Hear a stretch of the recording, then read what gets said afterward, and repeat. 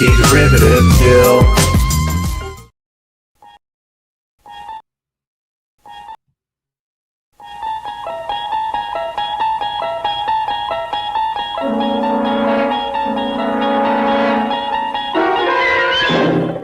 Welcome to Jill's. Can I offer you some tea?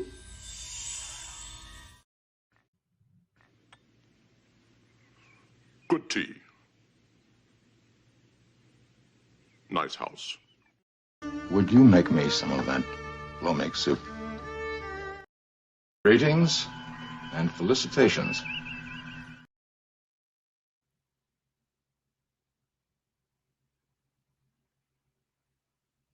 Next Thursday, spend your Halloween with Fox and the cast of 90210. We're hosting Fox's Halloween Bash on Halloween night. We've got special episodes of The Simpsons, Drexler's Class, and my favorite 90210. And we may even throw in a few surprises.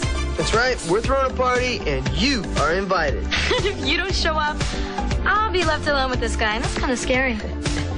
Join us Halloween night for Fox's Halloween Bash. Which reminds me, you gonna wear a costume? You'll see. Hello and happy Halloween.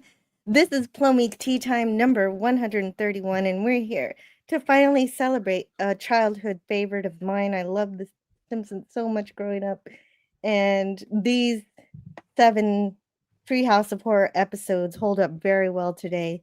The Treehouse of Horror episodes were also some of my favorites because anything could happen that could normally not happen during the show. You could lose characters and they'll come back later. You don't have to worry, you don't have to cry about it because it's just, a spooky story and they're not actually dead. And it's a lot of fun.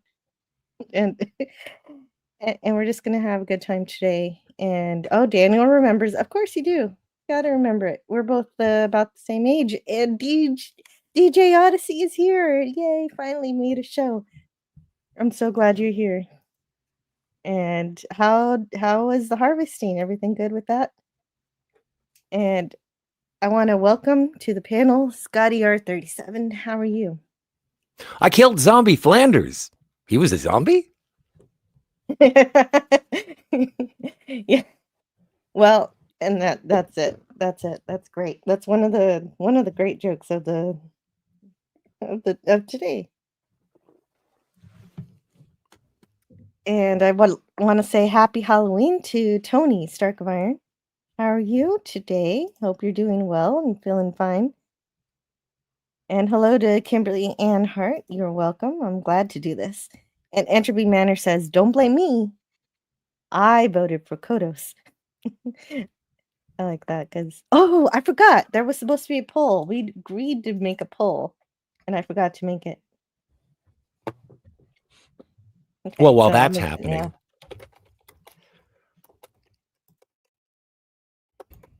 I am very glad that all 7 of the episodes that we're going to be watching today did feature Kang and Kodos. I do remember that there was a Treehouse of Horror, and the last shot, and maybe I'm hoping that this is accurate, but there was a moment where at the end of the episode, Kang and Kodos showed up and said, well, it was a Simpsons Treehouse of Horror, and it didn't feature Kang and Kodos. And so they got the last laugh. And so it's always nice to see them.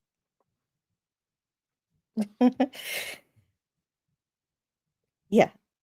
Wait, did that happen in the episodes that we picked? No, they were featured in all of the episodes that we picked, and it wouldn't be Halloween without Kang and Kodos. It's true.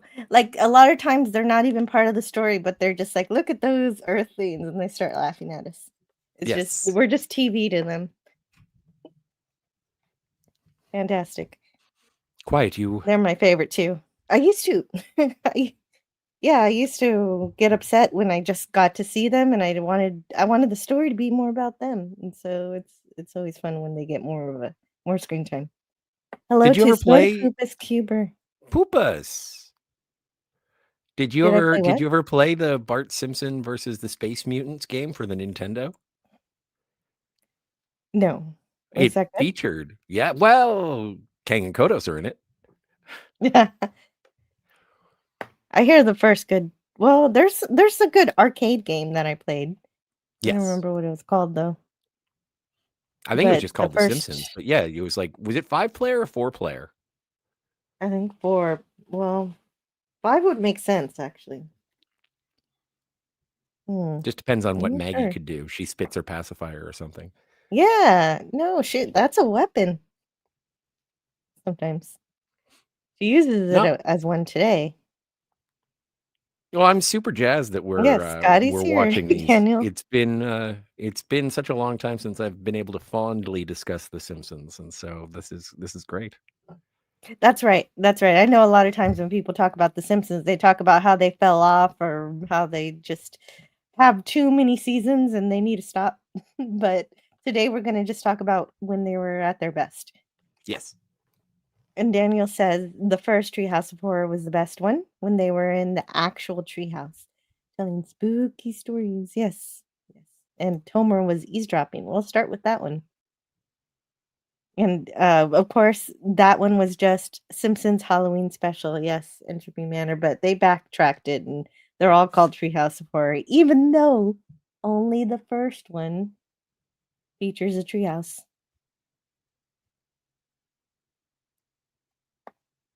And let's see, Canadian Spider-Man's here. I'm so sorry. I wish I could have been there last night, but I was busy making this show today. And we don't have any rules here. What? Oh, wait. No rules. We have a few rules, but they're easy to follow. Let's see. October is my favorite month. Yeah, me too. This is great. Happy Halloween, Daniel. All right, Looney Tune. Oh wait. All right, wait. JetSpark says, "All right, Looney, show me what you got." Willie gets an axe to the back. Is that the best you can do? Oh, well, that whole episode, that's the running gag, is that he keeps getting axed. I survived Harvest. Barely. Oh, fantastic. Yeah, I know you put up a Farm Life, but I haven't watched it yet. The last one, End of Harvest, I think it said. Did you guys ever play The Simpsons Hit and Run? Yes. That's a great. Scotty is King and Kodos. Love child. True story. It is. It is a true story. Wait. They're not related? Right. He does say that's my brother or my sister. Yeah, I thought King and Kodos were siblings, but I don't know. Maybe that was just a joke. Who knows? Because nothing is canon in Treehouse of Horrors. That's the fun part about it too. What I saw a clickbait article. What is this? Talking about how they had brought back Apu for the latest Treehouse of Horror just to kill him, and it's like it's Treehouse of Horror. Nothing matters. Yeah, exactly. Oh, well, that's kind of sad though. They should bring him back for the regular episode. But I don't even watch those episodes, so I guess I really don't care that much. Yeah, when was the last I time have you options. watched? What should I do? I don't know. This one? Should I do tall? Wide? Anyway, hello to Wes Cagle. Hey, Kegel. Let's do regular. Wes Cagle's here, and also Matt G. Matt G. Sorry, guys. StreamYard gave me a couple extra options, so I started playing with them. Gorilla's Random Thoughts. Kapla. Kapla. I think the ones I mentioned were from 8 and 9.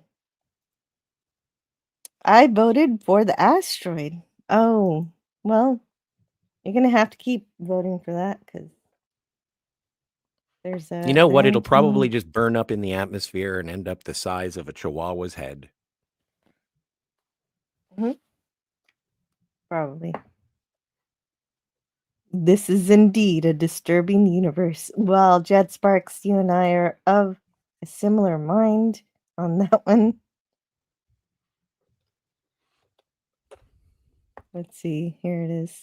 This is indeed a disturbing universe. Yeah. I didn't get as many clips as I would want to have, but that one I had to get. Daniel, you wish it was canon? Then no, then it wouldn't be fun anymore. You couldn't kill people off. Hello Unless to it's Dad. Maud Flanders. Well, that was for the story, so that was Yeah. important, yes. Actually, what was that? I think they killed her off because the voice actor lived in like Montana or Texas or something. And so she wanted to set up like a studio in her own home, and the producers were like, no. Like the production of The Simpsons is insane in terms of cost cutting and what they've been doing, and obviously just milking it for all that it's worth. I think it's been renewed through its 40th season now. My But God, I have not kept up with the number of seasons The Simpsons have made. I'm sorry to cut you off, but that is outrageous. They should make this last movie and make the 40th the last season. that's the hope. And even there's been some discussion in regards to Julie Kavner's voice, and it's like you can tell the decline of her voice in the last couple of seasons. It would be better to keep her and finish the season with her and stop the show than start recasting all these characters. That would be awful. Well, and after this season, the current season, uh, oh, I forget, Al Jean. Al Jean has been the showrunner since the very early, if not from the beginning, then very early on in the show's inception. And he just announced that this was going to be his last. So this is the first time that there's going to be a whole new Wow. showrunner. Wow. Wow. Yeah, well, that makes sense. If somebody's been doing this for so many years, so many decades, not even years, they're going to need a break after a while. Well, retirement is a thing, especially after being at a job for 40 years. Mhm. But we've got 7 episodes to talk about today, so we might want to get started on those. For sure. Hey, John the And Beagle Dad. Cheers to you in Porthos. yes, hello, Porthos. Hello, John. The very first Treehouse of Horror episode was, as Entropy Manor said, simply called The Simpsons Halloween Special. It aired during the second season. It was the 3rd episode. And this is, of course, the introduction to our favorite aliens, Kang and Kodos, both named after Star Trek characters. And one a Klingon, the other, a Shakespearean Executioner. dictator. Yeah. Executioner. Hey, great. Well named, actually. This first episode aired October 25th, 1990. I will tell you when I start recalling having seen these as a child, because I was 5 here. If I saw it, I don't remember it. And so we've got, of course, this is also when we get to hear James Earl Jones joining these Treehouse of Horror episodes. Just wonderful. He in this episode, he is, in the first story, he's the moving man. In the second episode, he's Sarek, the preparer, which is one of the aliens. And this is the only episode we get to see Sarek, and obviously probably named after Spock's dad. Was it Sarek? I thought it was Saris. So, well, I've got the transcript. You got the cast? All ready to go All right. here. Well, the cast. I don't know about the cast, just the transcript. Let's see.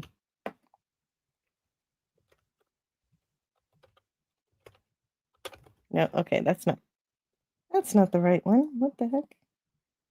But it is. Oh, here you go. What?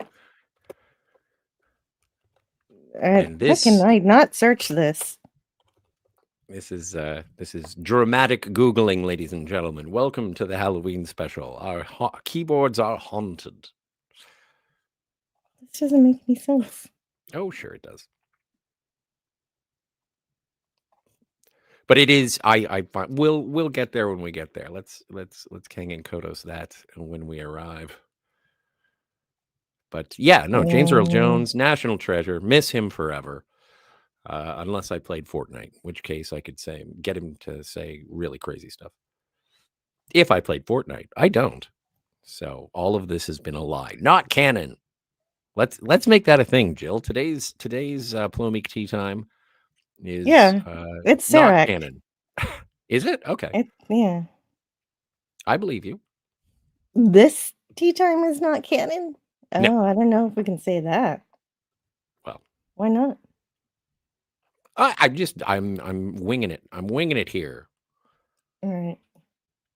Did I say the air date? October 25th, You did. 1990. Okay, so the episode is obviously broken up into 3 segments, so we'll go over each of them. Mm-hmm. And of course, it's just a lot of fun. And these episodes always start with well, not always. Just the first few of them are starting with this disclaimer to warn parents that this is an out of the ordinary episode that's going to be more horror like, and that maybe you should tuck your kids into bed just to satisfy anybody who might be shocked that their kids are watching this. But actually, all it did was make the kids want to watch it more. Well, and that's I think it was around this time. There were sort of disclaimers at the beginning of television episodes, sort of warning people about what was going on. But there was a little bit more of a tongue-in-cheek playfulness to it, where it'd be like, well, maybe you should just not watch this one so that you don't write letters tomorrow. And like some people are too sensitive and such. And then I do remember when it dramatically cut off, and it was stuff on in Canada. The Comedy Network would have been like, some people are too weak-willed and get offended way too easily to have to deal with this. So maybe you shouldn't watch, suckers, or something like that. And that ended immediately because apparently the disclaimer saying it was too much for some audiences was too much for some audiences. It was awesome. I miss the 90s. I do too. It's a lot of fun. And there were more tombstones. So the tombstones happen up until episode 5, the Treehouse of Horror. And in the very last one, it says, oh, I guess I'll say it when we get there. But here we've got, one of the tombstones says your name here. And then one of them also says Paul McCartney, because there was apparently a hoax that he died and he was replaced with a duplicate. I think Tiger Stripes knows all about this. But, anyway. Daniel was 3 when this episode came out, which reminds me I hadn't had my birthday yet, so I was 4. So Homer was trick-or-treating, and if you're in a ghost costume, you can pretend you're a kid, I guess. And he's eavesdropping on his kids as they're telling ghost stories, and that's the whole setup of the entire episode. And we start with the story Bad Dream House.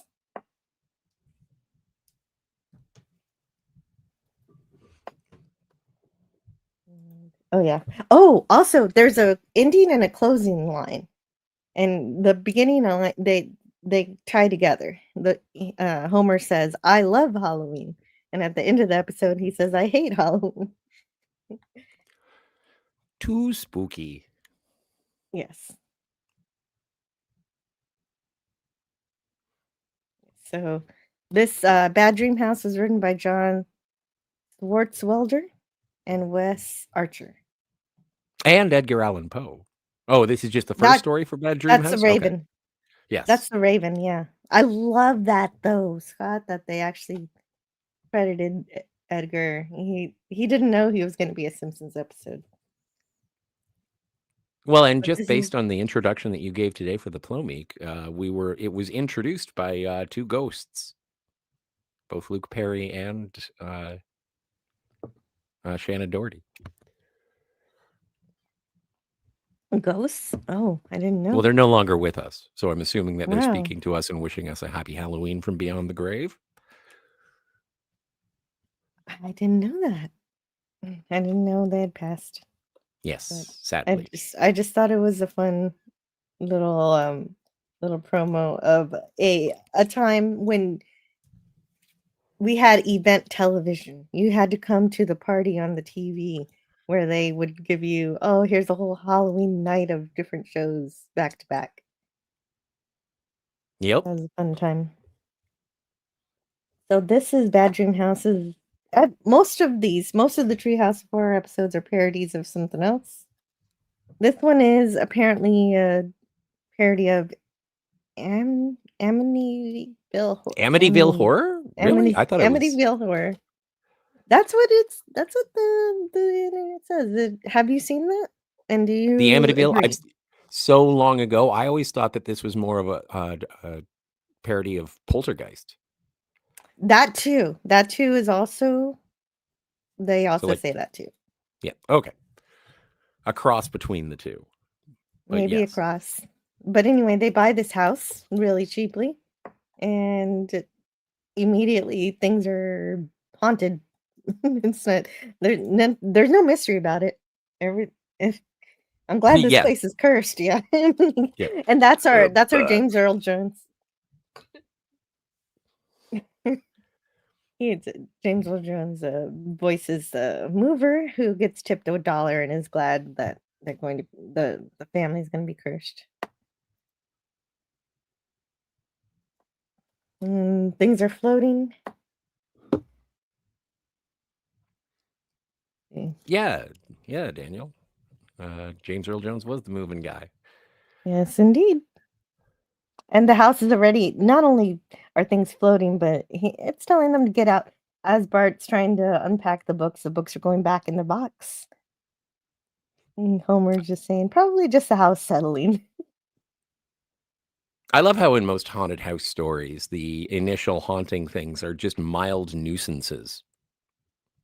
And things falling off of shelves or mantles and what's going on? I swear, why is that on the floor? And so it starts off fairly tame. Well, I don't know how tame blood dripping from the walls is. Well, I guess it's not hurting you exactly. And a swirling vortex in somewhere. Yes.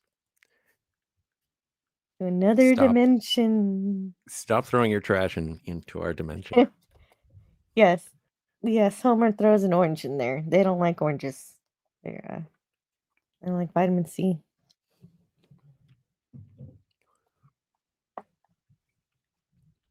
But I like that vortex. You like the vortex? Yes. But meanwhile, while all that's happening, Bart's getting strangled to death. So that's got to stop. Well, I was wondering, just because, again, early Simpsons would have Homer indiscriminately strangling Bart. And so I was true. Like, he's used to this. He was prepared for this moment by his dad. This is why Bart survived that.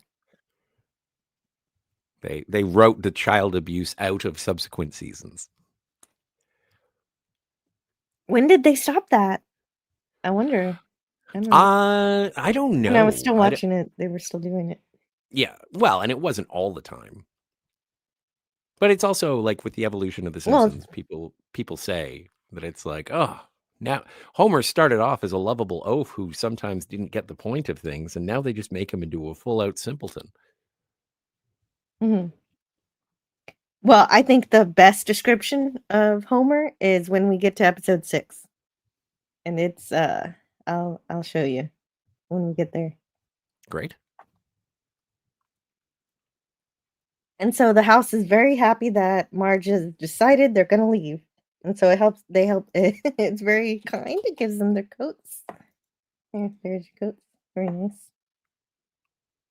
But Homer wants to give it another night because he's saving so much money. It's thrown to the ceiling. And so they're going to spend the night, give it one more chance, right? Well, and also for any people who are planning on moving to a new home, while it may be visually appealing that there are high ceilings, it can become very expensive when it comes to heating. I'm just going to let this haunted house be a warning for people who want lower utility bills and a warmer house, apparently. Yeah. Let's see. So the house is encouraging Bart to. Well, actually, everybody's encouraged to kill each other. They're all against you. You must kill them all, and so this is what the house is doing to everybody, and everybody is grabbing a knife. There was apparently a knife in Lisa's drawer for some reason, a giant butcher knife. And Homer has an axe somehow. And there's the Exorcist reference here with Maggie's head spinning around. But she ends up with a little knife of her own too. The whole family getting together, trying to kill each other. Except for Marge, that was one of the gags, is that she had a knife too, but she was making a sandwich. I always thought Americans disliked mayonnaise. It's okay sometimes. Like, just don't overdo it. Okay. But you know what? I guess we do, because we don't even know how to spell it right. Mayonnaise is spelled with 2 N's in this jar here. And actually, Marge has my favorite line here when she decides, okay, we got to leave this house. This family's had its differences. We've squabbled. But we've never had knife fights before. And Lisa finds the Indian burial ground graveyard with a crazy horse and a not so crazy horse. Right. More even-tempered horse. Also Mahatma Gandhi, which is a different kind of Indian. That was the joke. Yes, that's the joke. You're right. Here's a Plomeek Tea Time where I explain Simpsons jokes. And well, considering they had not so crazy horse, they could have had Sitting Bull and Standing Bull. Oh yeah, that would have been good. That's right. Let's rewrite the episode from 1990. Good. Marge, it gets tired of the house threatening their lives, and she yells at it. And says, you got to show some manners. And so they offer to live in the house. Like, I think, what does Lisa say? We could even love you. Mm-hmm. Are you just frightening us? Trying to keep us distant from you so that we don't get to know you or even love you? And so, let's see. And so they leave so the house can decide what it wants to do. And it eventually decides it would rather self-implode than live with the Simpsons. So all their stuff and everything is destroyed. And which I think that's why I thought that this was like a poltergeist homage, is because I thought that's how the house destroys itself at the end of Poltergeist. That's correct. Yes. It's true. Can't help but feel a little rejected. Nice.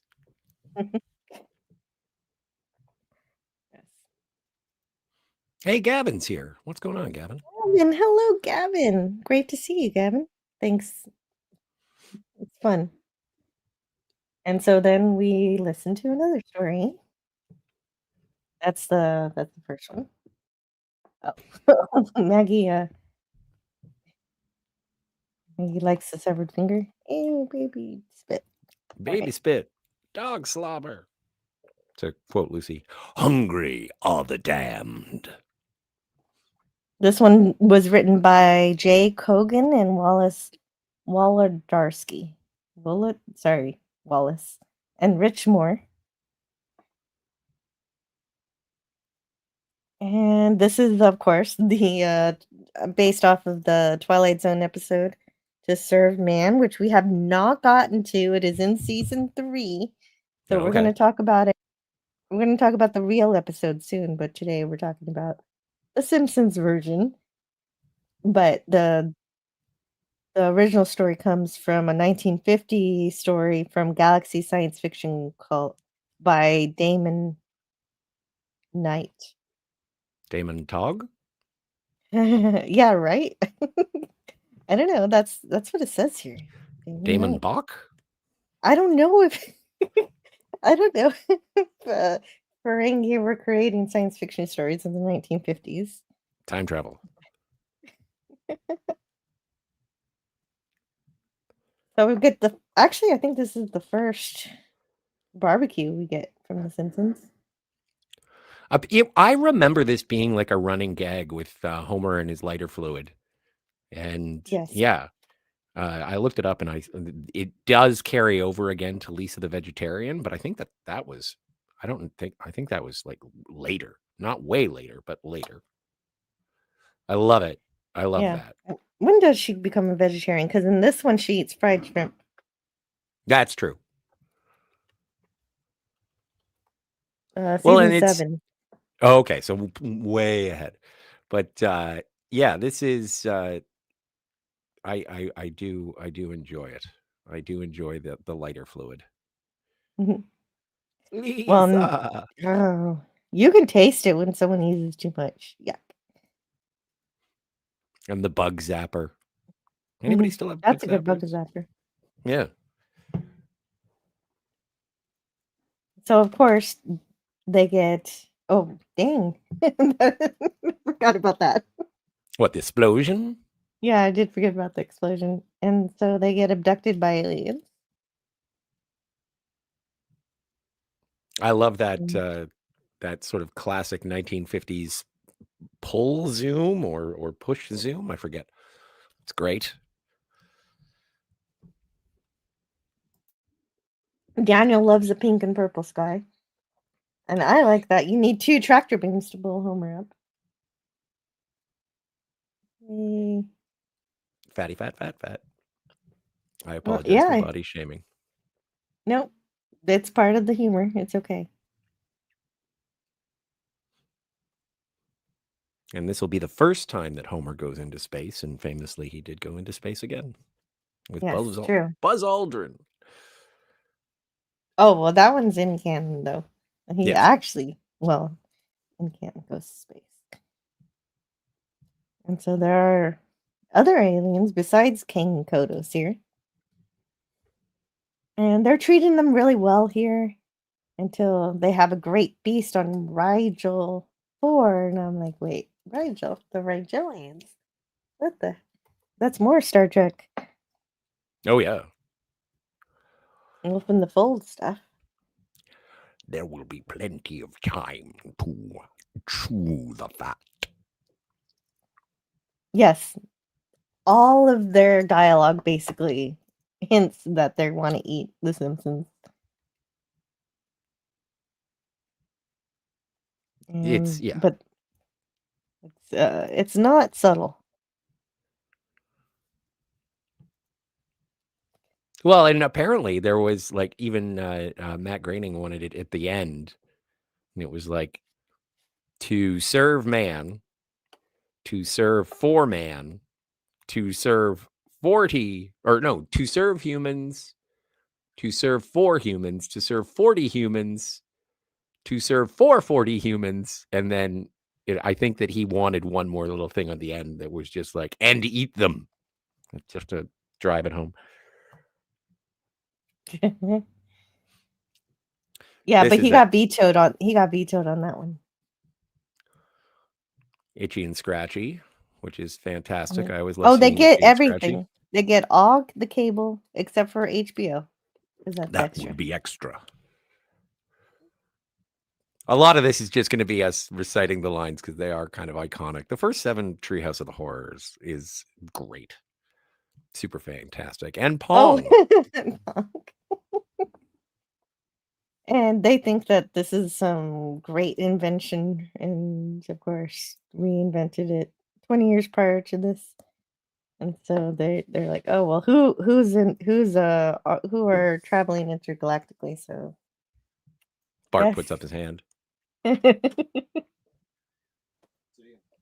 Okay. Well, and Oh, okay. Sorry, I had to step away for a second. Sure.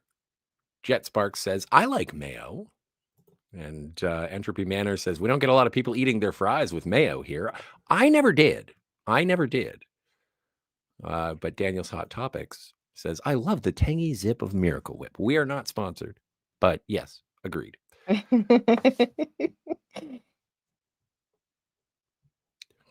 Kim is still here.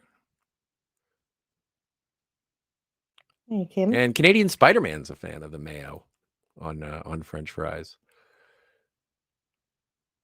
Barbecue sauce is good too. Yeah. Yep. All Most the vegetarians cheat a little bit because it is a silly choice. Not eating meat is a choice. Eating meat is an instinct, to quote Dennis Leary. See, and this is weird, Jet Sparks. I only put mayo on a sandwich or a burger. I dip my fries in barbecue sauce. Yeah. I think the only thing I ever do mayonnaise with is turkey sandwiches.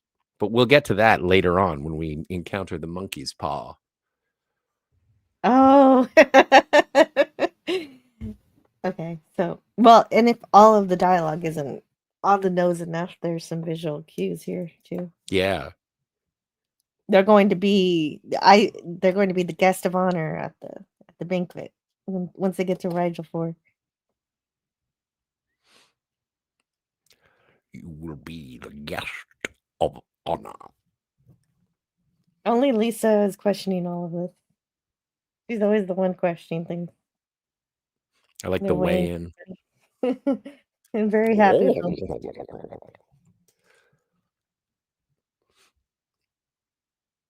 And Lisa, this is how Lisa catches the aliens cooking and finds the how to cook humans.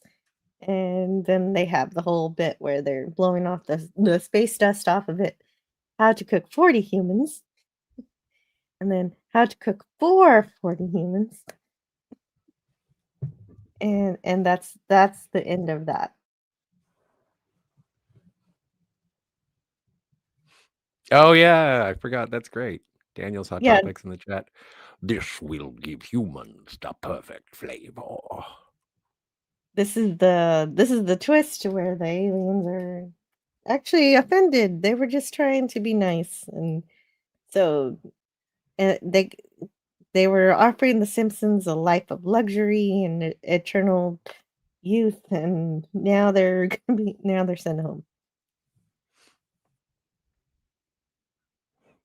And a traditionally poetic line from Lisa. There were monsters on that spaceship, and truly we were them. Yes.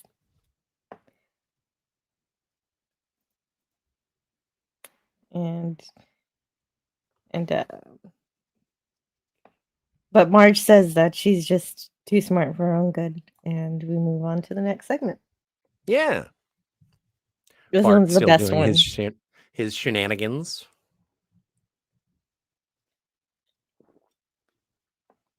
Yeah, she's reading a book and trying. He says, "Why are you reading a book on Halloween?" And she says she's gonna recite a classic terror by Edgar Allan Poe. And Wait a minute. That's a school book. Don't worry, Bart. You won't learn anything. Yeah. There you are. Texas barbecue sauce, says Spidey. Franklin Barbecue joint in Austin has house-made espresso sweet barbecue sauce. Ask Tiger Stripes how good it was. Finger Hello, licking. Frown 2397. Hello, Cop Frown 2397. Hello. Yeah, good to meet you. Well, and Daniel says, this reminds me of the book of Genesis, where man was kicked out of paradise. Well, but that was also because they ate, not they were going to be eaten. That would be different. Well, they weren't going to be eaten. Lisa offended them by by not trusting them, even though all the signs pointed to her conclusion. Yes. Raven, of course, written by Edgar Allan Poe, but the non-Edgar Allan Poe stuff was written by Sam Simon and directed by David Silverman. Well, and I think the only weak aspect of this, like I like them doing the Raven, although I know Matt Groening said this could be possibly the most pretentious thing that we've ever done, or that they had ever done, and it could have. And I think the only thing that really saves it is my complaint in that I love James Earl Jones' narration, and I hate whenever Homer jumps into the dialogue. Except for one part. I love it. I love when he gets riled up. I like it. I think it's fun. Take thy beak from out of my heart. That's my favorite part, yeah. That is, well, no, my favorite part when we as we go through the Raven, and it's like open the door and there was nothing. And it's like, and Bart, you know what, Lisa? You know what would have been better than nothing? What's that? Anything. And throughout you get to see other works by Edgar Allan Poe as Homer's reading Forgotten Lore, Volume 2. Or he was reading it. And hey, I don't know. I'm not going to read the whole of it, but yes, I do love this poem. It's a great poem.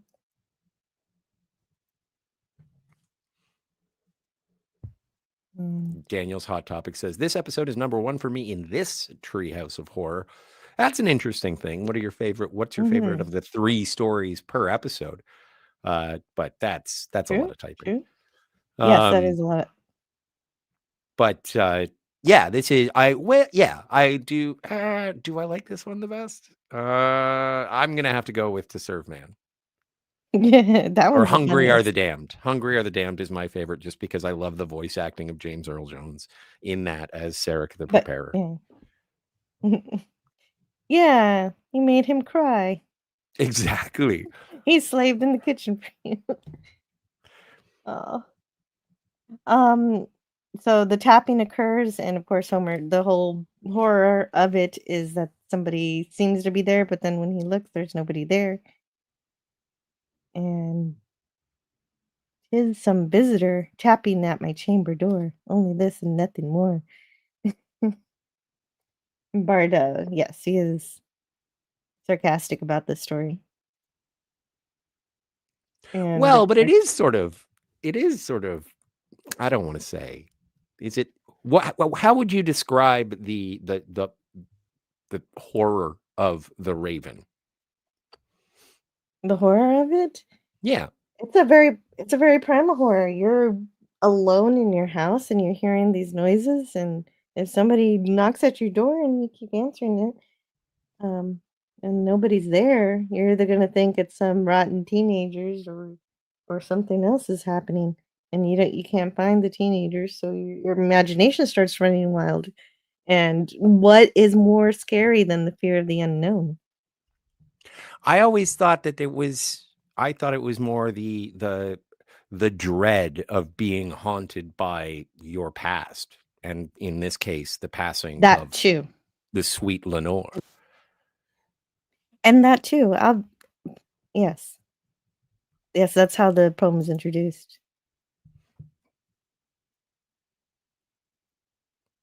And Yes, then when the Raven, there's also the haunting aspect of it, which you're mentioning. and then the fact that the narrator, or not the narrator, or the main character, Homer, is always going to be haunted by Lenore, and there's a constant representation of that with the Raven. And it's like, am I ever going to be happy again? Is what I take it as. And then it's like nevermore. But he tries to comfort himself that somebody is actually there and it's not a haunting. Or here it is. Mm. You know what would have been better than nothing? Anything. Yes.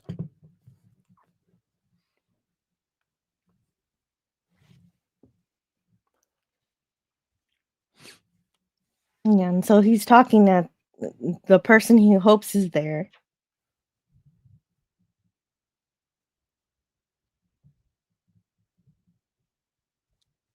Spidey in the Yeah, chat says that 3 and years ago, really? Gil from Cardinal Sin did a reading of this. Oh, of course he did. And Doomcock does it almost every year. I don't know if he's doing it tonight. And so he's back. It's so great that he's back, and definitely hang out with him. Although the first time that Bart as the Raven, Bart shaped a Raven, it's supposed to say nevermore. Instead, he says, "Eat my shorts." Yeah. Quoth the Raven, "Eat my shorts."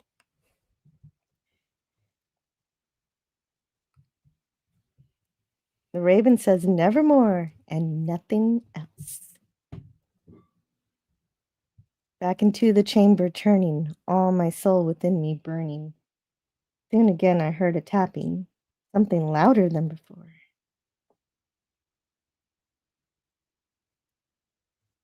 And so that Sure. one, Yeah. Open here I flung the shutter, when with many a flirt and flutter, in there stepped a stately Raven of the saintly days of yore. And there's the telltale heart and the purloined letter.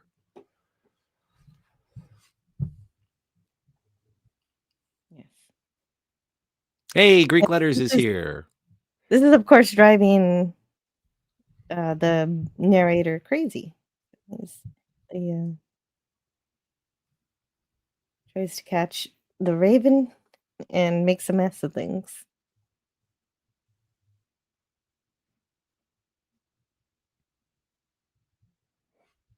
And then some angels show up in the form of Lisa and Maggie. Hello to the Wayfarer Project. Hey. And Greek Hello. Letters Larson. Wonderful to see you guys. I know the Simpsons. What's that? A spinoff? No, these are the Treehouse Horror episodes. They show up during the Halloween season.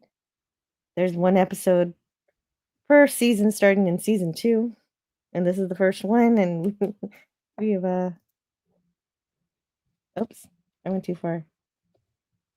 Let's stop there. Did you want to read that one part? Which one is that? The part you like? Whichever part you like. Where he's telling the Raven to get out of there. Oh, okay. Let me see. Hang on. Yeah, I have to find it. Yeah, I will read it. I just have to find it.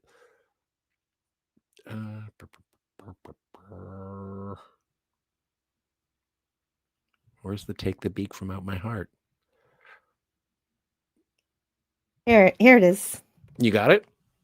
Yeah. Okay.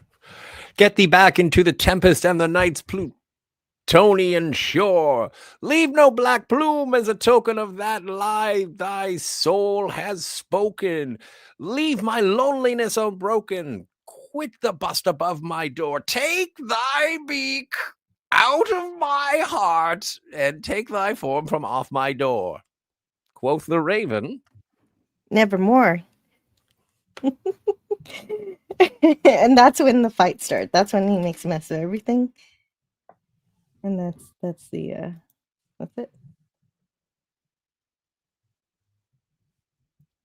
It's so good. It's so well done.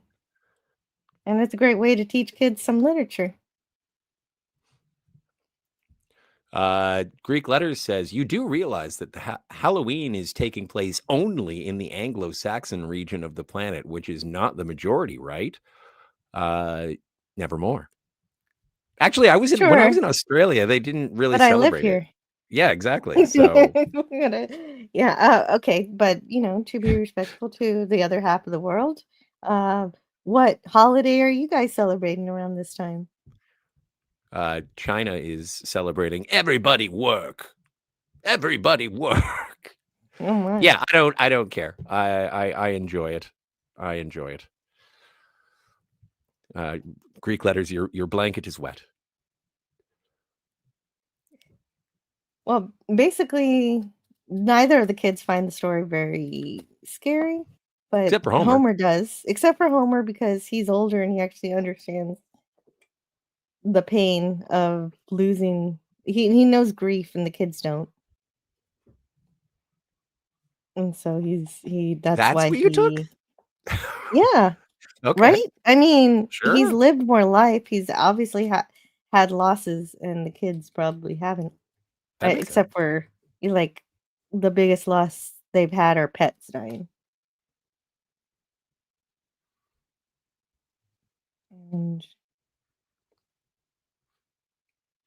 at the end of this, with the credits, they haven't yet adopted the James Hell Brooks and the puns, the scary puns. Yes, that's true. They haven't done that to the credits yet, where you can't read the credits anymore because it's all they add words to it and make it confusing.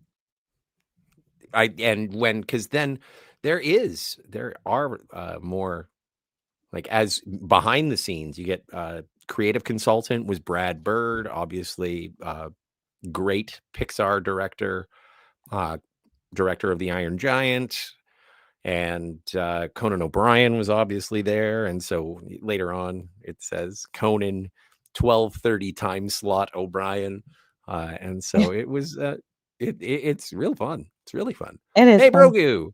Yeah, you can spend a lot of time just pausing the credits, reading every single one. Yes, hello to Brogu. Happy Halloween to you too.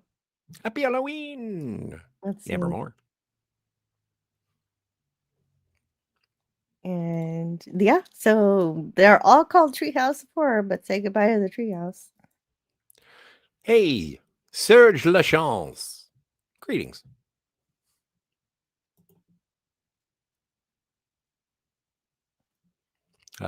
Kimberly Ann Hart says, how's Canada? Wet. It's wet and cold and windy. It's a little cold here too. Just cold as far as Texas goes. 50 Fahrenheit is not cold to Canada, but it's cold for us. It's up there. Mm. And Donnie's here. Hey, Donnie. Hello, Donnie. Don Ranger. And the closing theme tune is played on a harpsichord. They wanted to use the theremin, but it couldn't hit all the notes they wanted. So theremin's really tough. Mm-hmm. Let's see. Oh, Harry Shearer is the voice of the house? Yeah. Okay. Well, Harry Shearer. The Ned Flanders. Okay. Yeah, that makes sense. And Mr. Burns. Right. And of course, voice actors play multiple roles. Well, and it's interesting because this, obviously the first Treehouse of Horror was in season 2. And it's funny how you get more and more characters as you go through these first 7 that are introduced and used. They're much more into the core Simpsons family. And then as it goes on, they expand it to having Mr. Burns, Smithers, Groundskeeper Willie, Wiggum, Mhm. all of the favorites. Ooter even shows up. Oh, Ooter. Would you like a lick of my marzipan, Joy Joy? That's funny that you remember that line. So let's move on to the second episode, the second Treehouse of Horror episode. Sure. You started off. I'll be back in a second. On October 31st, 1991, with the showrunners. Okay, so here's where we start with the fun names: Awful Al Jean and Mirthless Mike Reese. Written by Atrocious Al Jean and Morbid Mike Reese. This is gonna be Jittery Jeff Martin, Gasping George Meyer, Slithering Sam Simon, and Spooky John Swartzwelder. And it was directed by Jim Reardon. I like the director didn't get a spooky name in the he might have gotten a spooky name in the credits, but my notes don't have it. And so this is the second Treehouse of Horror, of course, in the third season. And it's also called The Simpsons Halloween Special 2. And so once again, just like the first time, we get a disclaimer. And they said, she says, I warned you not to let your kids watch this show last year, but you did it anyway. So enjoy the show. And that's basically how it starts. And the tombstones we get this time are Bambi's mom, Jim Morrison, and it's a really elaborate tombstone. It's got let's just find a picture of it.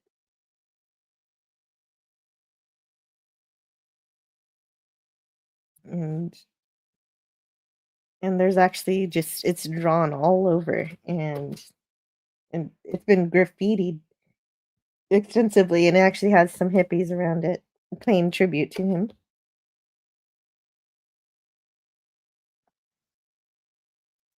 And I guess this is a thing that actually happens. I guess they actually do. Jim Morrison fans do camp out at his grave like this. And Cajun cooking. Cajun cooking's okay. Then, of course, you get Walt Disney. And Jim's tombstone is in Paris still. Oh, it's not in Springfield? I'm kidding. Like that. Lose weight now. Ask me how.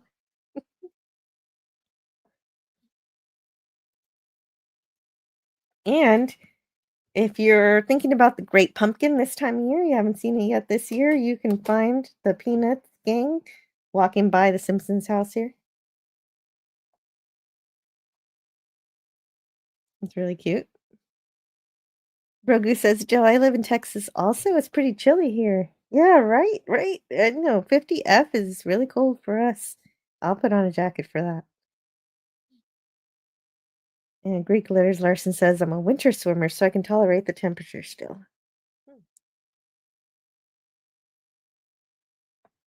Very good, very good. And so we've got Homer. He's eating the Halloween candy, but there are some late trick-or-treaters, and it is true the teenagers sometimes come a little later, but I do hope that you at least have a costume. You at least, even if it's a comedy costume and you're just wearing a shirt that's just like a print of a costume, you got to do something. But anyway, they threaten to egg his house if he doesn't give them candy, so he gives them all of it, but they egg his house anyway.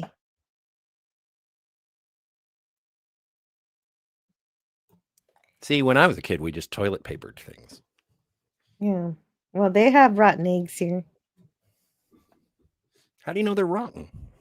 Well, because they're rotten. Yeah, makes sense. All right, so Carney and Jimbo, right? Yes. Great. Sometimes it's like a Where's Waldo to name all the characters. Yeah. Yeah, I always only remember Jimbo. I never remember Carney. It's just, the bald one for some reason. That's how I remember him. And the kids come back from trick-or-treating. And Bart is a executioner. Maggie's a little witch. And Lisa is a totem pole. Yes. And Marge is just Bride of Frankenstein. Makes total sense. Well, especially with the hair. Yeah. She warns them all. They're gorging on the candy. You're gonna have nightmares if you eat too much candy, which is the setup for the whole episode.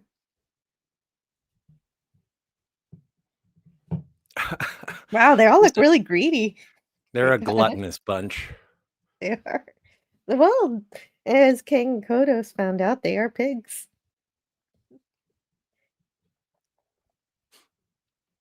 And so we start. Hey, not Brian's here.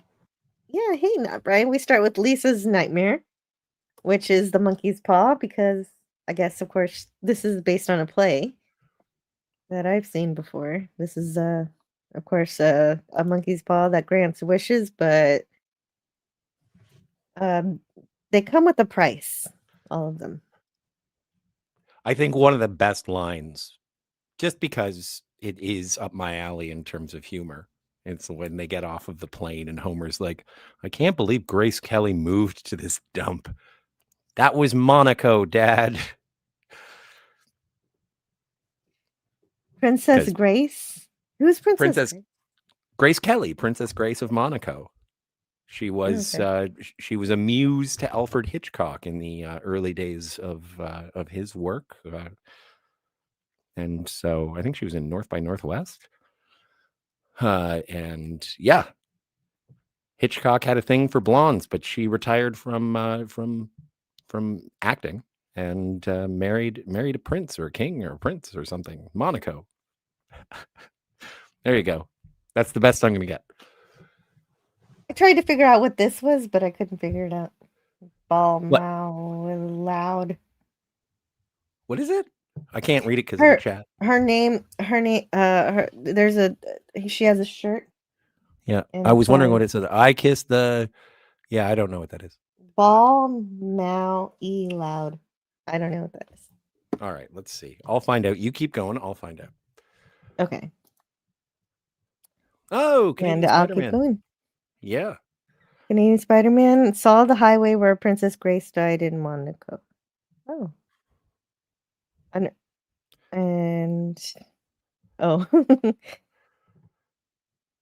Greek Letter says, I've heard a rumor back in the 80s about razors and apples for Halloween. Does it have any truth? No, no, that doesn't happen. It's just it is in the Misfit song though. Candy, apples, and razor blades. But it's just no. People don't do that. And so then they see a contortionist, and Bert says, I could do that. I just don't want to. And then Homer buys the monkey paw, even though the seller says this is not a good thing. I was the president, and now I'm doing this. So be careful with this. You probably don't want to buy this, basically. But he insists on buying it, and he does. Yeah, apparently, and the best that Reddit could do. Mm-hmm. It's a take on I Kissed the Blarney Stone,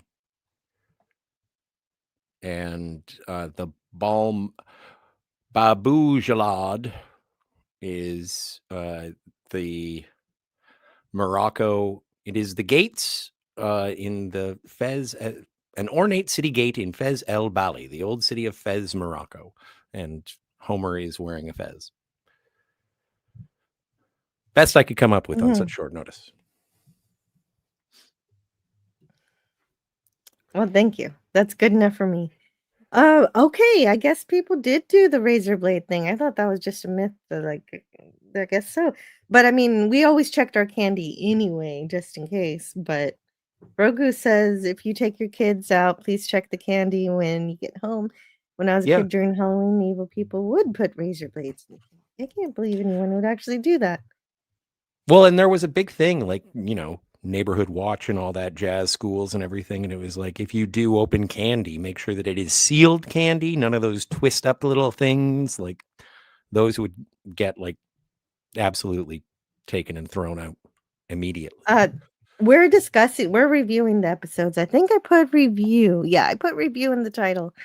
And those women, yeah, I'm not playing the episodes, but we're talking about them. I watched them already, and we're just discussing the episodes, not actually playing them. But I hope you have a wonderful, wonderful Halloween today. Yeah. If you are celebrating. These are What available is on this? physical 1982? media. Yes. Yes. Physical media definitely is the best They are way to watch available on these. physical media. And if you so desire, they are available on Disney Plus. Mm-hmm. And Homer is smuggling. Well, it looks like he's smuggling, but he just put his souvenirs under his shirt for some reason because he didn't want to pay. I guess he didn't want to pay the fine, or the I don't know.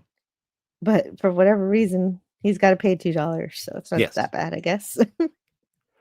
I like how he has a pack of camels. Yeah, and a camel bank. And FX. Robert Wright says FX is playing them or some of them now. Yeah, you'd probably be able to find a marathon somewhere. Nice. Yeah, Robert Wright. Great to see you, Robert Wright.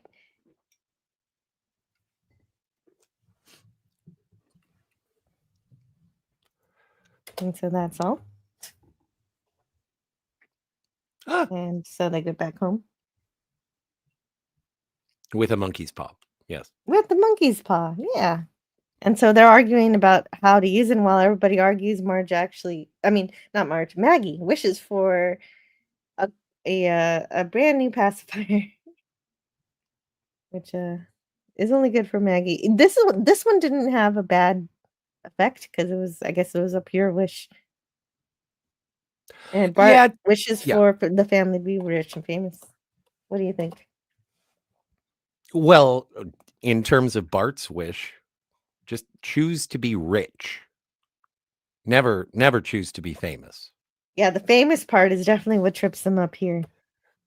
Well, what did I see? I saw a clip recently from previously recorded, the old Red Letter Media gaming show that they used to do. And Rich is talking. And Jack says, "Oh, people know who you are because of that Dick the Birthday Boy shirt." And he's like, "I hate this. I'm famous, but I have none of the money." Well, he's famous to me because of his laugh, not because of Dick. He is Dick. I know. I know he is. But anyway,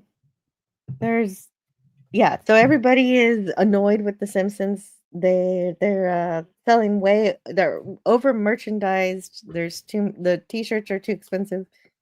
$18 is actually a decent price for a shirt today, but back then that would have been in today's dollars $45, which is definitely outrageous. Yes, truly outrageous. Yes. But I don't know. I kind of like the billboard, not this one. But it's true. Like, that's the funny thing is that if you were still tuning in at this point of the Simpsons, people were saying, what's with, like, do they have to be everywhere? This is self-referential, definitely. Absolutely. Like, get your fingers off of my Butterfinger, do the Bartman.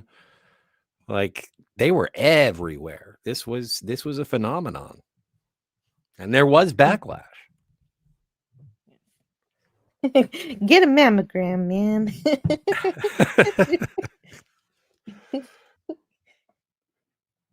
I just like that.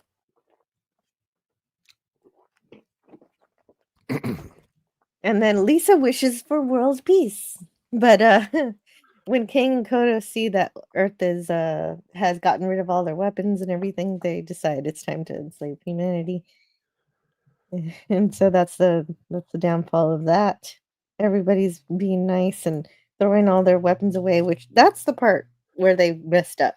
You can be peaceful, but keep your weapons for defense. I don't understand why people think peace means you have to destroy your arms. Well, don't forget, it's Lisa. Never makes any sense. It's Lisa. That's how Lisa perceives. Well, she is. Why do you A think naive child. Lisa? And Lisa is like the equivalent on The Simpsons of having a Troy episode. And it's like, I remember specifically watching episodes of The Simpsons and being like, it's a Lisa episode. I'll tappa. Oh. Well, I didn't consider that Lisa's version of peace is what everybody's doing. So that makes sense. But how come none of these weapons explode being thrown in the fire like this? This is crazy. I guess maybe somebody took the explosive ammo out or everything before they decided to throw the weapons away. I don't know.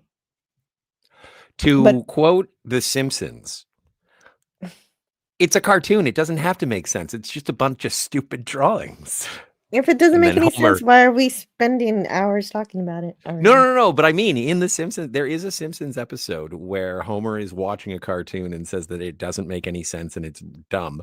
I think it's the Poochie episode. And then Lisa says it's like, Dad, it doesn't have to make sense. It's just a bunch of stupid drawings. And then Homer inside is watching television and then Homer outside walks past the window. So they just completely were like, don't think about it too much. But I'm here to appreciate for sure. Oh, definitely. Well, Lisa's not the only one that made this mistake in terms of being naive. DS9 did that to TOS Mirror Mirror too when it brought Mirror Mirror into DS9. So, and that was stupid. Why did you have to make the Terran Empire so dumb? Deep Space Nine, I love you otherwise. That's what we'll do next Halloween. Is the Mirror Universe episodes. The only thing I like about the DS9 Mirror Universe episodes is that in every single one a Ferengi dies. Well, but the Mirror episodes are kind of like the Deep Space Nine Halloween specials. Like they aren't canon. They don't matter. Like really? What I would say so. Like what? Vic Fontaine is human in the Mirror Universe. That doesn't make any sense. Make sense. No, it doesn't. But no, The Simpsons makes fun of everyone, including themselves. True story. Yes. Yeah. But marshmallow Butterfingers. What? Where do I get that from? What are you saying things that sound yummy to me right now? Oh, Brogu's got to go. Enjoy your weekend. Yeah, you too, Brogu. Cheers, Brogu. No, I don't hate Ferengis. I just think it's funny. I just think it's like their funny. death. No, I don't like that the Ferengis are dying. I just like it because it's a running gag. It's just like, okay, this happened. It's going to happen again. It's going to happen every single time we do this. It's like the episode that we're going to come up with where groundskeeper Willie gets axed in the back every segment. Yes. Not that I want him to die. It's just kind of funny they keep doing it.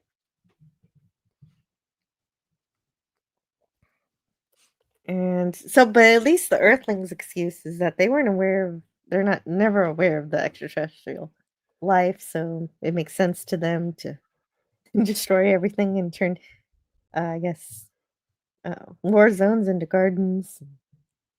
There we Everybody go. actually doing the whole hand-holding thing. Hands across America, hilltop. I'd like to buy the world a Coke. Silly humans. We come to you in the spirit of hostility and menace. Yeah, that's fun. I like when aliens are forthcoming and truthful with their intentions. Yeah, but I like that they can travel intergalactically, but they don't have any laser weapons or phasers or anything. They've just harnessed have for propulsion. I wish we would have saved an A-bomb or two.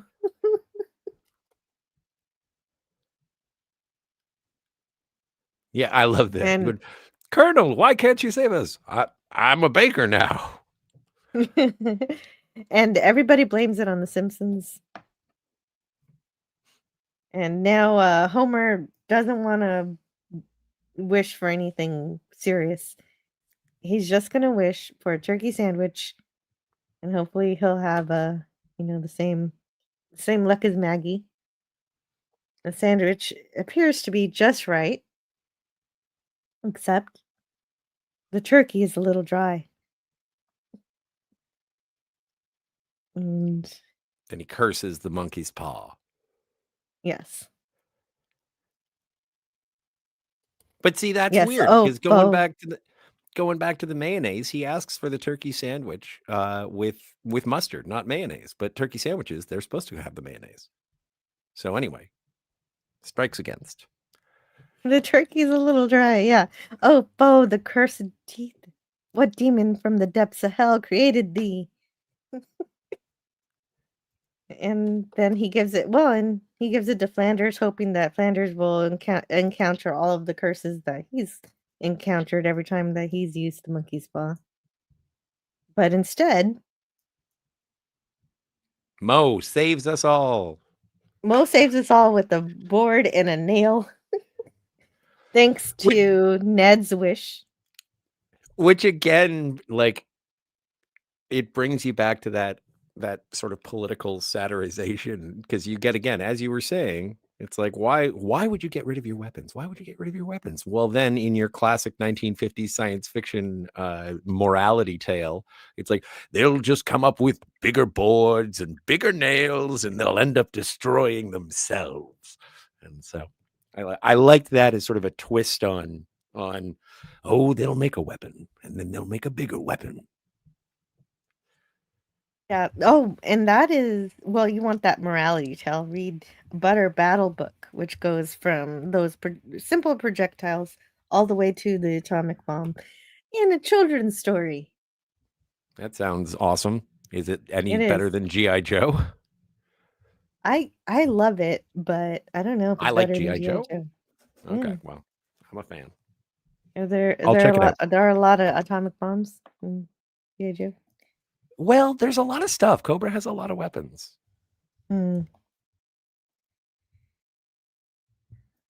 So that's that. I wish I had a monkey's paw anyway. And that's that nightmare. That's Lisa's nightmare. So she needs to sleep. She can't sleep alone.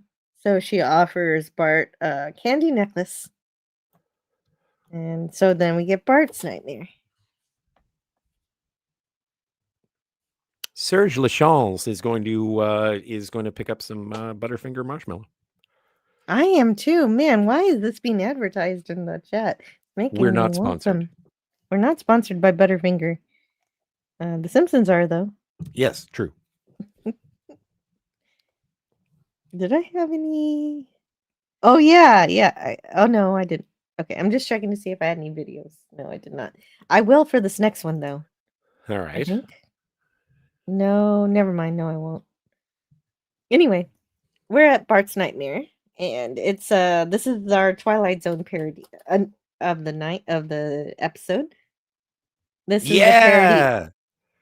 It's a parody of It's a Good Life. Yes. That's a good thing you did. And I have to say, I like this better. You like this better than the actual episode? Yes. Is that just because the Jack in the Box is an actual Jack in the Box? That is part of it, but I'll tell you why when we conclude this tale of terror. Yeah. Well, and it also kind of makes fun of it too. And did I mention the monster is a 10-year-old boy? Quite a twist, huh? Bet you didn't see that one coming.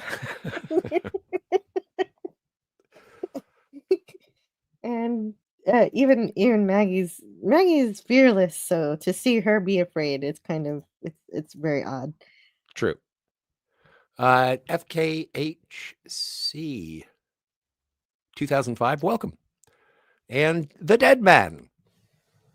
Yeah, great to see you, FKHC 2005, and the Dead Man. Thanks so much for the $1.99 super chat saying Happy Halloween. Happy Halloween to you too. I hope you have a great Halloween today. I'm gonna, I think I'm gonna hand out candy this year, and Dad is gonna do the trick or treating. We take turns every year. It's the cat. Scotty likes the cat. Is that Snowball 2? I think so. Yeah, it's not the first Snowball, definitely. First Snowball's dead. Mm-hmm. But Bart is tired of the same old cat every day, so he's gonna make it a little more interesting. And and I decided that this is a similar design to that one time that Daffy gets trolled by the animator in that one Looney Tunes episode. If you guys remember that. Of course. Mm-hmm. Duck-a-muck. Duck-a-muck, that's it. But that's also like, and again, this is part of the reason why I like this episode better, is because you actually get to see the monstrous aberrations that Bart creates instead of just being like, and then it died and exploded. And it's like, oh, okay, well, at least now I can see it. Yeah, now I can see it. There it is. It's gotta be the same thing. I do like that. Well, they actually did make the gopher. I don't remember what it was from the episode, but they decided it was too disgusting to show on TV. Like I wish somebody would have taken a picture of it. Yes.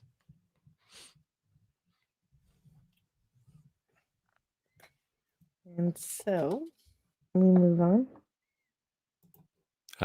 And yeah, Daniel says this is the great episode where Bart has the powers. It reminds me of that Twilight Zone episode where the boy sends people into the cornfields. Yeah, it is. It's a parody of that.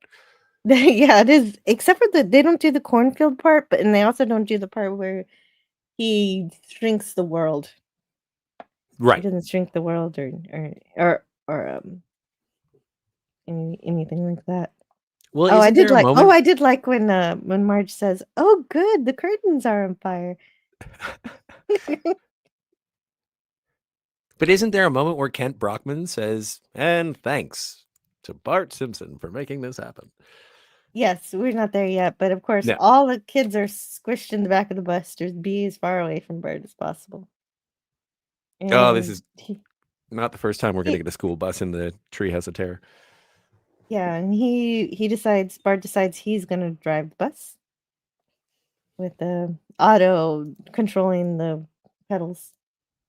And he's like, this is great. This is good. We're going to die. As long as they're positive about it, they can say that kind of stuff. Yeah, but because Otto is a pothead, I do like his name is Otto and he likes to get blotto. And so I think that he's actually just totally fine with this. Oh, you're that crazy kid that has all the powers. All right, yeah. It's like, so I think he's quite pleased. Well, no, he's not pleased. He doesn't want to be turned into a gerbil. Right, that's true too.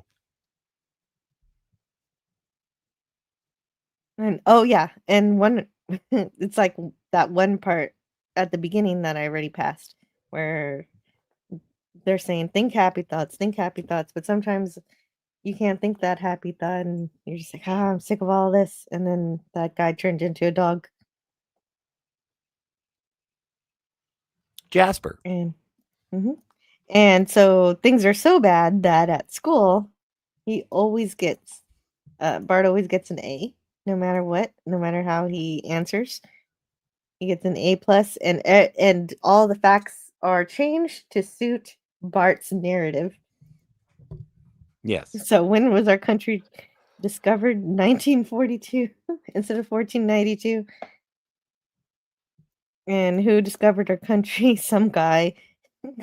What do we call our country? Bonerland. Who was our country's first president? And then the rest is just eat my shirts. Nice.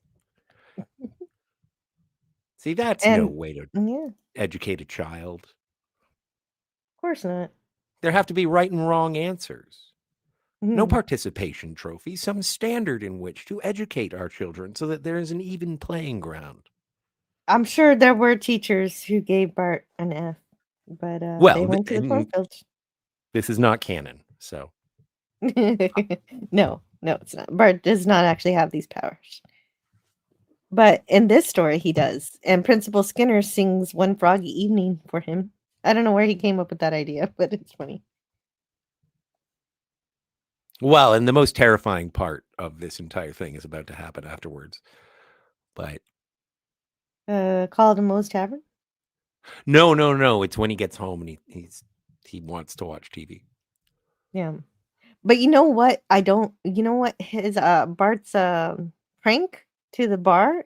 He's usually very clever. Here is just lazy as hell. He just straight up says all these insults, and he repeats them. There's no trick, but it's still funny. It still works. Well, except he says hey.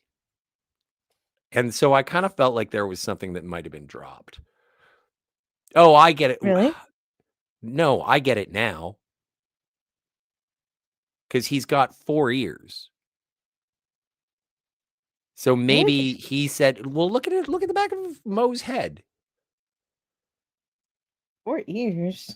Yeah, if you go forward. He does not have 4 ears. Go forward in the slides. One more. I see 2. Yeah. That's weird, but those aren't ears. The back of his head. Look at the sides of his head. That's 4 ears. Okay. Well, I thought it was. Maybe. Yes, and this transformed snowball does breathe fire, in case we didn't mention that. And poor dog can't sleep next to the cat anymore. And Homer's watching the football game. Oh yeah, Bart's never going to amount to anything in his life looking at all the future episodes, says Chet Sparks.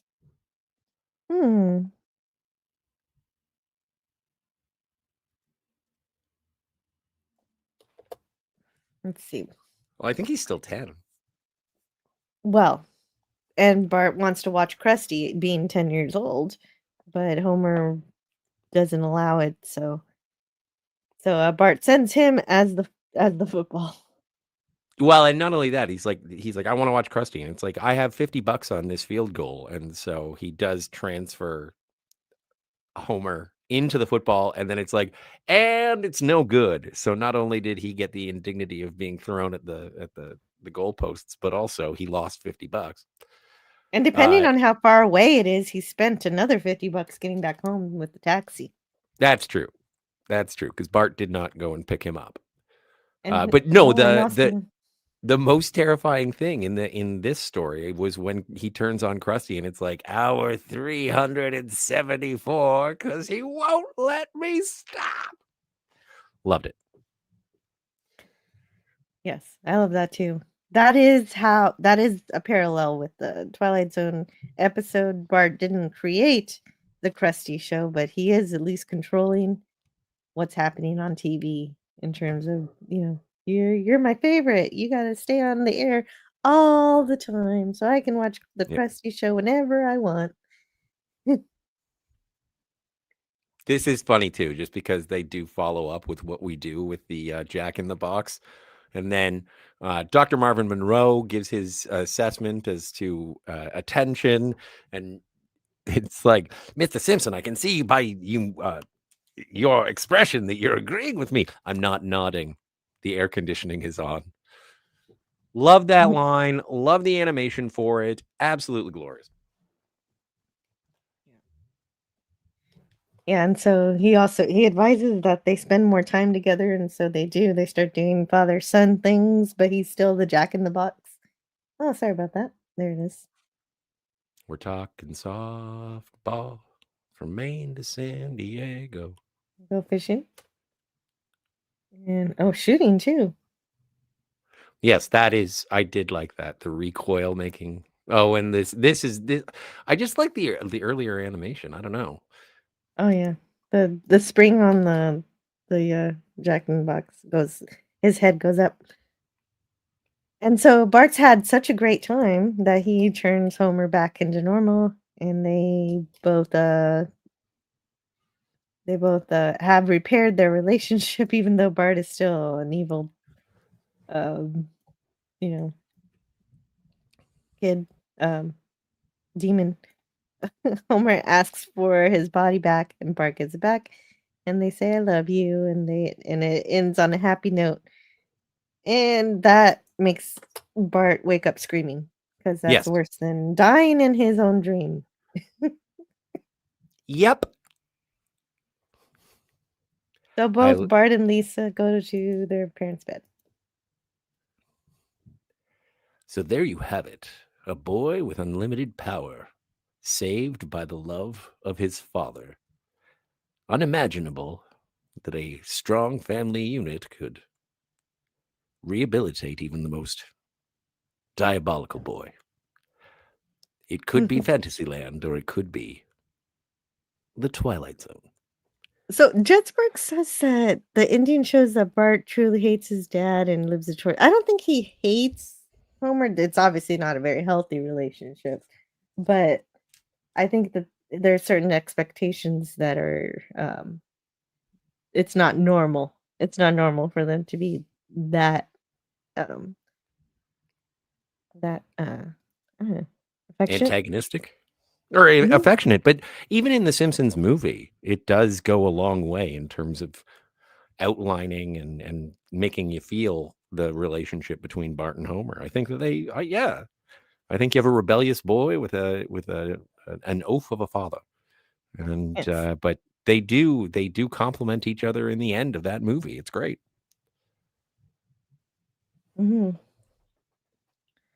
And that's true. It does. There's an evolution in characters, and this is only season 3. Yes. And this is also a Treehouse episode. Yes. So it's not all it's of not these canon. things. All of these things. And so the kids sleep in the parents' bed, which is gotta be awful because this is obviously a queen, not even a king size bed. It's just not big enough.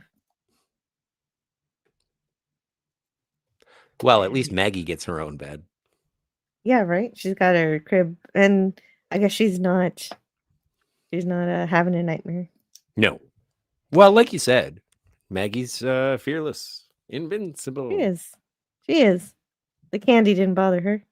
Isn't that basically describing the leader of North Korea? That's a nightmare. Oh, if they had those actual powers to turn people into monsters if they don't listen to them. Or you could just dispose of them as you wish. And the second one is what actually happens in North Korea. Which is, yes, a nightmare. Mm-hmm. That's the cornfields. Yeah. Yeah, probably Jet Sparks. I wouldn't disagree with that. But I don't know. The story doesn't go that deep. But we get to the last segment of this episode, If I Only Had a Brain, which is our Frankenstein episode for today. Homer gets fired for sleeping on the job. How'd you know I was sleeping? And he didn't know about the cameras. I've had that. Really? No.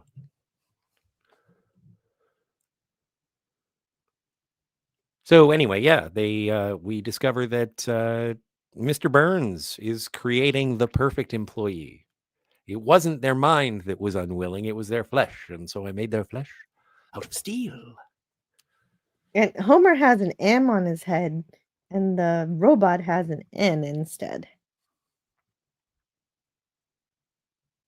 And and so they also have a secret entrance to that laboratory. Yeah, that's an awesome. Yeah. Yes. But first, Homer's got to get a job. He gets a job in the outdoors, and he can meet people, and so he's going to be a grave digger. And that's what gets him into this predicament that he gets into. And there we go. Season 3. Season 3. We get Groundskeeper Willie. Again, the expansion of the cast. He does hum If Only I Only Have a Brain. Hello? Yeah. Hello? Can you hear me? Yes. And so Burns chooses Homer. Again, he just fired him, but he's going to use his brain for the robot, but Smithers says he's not really a model employee. And so But then he takes it back when he realizes that he's a model employee and he doesn't want to be a robot. So he says, "No, we can eat Simpson. This is fine." But he isn't exactly dead, so they smash him in the bag to say, "Bad corpse, bad corpse. Stop scaring Smithers."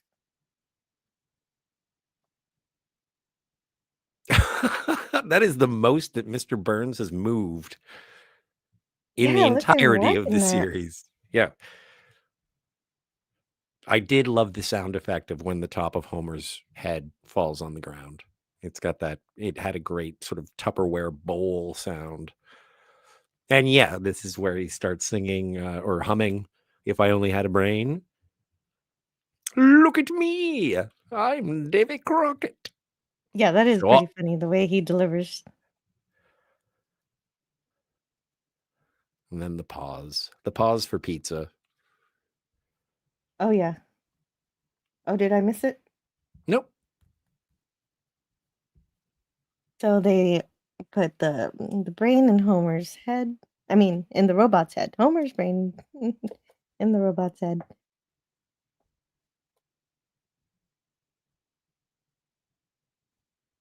Now I missed the pizza, didn't I? Where did the No, pizza? you got the pizza. The There it pizza is. was there. We had there's the There it pizza. is. I do like the pizza.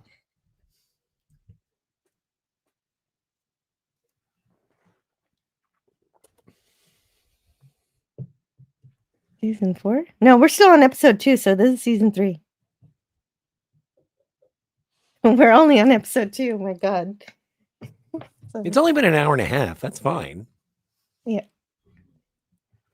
And that's true. Yes, Treehouse of Horror started in season 2. Stop scaring Smithers. Mr. Burns is supposed to be evil, but he's more of a parody of evil. No, you know what? I disagree, Daniel. Mr. Burns is evil. Like, in regular universe. Yeah, he tried to block out the sun. He puts the... Oh, no. Did Mr. Burns put the dome? No, Mr. Burns did not put the dome around Springfield.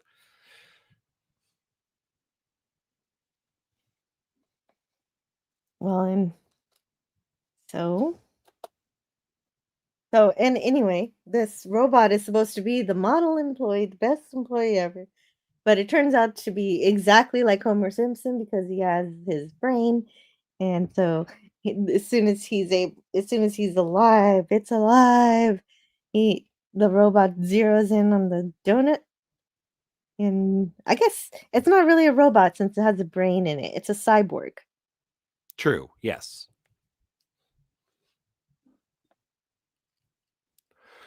But also, I suppose that needs to be said about the brilliance of this cybernetic device. It has taste buds or hunger, or maybe it is just... Maybe the brain needs sugar.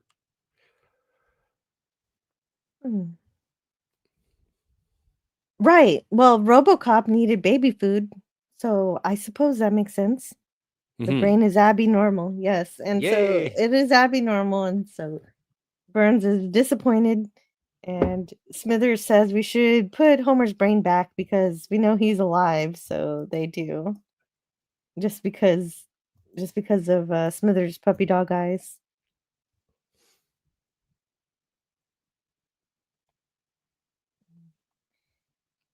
Which is a kind of this is a sort of interesting. It's great. It's a nice sort of O. Henry twist at the end.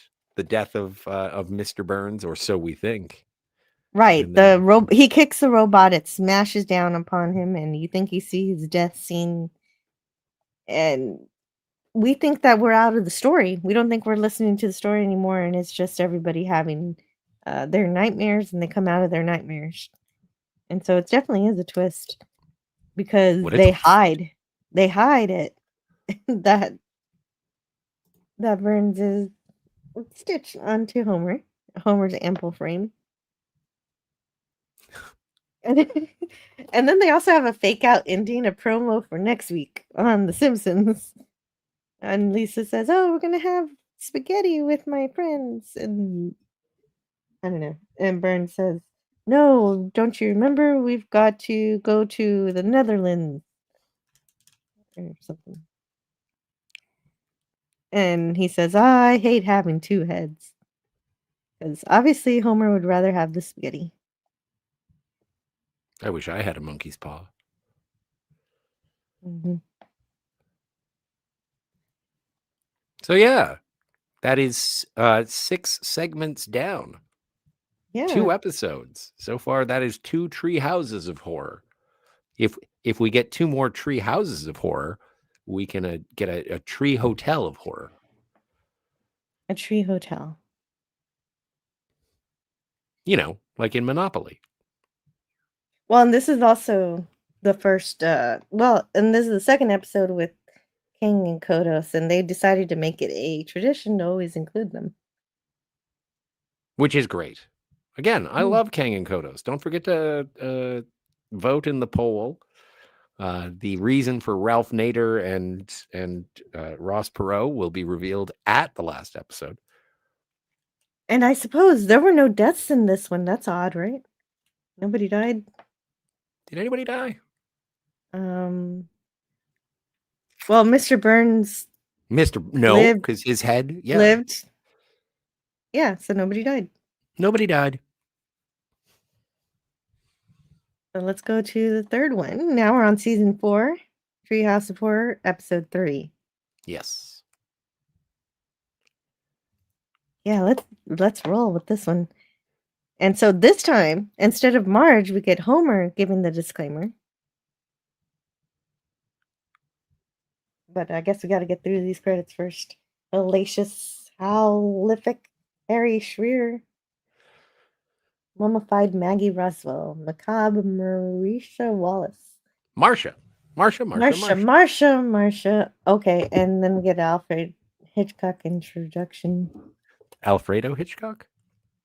Did I say Alfredo? I think you did. I did not mean to say Alfredo. Okay. Maybe I'm hungry. Maybe you want to go for the fettuccine, not the spaghetti.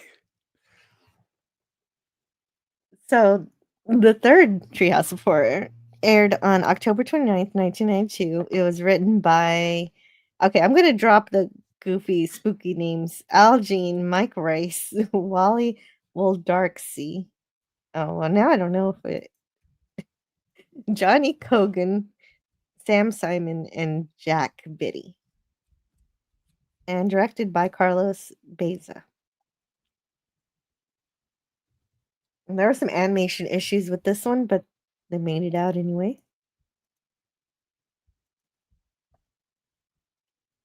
Well, doesn't Marge come out and say you're supposed to warn them that this is scary? Yes.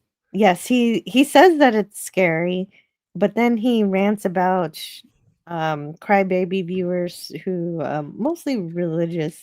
So he's right. And then he calls everybody chickens if they don't turn off the TV. And so Marge says, "Hey, are you calling everybody chickens?" But that's what I mean about those sort of disclaimers that when they were first introduced, it was like there were people who would sort of turn it on its ear and make fun of it. It was a commentary on those disclaimers. But then, unfortunately, exactly who Homer was just ranting about, the busybody, no fun brigade, decided that it was condescending and mean-spirited to their side. You know, like ever. Like it's always been. How dare you put that message in my thing? Well, all right. I guess nobody gets to have any nice things anymore. Well, we do still have the gravestones. We still have Drexel's Class. Well, these are all failed television shows on Fox. Oh, what's the Drexel's Class? Do you know what that is? That was, and if you go back to the very beginning of this stream, they say a new Simpsons and Drexler's Class. It was oh, my stars. What was the name of the gentleman? He was in 9 to 5. Oh, I know. He has a mustache. You know, Mustache Man. Dabney Coleman. He was the star of that short-lived sitcom. And then, it would last like a season or two, maybe tops. Anyway, all of these are canceled shows, which again, this is like forever Fox has always been canceling things. I'm with Stupid, our Buckminster Fuller. Oh, so that's just a meme. Is I'm with Stupid, those t-shirts and American workmanship. There This you is go. great. I didn't get the slide of it imploding, Crumbling? but it crumbles. That's the joke. Yes. So we get our first couch gag for the treehouse. We didn't get a couch gag the last times. No. You know, Jill, I've seen the police taking down an emu. Wow. Nice. I've seen an emu, but I was afraid to fight it because I knew it would murder me. Those things are like dinosaurs. Seriously. They're taller than you and they're meaner.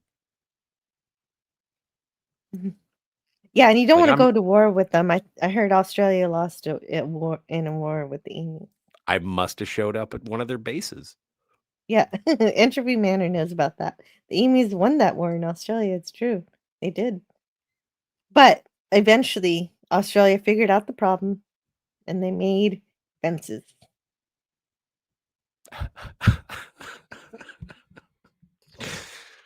Oh, okay.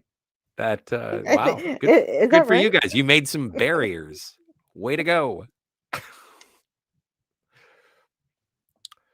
What if we just put temporary walls between us and the birds? Sounds like a deal. Yes. And so the setup for this one is the Simpsons Halloween party. Is anybody going to a Halloween party? I'm not. This is the Halloween party for me. This is the Halloween party. Well, okay. And if you're not going to Halloween party, Jim Cock's having another one tonight. And so you can hang out there if you like. And everybody's in some kind of costume, the kids and the adults. Homer's very proud of here at Doomcock. Why did Doomcock invite children to his Halloween party? No, I'm talking about the episode. No. Oh, my mistake. I misinterpreted. No, children probably should not be listening. That was my misunderstanding. I apologize. And this is why you don't bring children to your Halloween party. Let's go, Toga Homer. Well, and Bart has a problem with that. He wishes he were trick-or-treating. So yeah, Toga Homer has his costume, but the problem is his toga gets caught on the wall on a nail. Where's my play button? There it is. And he loses his... Yeah. Behold Caesar in all his glory. Oh.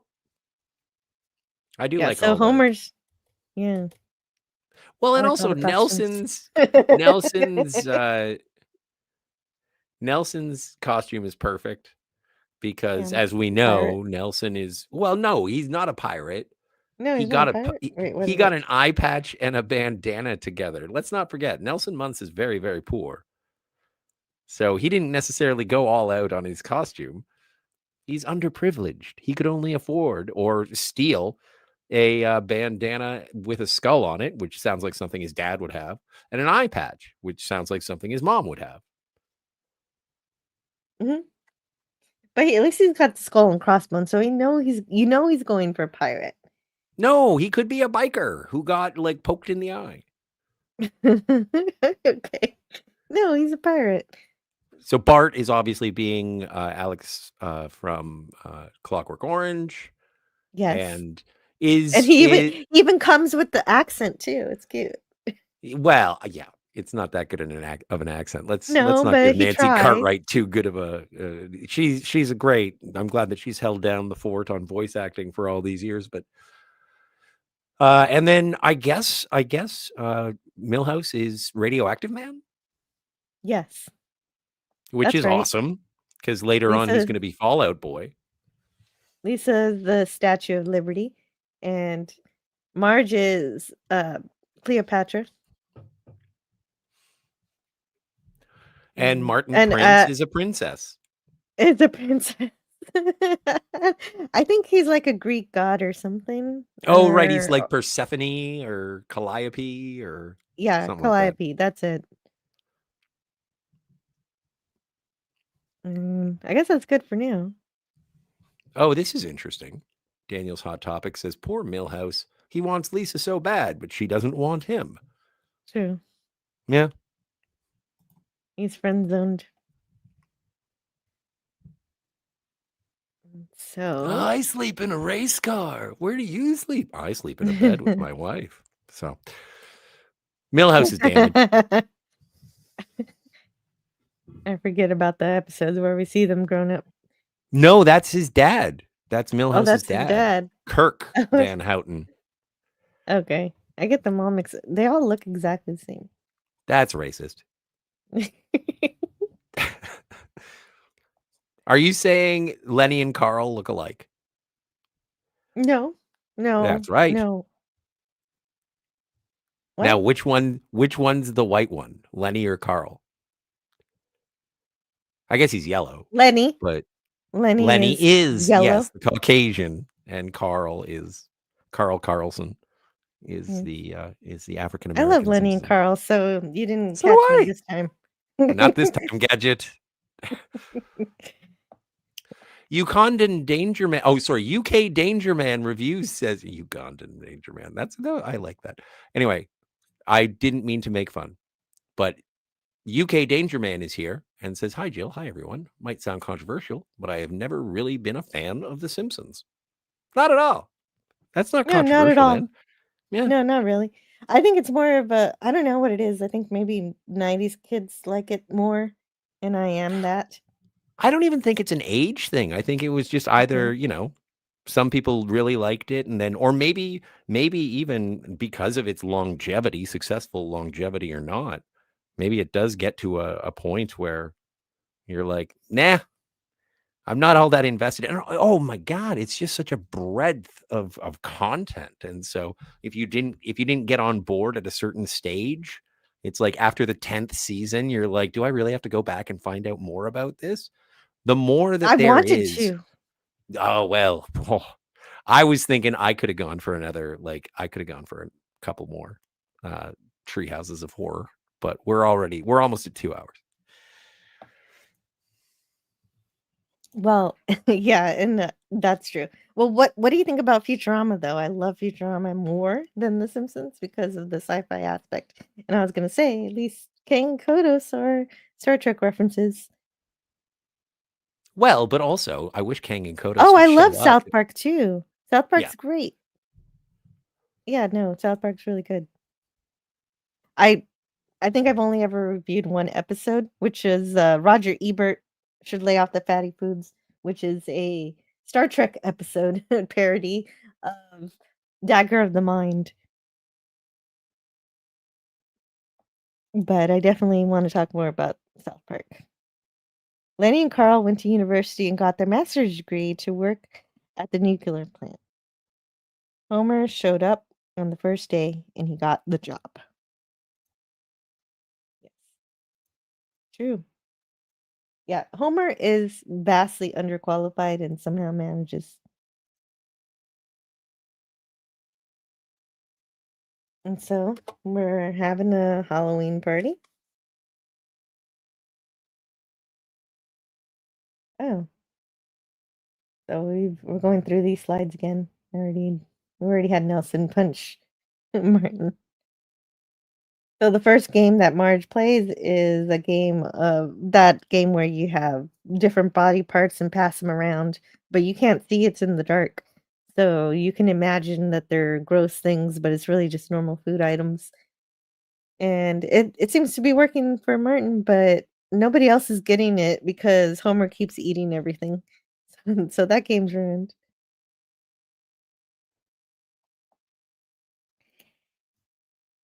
And so we get to the first story, and Lisa's talking about the story about a doll from hell. So this is our we go jump straight into our Twilight Zone episode here. This is Talking Tina. We're gonna get to that later in my Twilight Zone reviews because we usually get a Twilight Zone episode in the Treehouse of Horror, and this one is obviously the one with the evil doll.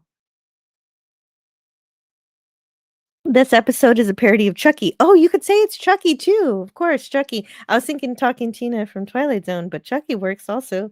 Definitely, especially when we get to the reason the solution for this one. One thing I can say with certainty is the voice cast is hugely talented. True. It's good to find nice things to say. But it's okay if you don't like it. That's fine. I do. So it's Grandpa gives Bart a whole bunch of money for his birthday, and that's when it comes out that Homer forgot to buy Bart a birthday present rather. And how did Grandpa get all that money? He says he got it from the government. I didn't earn it. I don't need it. But if they miss one payment, I'll raise hell. And so, what do you do when you forgot to buy your son a birthday present? Why, you run over to your nearest evil store, very specifically a store with cursed items, your one-stop evil shop. so of course, he goes to get a bizarre gift for his son, which turns out to be a talking Krusty the Clown doll that comes with a free Frogurt that's also cursed, and it also has, lab chemical food products in it, like everything does nowadays.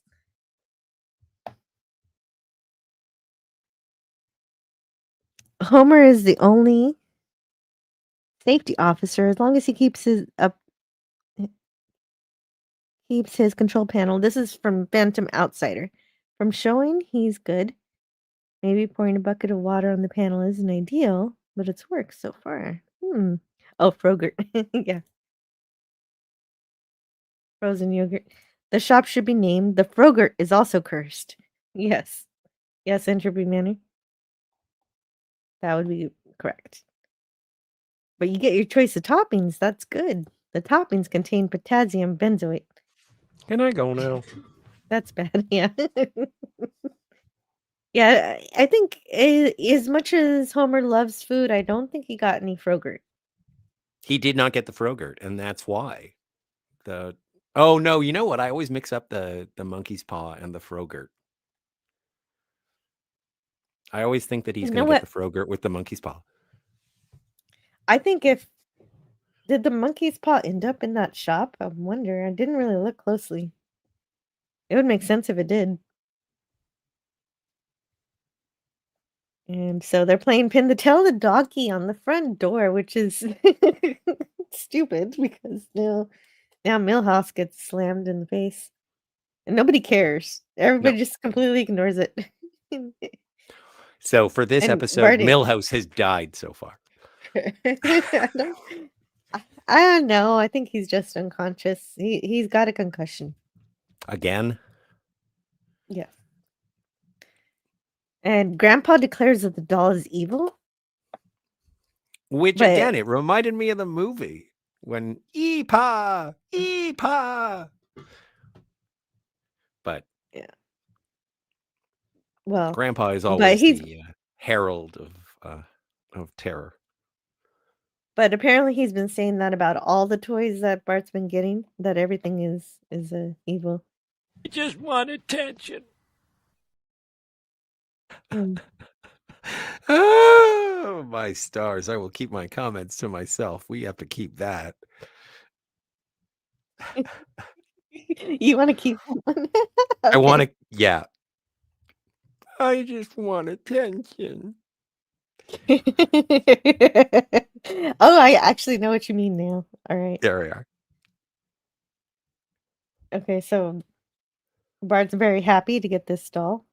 A talking doll who says, I love you. And he's like, oh. And so, of course, Twilight Zone. Well, would this have been around the time of the Tickle Me Elmo? Yeah, probably. Was that 94? This is the third one.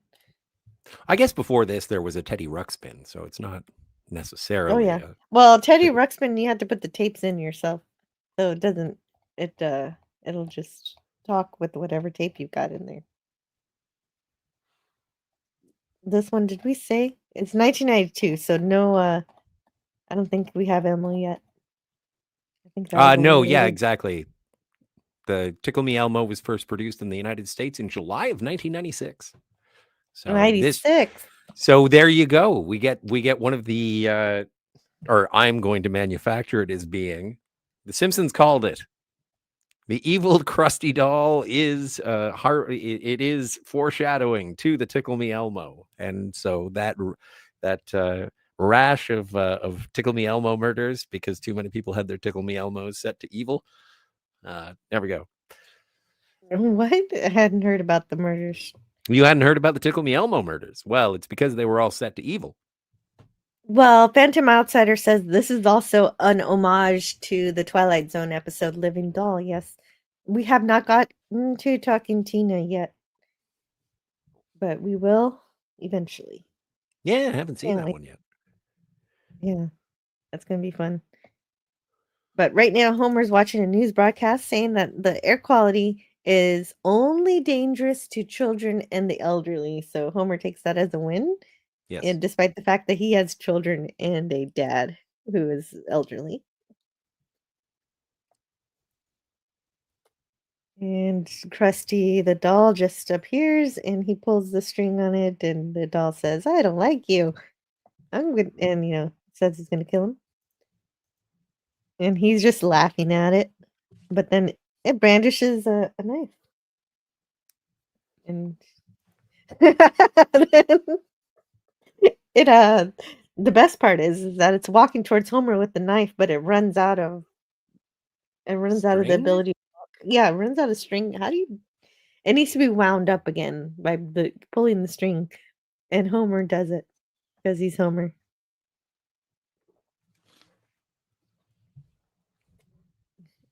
And I guess he can't pull his own string. But yeah, so then it just becomes it's just a series of the doll trying to kill Homer, and in one instance, he's taking a bath and he runs out of the bath and to avoid being killed. Patty and Selma will have just lost my appetite forever. There goes the last lingering thread of my heterosexuality. Yeah, that was better. That was better than what I said. That was funnier. Yes. But no, they'll be okay. They'll go watch what is it that they love? MacGyver. They love Richard Dean Anderson. Yeah, in MacGyver. And who doesn't love Richard Dean Anderson? And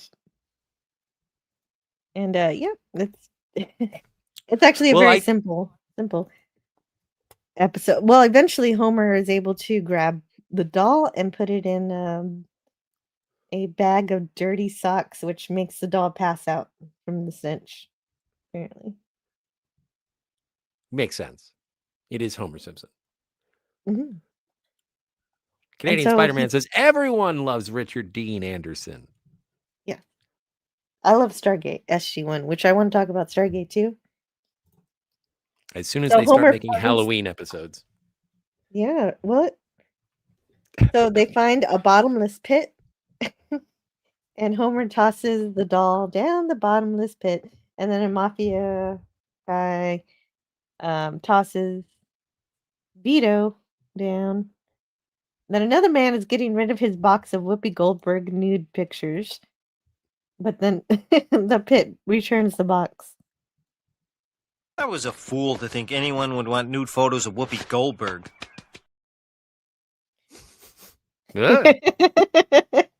Even the bottomless pit didn't want it.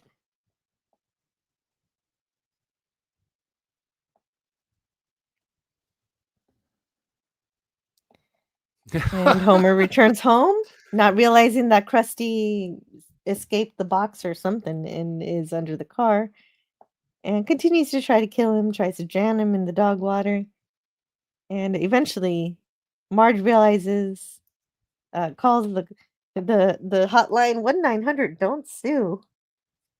And a clerk comes and finds out, just like you said, the doll was set to evil, and all you have to do is switch it to good. Always, always read the manual. A lot of people do not read the manual. And so now it's so good that it does chores for Homer. You can, go ahead. You describe the end. Well, and this is now that he's been set to good, he does chores for Homer, it waits on him hand and foot. Still grumbly, but not murderous. And so he does go home. As previously established, he has developed a tryst with Malibu Stacy. And so he takes his rest in the Malibu Stacy home. And did he pop her head off? He pops her head off and puts that back. And the conceit of this episode is that they all end with a heart. It's just nothing but love at the end of these horrible, horrible stories. Well, he's a lot nicer to Stacy at the end than he was before. Yes. Homer tries to tell a story, but he's very bad at it, and he doesn't remember the story beats that he set up, and so none of his story is scary or makes any sense. So they ask Grandpa to tell a story.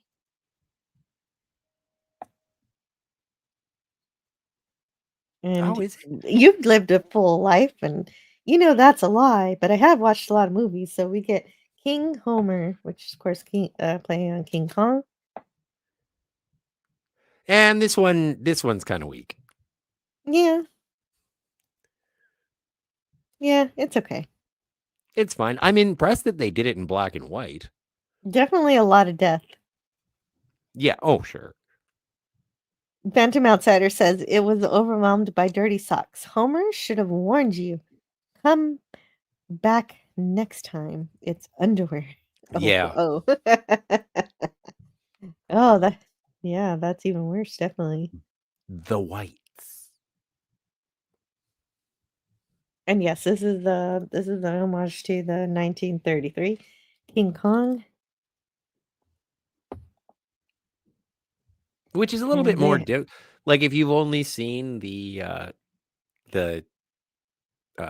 what's his name? Peter what? Who did Lord of the Rings? Peter Jackson. That's If you've right. only seen that one, that one doesn't that one leans more into the romance between the monkey and the girl. But in the original, the girl was not having any of it. So this is much more terrifying, although it is Marge and Homer, so there is a bit of romance there going on. But it's pre-established romance, but it's is it pre-established from the original? Huh? From the original? Oh, no. I mean, Marge and Homer's romance is pre-established, although Homer is not a giant ape. Wait a minute. He's a regular-sized ape. He's a regular. And so they hire Marge to join them on their expedition. And what do you think, Smithers? And Smithers thinks. I think did you get the? Did you get? No, oh, sorry. No, say it again. Say it again. Say it again.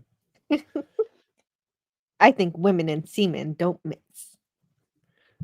Ba-dum-bum. We know what you think, and so yes. Shut up, you. Oh, we're not there yet, but sure, I'll play it. Where is it? Is that it? No. That's right, Mr. Peabody. Quiet, you. There you go. We can just play that over and over again.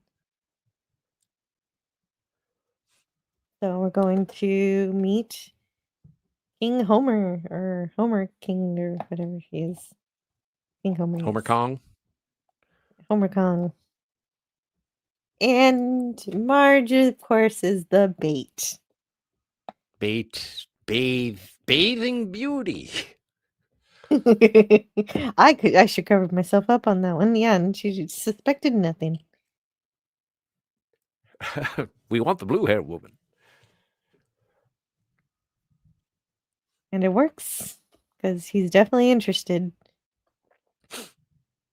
And she at first isn't having it, but then very quickly she's giggling. So he turns it around quickly, but also starts eating other people. Anybody who's not Marge is in danger.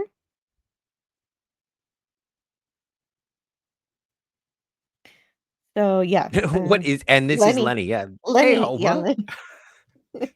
Stop eating me, Homer.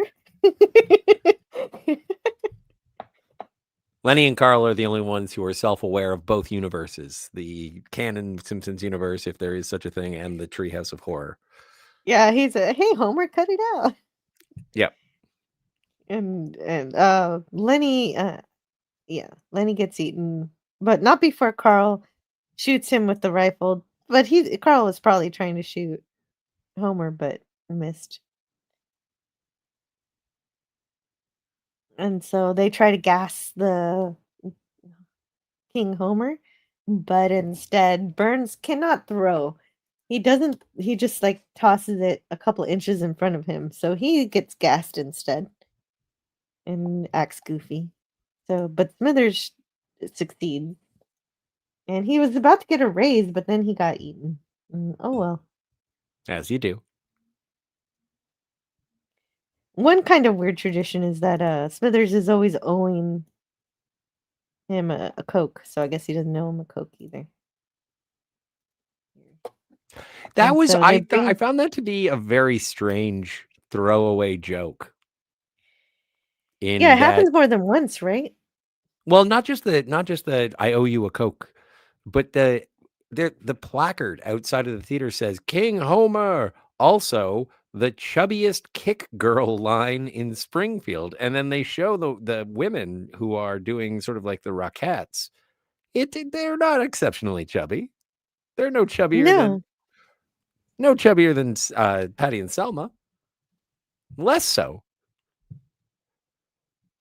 Yeah. Yeah, that's true. They look great.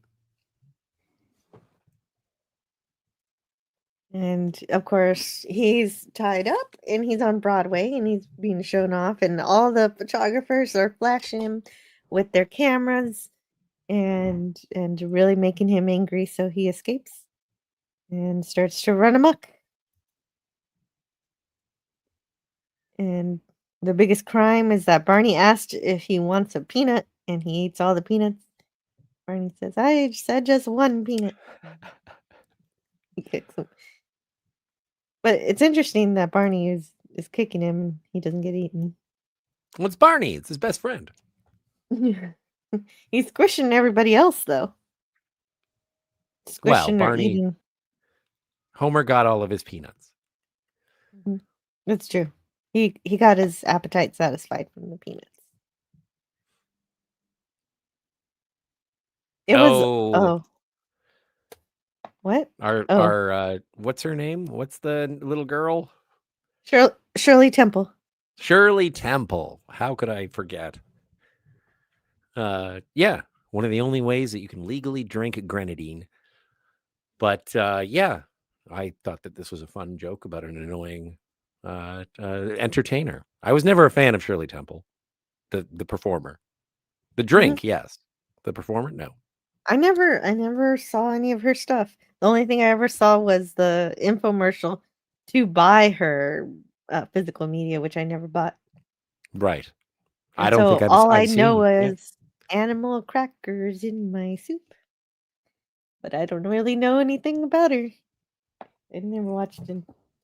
I've never even heard that song, and I'm somewhat disgusted because animal crackers are cookies. And why would you put them in soup? I don't know. It's so weird, right? It is. Maybe that's the point of the song. I've never really listened to the lyrics. I don't know. She's an orphan. She eats weird.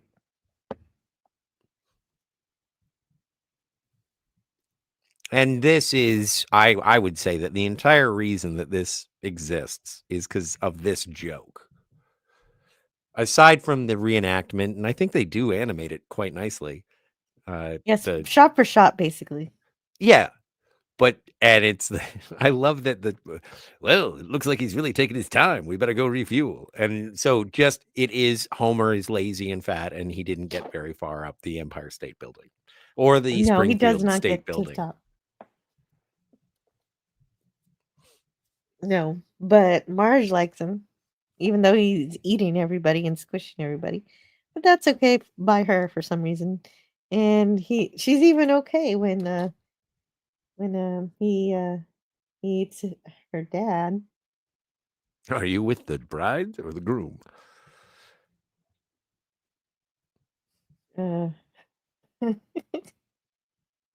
Oh yeah, you've only actually, you know what? I think in The Simpsons, the only time that you ever actually see Marge's dad is when It's you just find now out. we saw his foot. No, you do get to see him because he was, Really? yeah, Marge goes to therapy because Marge's dad was a stewardess, was a flight attendant, and so she had shame towards her father because he was a flight attendant. A flight attendant or a steward. I don't think Or a S. steward, yes. But Yeah, I don't think they they say play S. they play with gender roles in Mhm. why it is that she has to go to therapy for it. And so when she does get on the plane to see her father, he is wearing like a doily apron and is very ashamed and is like, "Don't look at me." And so it is hilarity for mid 90s. And it's still, you know what? I would love to be a steward. Unfortunately, I don't know. I don't think I'd be very good at it. When you have a sarcastic waiter at 30,000 feet, you can't ask to see a manager and have him sent home. So.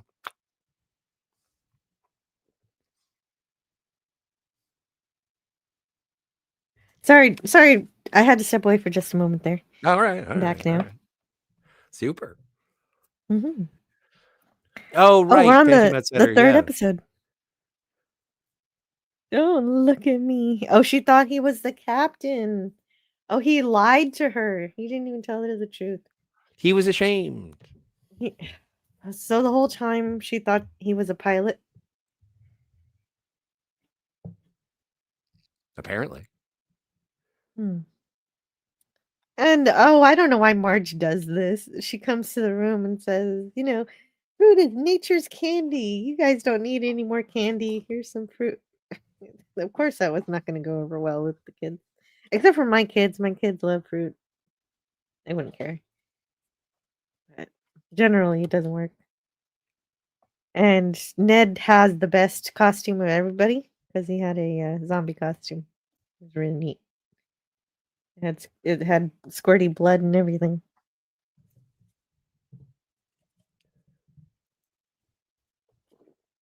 And Grandpa thought it was real, so he's having a hard episode.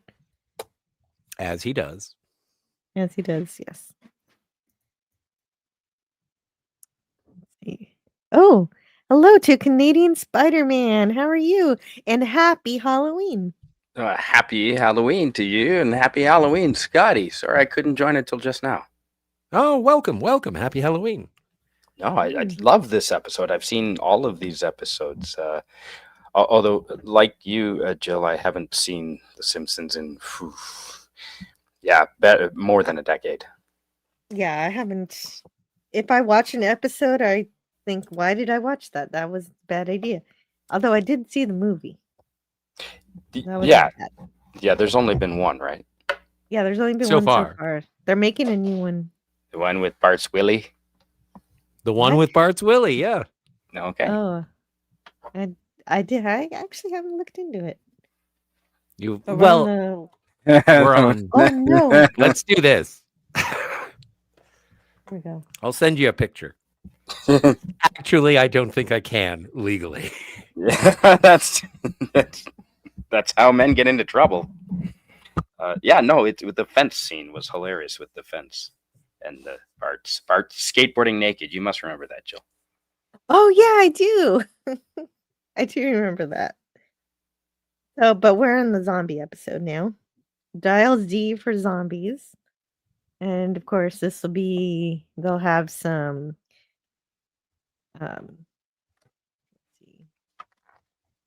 So it starts off with Bart presenting a book report on a preschool book, a pop-up book, an A to Z alphabet book. So obviously his teacher wants him to read another book, and he tries a Where's Waldo, but it's lacking because there's no it's not difficult to find him. He's just there's a kid pointing to him. It's like playing hide and seek with 3-year-olds. Mm-hmm. I'm under a pillow. And so Bart finds that there's an occult section of the library he never noticed before. I'm not surprised Bart doesn't know the library very well. No, I know. And my favorite part about this occult section is that the decimal, the Dewey Decimal number for the books is, of course, 666. And while in this section, he finds a book. Well, actually, the book finds him. It falls into his lap there. See, and it's kind of interesting just based on when these things came out. Like, I don't know if this is something, like, I think that if you did make these episodes now, it would be like, it has to be the Necronomicon. It has to be, like, it does have to be a reference or something instead of just being like Magic Book of Spells. I don't know. Yeah, so Fish Police, Capital Critters, Family Dog. This is, I think all of these were actually television shows. Fish Police? Is that a Barney Miller reference? Oh, it might be. Let me see hang on if I can find Fish Police. I know Capital Critters and Family Dog were both television shows. One and one of the other tombstones says eaten by mistake, and it was like a crab or something, or lobster. Fish Police is an animated series, yes. 1992, one season, Fish Police. They're here because Lisa was mourning Snowball, and Bart has a book that will let him raise the dead. So he's going to try it and see if they can bring back Snowball. And they never address it in the episode, but I'm almost 100% sure that the book is for people, not for pets. Well, that's exactly what ends up happening. He's wearing a Thriller album cover on his head as a hat. Oh, yeah, he is. Michael Jackson, friend of the show. Indeed. And interestingly, though, in the video, there's a disclaimer. I don't really believe in the occult. This is just for fun, or something along those lines. Well, Bart wouldn't get that.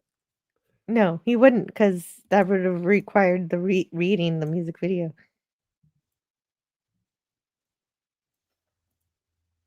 And so they're at the pet cemetery, and he is reading.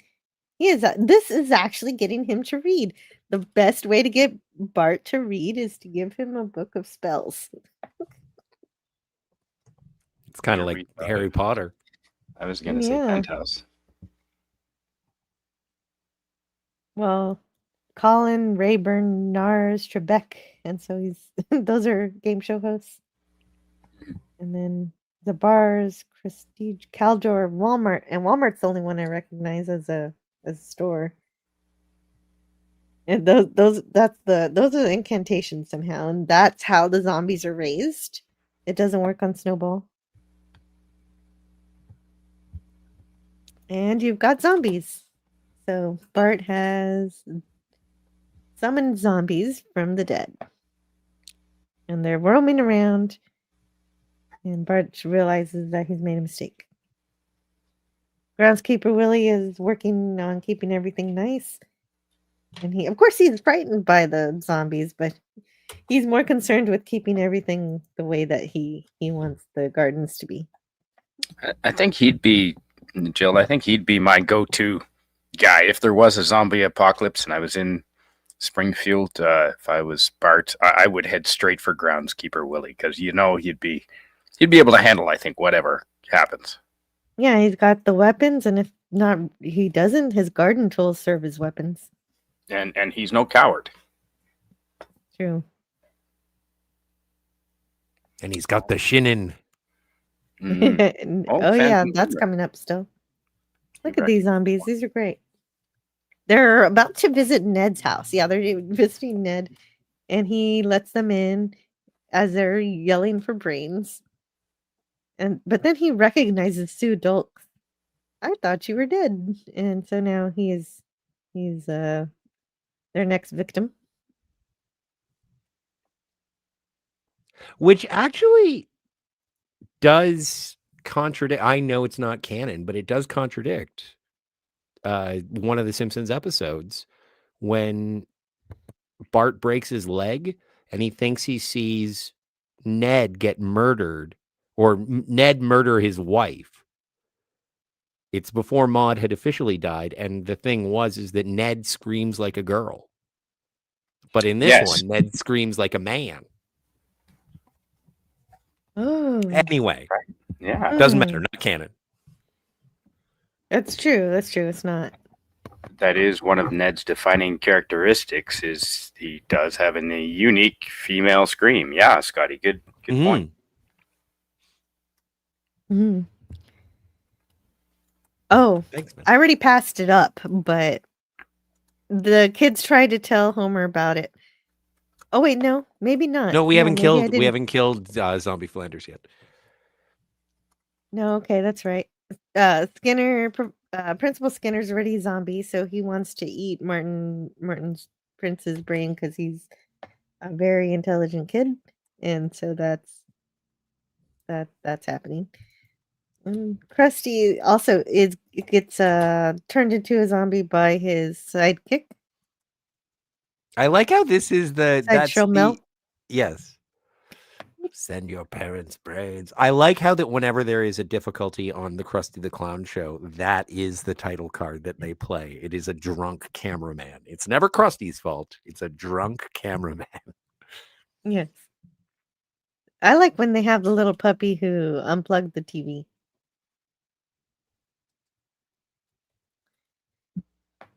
And there you go.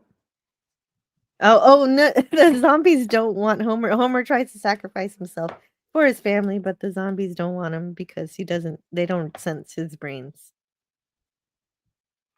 I wonder if this shotgun was an homage to T2, just in terms of that sawed-off shotgun, or maybe it's just such a classic zombie weapon. Yeah, probably the latter. Mm-hmm. Because he doesn't twirl it; he still does the ka-chunk. You just read my mind. I didn't mean to cut you off, sir. I'm working through all of the bullshit that I'm spouting on the fly. No. You go right ahead. I was with you. It was he didn't twirl it. If he had have twirled it, that would have been a callback to T2.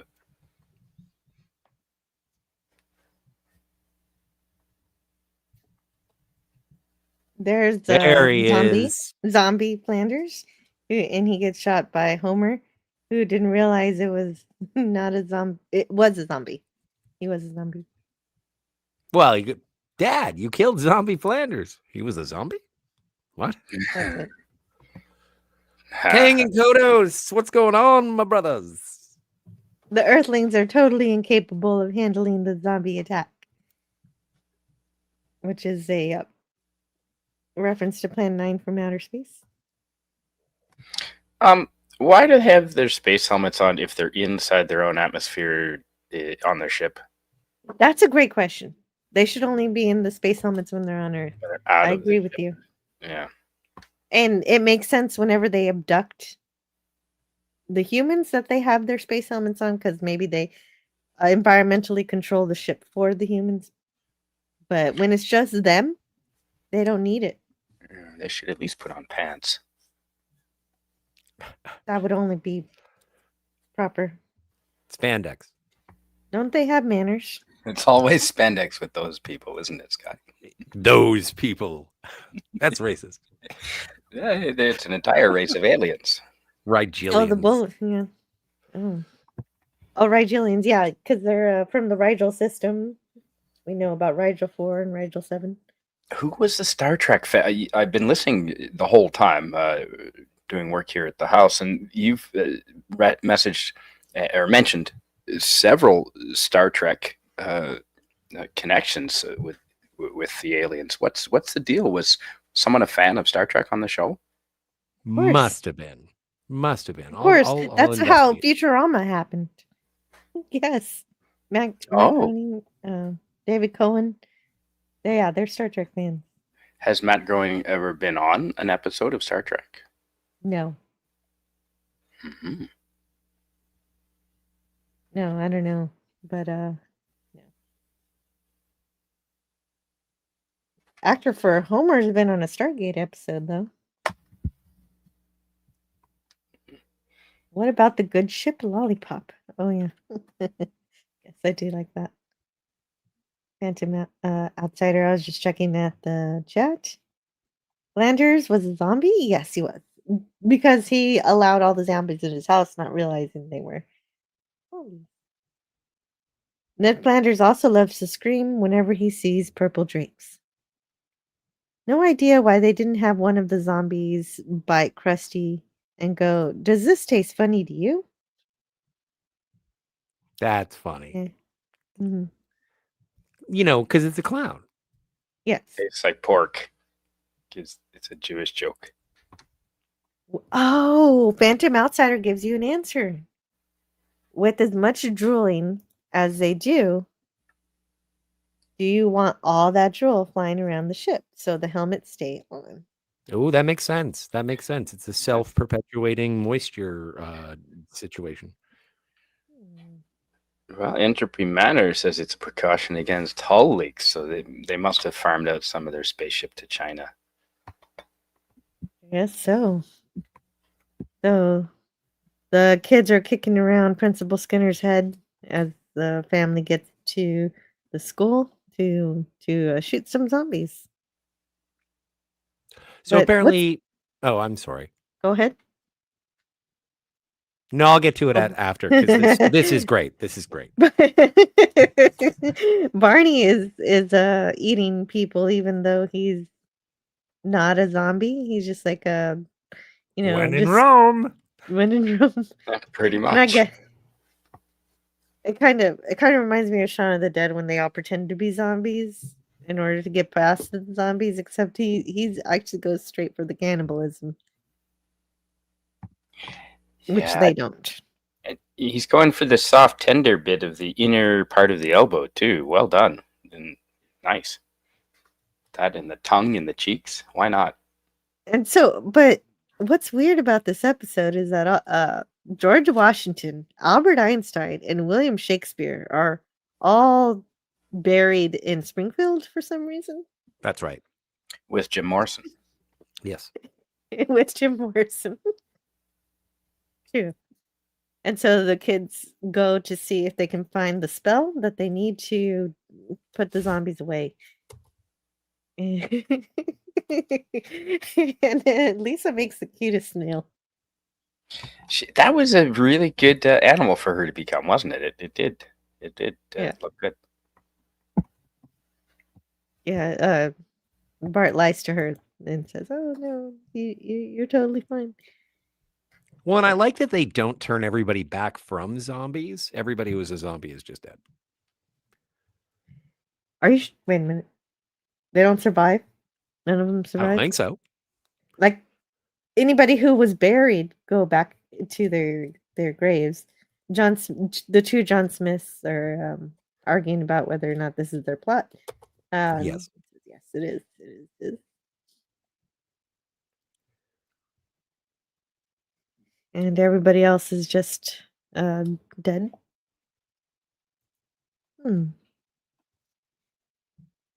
Oh yeah. Oh, I forgot to say this. The correct spell to send the zombies back to their graves was a series of condom brand names. Yes. Trojan, Ramses, Magnum, Chic.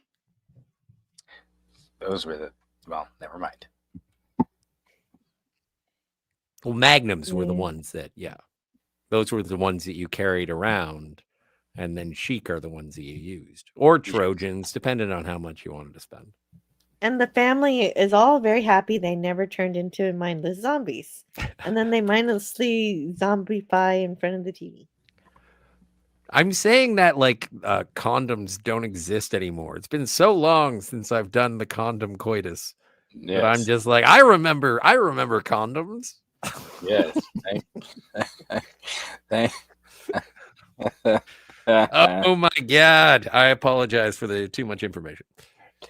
Well, most of the ladies that we're dating our age they're all through menopause now, Scotty, right? Yeah, I know, right? You don't really have to worry about it. You just got to worry No. about STDs. Yeah.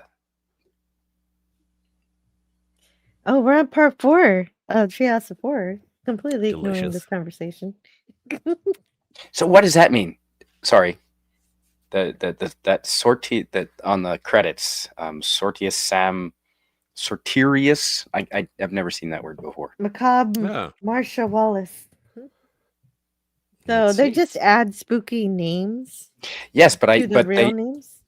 But they have like the words that they use are real English words Yeah. to do with horror, and I've never seen that particular word before. Sorterius. Simon, or something like that. If I see it again, I'll mention it. But they were quite creative, and there was a while where they were changing. They were making them different every single year. Instead of reusing their names from the previous year. Well, and They are is different, this how so Sartorius, Sartorius? That was probably it. Sartorius muscle is the longest muscle in the human body. So I guess it's anatomical. The Does tongue? that make it scary? Gene Simmons, it's the tongue. Long, thin, superficial muscle that runs down the length of the thigh. Holy shit. Well, you learn something every day. I didn't learn that in gym class. Well, I'm assuming that's why you were curious. Although whenever they say James L. Brooks, it's always James Hell Brooks. L. Brooks, they do reuse that one, don't they? So but also he's an Oscar winner. So I'm pretty sure that they just say, don't bother. I think you're getting him confused with Avery Brooks. Avery Brooks was the captain of Deep Space Nine. Indeed, which he should have won an Oscar for punching Q right in the face. That would have been an Emmy. Yeah, an Emmy is the correct it was one just that good. It should have been an Oscar. Fair enough. It transcends all. Yes, Oscars trump as well, the Emmys. Back in a flash. Okay. I'm just looking at trivia from the last episode because I didn't get a chance to integrate them with my notes, and I want to know these things. Just for fun. Yes, it is for fun. That's the whole point of us doing this. And thanks for doing a Halloween special, Jill. I know this took a lot of time to do. You're welcome. And I appreciate it. It did. I should have started earlier in the week. One of these days, I'll get started early. At least I am. Do you have any plans for tonight for your Halloween? Oh, well, it's prime hunting season, so I think, I don't know. I'm torn between, because there's something going on down at the local community hall and park. We're gonna have fireworks and trick or treating and things like that. Nice. But it's right like I spotted the deer last night, and it's right at the time when I should be up there. But yeah, I'll probably do the Halloween thing instead, and then later. I think there's going to be a bonfire, and also, of course, Doomcock's Friday Night Frolics is always good. Yes. Yes. I have. That makes it 3 times that I promoted Doomcock show today. That is true. This afternoon. And I did it as well last night, and I've got the bonfire out back here ready to go. So if I get a chance, either before Doomcock or after, I will light that bonfire and stream. Mm-hmm.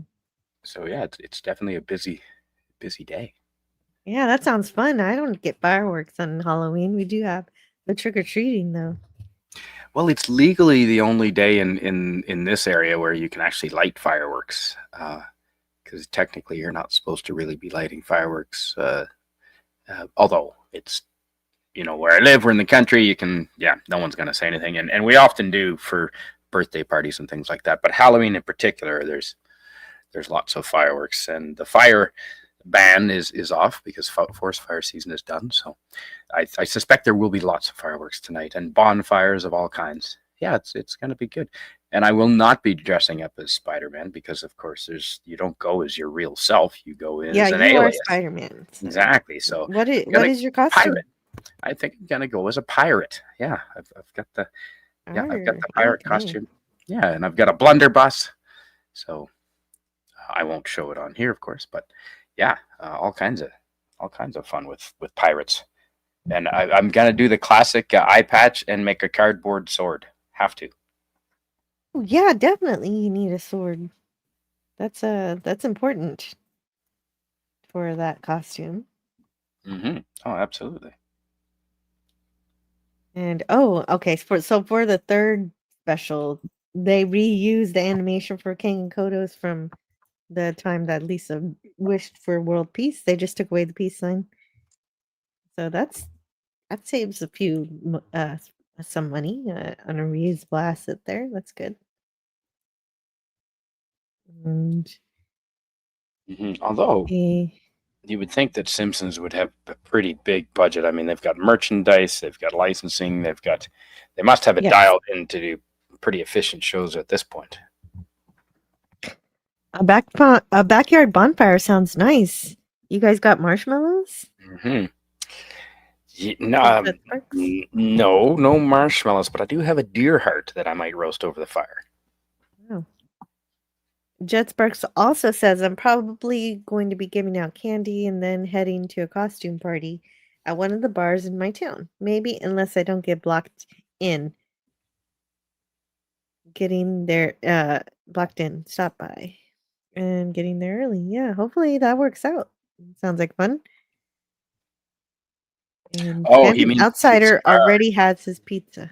Right. If you get in the parking lot and you get there early, then you're one of the last ones to leave. Although true, that makes sense. Always sleep in your car, especially if you're coming from a bar. Mm-hmm. And Olivia Miller says it's the 35th anniversary of Simpsons Treehouse of Horror. Wow, I didn't even think about that. You're right. It is.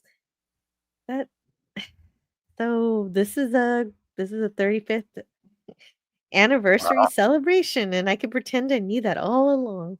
No, I didn't. Thank you, Olivia, for pointing that out. Oh, and Halloween pizza parties, she says. Yeah, definitely. And it's the World Series. Could be the final game tonight if the Blue Jays take it.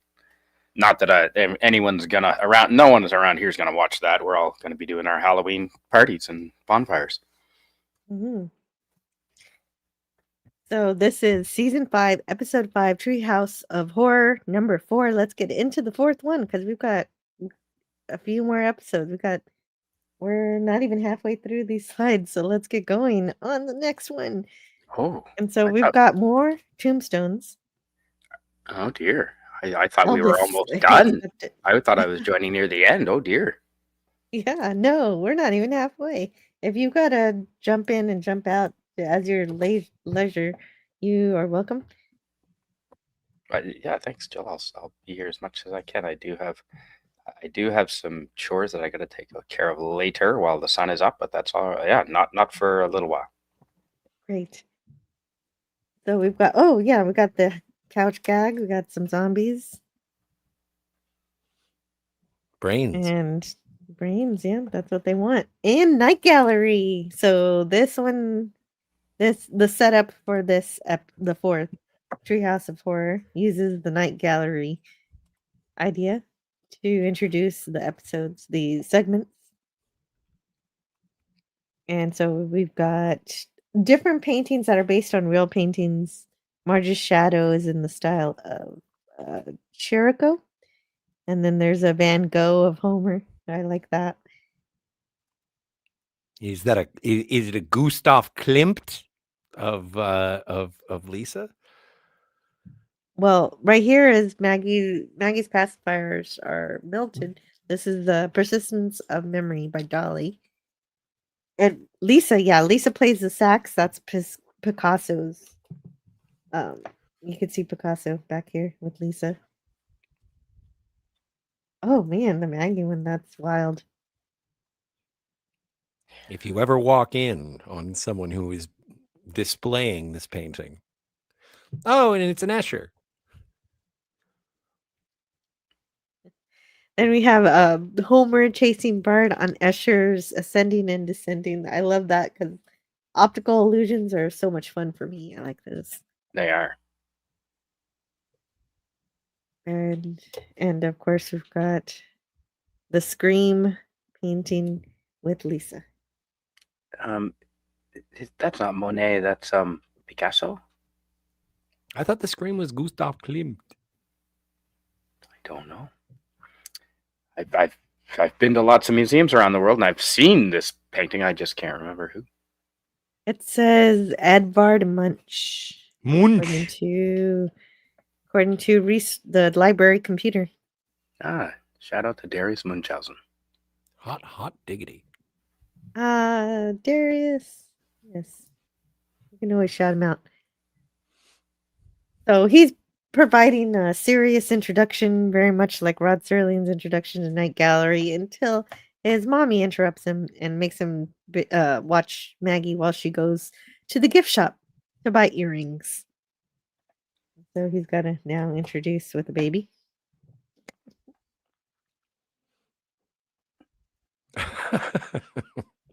I love squinty side-eye Bart.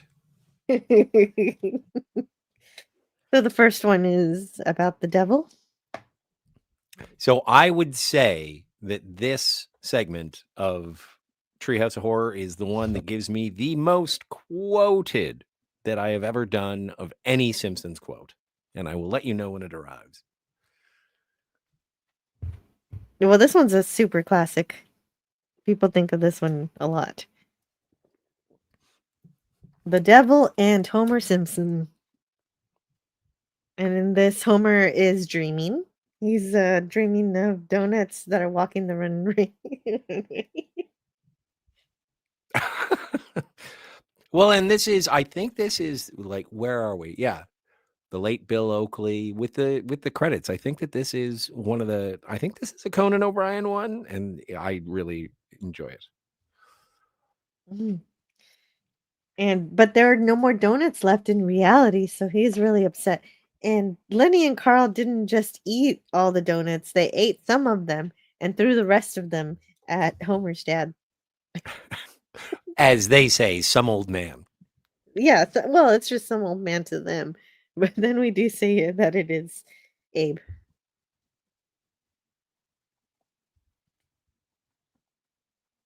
Unimaginative. And Homer ate the emergency donut, and so he doesn't have one. Also, he defaced the emergency handbook. So if there's actually a nuclear emergency, that book is useless. Mm-hmm. And check your training. Signed Homer. He wrote the word signed. That's how contracts work. Oh, okay. See, I'm not a lawyer. I just play one on TV. Wait a second. This doesn't make sense. Last year's 2024 Treehouse of Horror was the 35th anniversary. This year's the 36th and 37th season of Simpsons. Season 1 started with the Christmas special. They did not do Treehouse till season 2. So, right. So this is the 7th season, 36th Treehouse of Horror. That's a lot of horror. Well, no, because season 1. So as we sort of established, October 25th, 1990. So October 25th, 2025 would be the 35th anniversary. Mm-hmm. Yeah, so this year is the 35th anniversary of Treehouse of Horror, not of Simpsons, but of Treehouse of Horror. That's what. So if you want to do, that makes sense because the first episode was 1990. There you go. I get bored in public places where very quickly I just don't know. Last time I went to this bar was in New Year's. Ooh. Oh, he doesn't really drink all that much. He just likes to socialize. Mm-hmm. Oh, wait. Oh, he says socializing just isn't for me. But you know what? Okay, you are saying you're an introvert. But even as an introvert, sometimes we like to have people around us, not necessarily talk to them or interact with them. Just like, yes, humanity exists and we don't have to interact with it, but it doesn't feel bad to be around other people sometimes. Yeah. That's why I like grocery shopping. Yeah, you can be around people. You don't have to interact with them, and you can just judge them by watching them. Mm-hmm. That's my favorite. Yeah. Exactly, Scotty. Well, it's even better to be invited to a party where there are pets if you're an introvert. And Phantom Outsider says, that's what the water bucket is for. Homer found a life hack. What?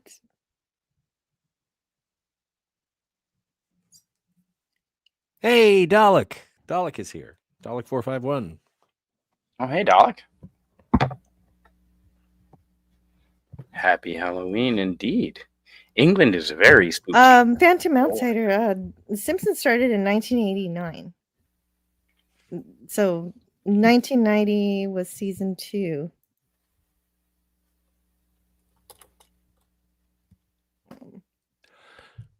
Yeah. Yes. Let's see. No, and Phantom Outsider, no. Yes. The only reason I say no is that say you're saying the millennium, and it's like the millennium doesn't start until 2001. Agreed. However, if 1990 was number 1, and what 2000 presupposes is that would be year 0, but 1990 is year 1 in terms of the first airing. And so if we go 91, 92, 93, 90, 91, 92, 93, 94. Take off and all the way. I mean, just subtract 2025 minus 1990 equals 35. I think, you know what? Now that I'm counting my fingers and toes, I think Phantom Outsider might be right. Ooh, I've got 10 fingers. It's simple subtraction. It's simple math. It's simple math. No, 2025 minus 1990 is 35. But it is Dalek says, yeah, the first Treehouse of Horror was in season 2. Correct. That's right. Hello, Dalek 451. Great to see you. Yeah, if it was season 1, then Phantom Outsider would be right. Because the Treehouse of Horror happens in the first part of the season. And yeah, so okay. I didn't realize the very first Simpson episode was a Christmas special. Oh yeah. Well, they gave but it we're away not on counting VHS tapes at Burger King. Huh. Yeah, and of course, it's the 36th anniversary of The Simpsons this year. So last year was the 35th anniversary of The Simpsons as a whole. Yes. But in terms of Treehouse of Horror, it's exactly 1 year younger than The Simpsons itself. Well, and as an episodic television show, because as we all know, it started on the Tracy Ullman show as shorts, interstitial shorts. I'd forgotten that. Mm-hmm. I was graduating. Poor Homer's been wanting to eat this donut forever, so he doesn't have any donuts, and so he's gonna summon from the depths of hell the devil to trade his soul for a donut. Ooh, we talked about that last night on my stream. Did? Yeah, there was 2 different people that famous engineers and architects and artists that made deals with the devil so they could do their craft. I don't recommend it. Tesla? No, the fellow that Tesla. I don't know anything about Elon. Maybe. No, the guy that designed it was building the Cologne Cathedral in Germany. Oh, and the doors on the front door to the Notre Dame, the metalwork. Yeah, that was another dude. Wow. Well, Notre Dame is in Ireland, yes? That's right, Paris, Ireland. Correct. Great. Mm-hmm. Wow. And did it work? Well, yeah, he completed the doors in time, but he hung himself in the morning. Oh, see, there's always a price to pay when you do something like that. With a There are note easy. That's it. saying, with a note saying, spray holy water on the doors of the Notre Dame Cathedral to open them before you go in. So for the inaugural opening ceremony of Notre Dame Cathedral in, I want to say 1590 something, 1490 something, hundreds of years ago.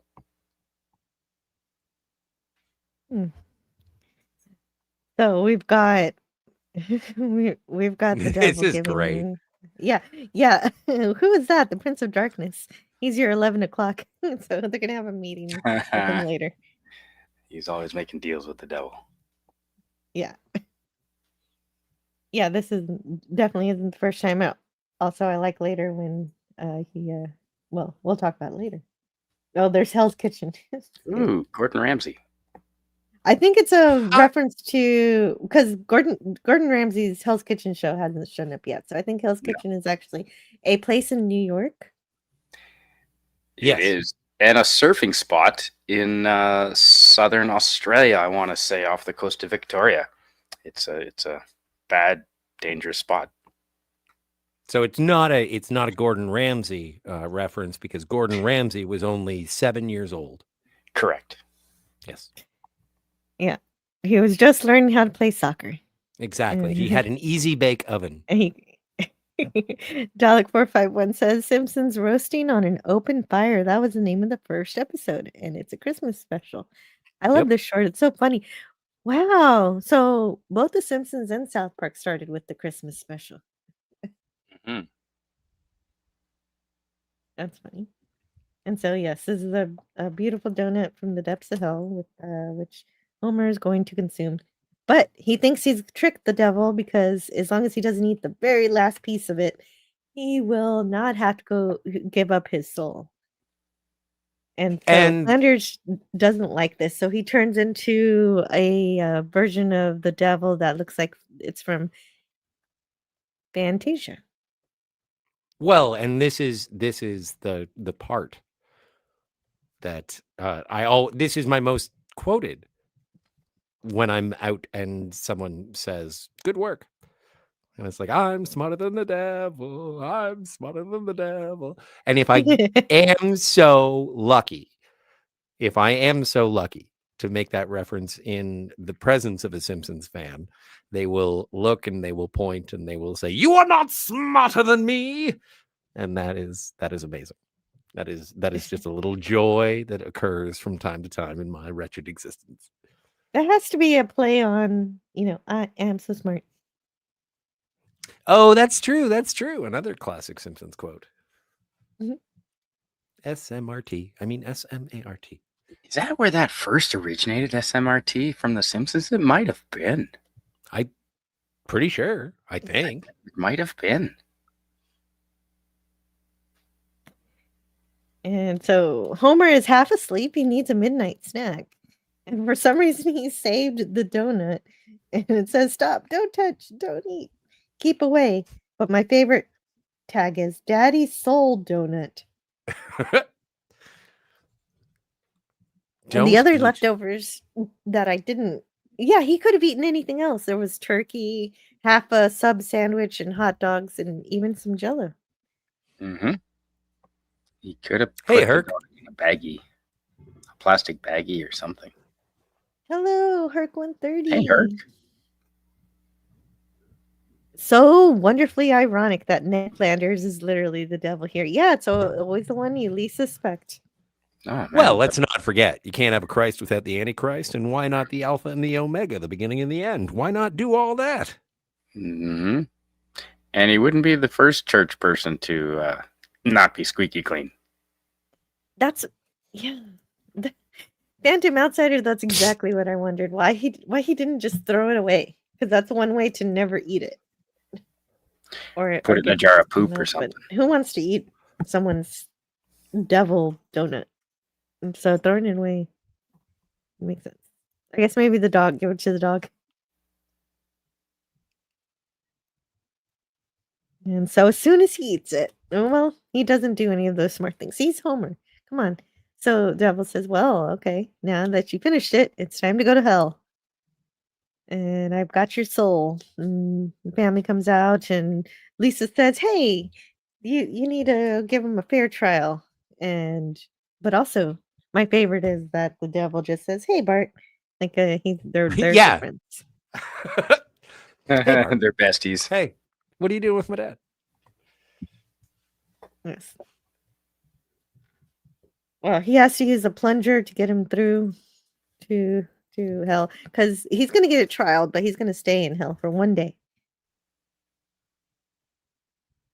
Get a whole experience of it at least.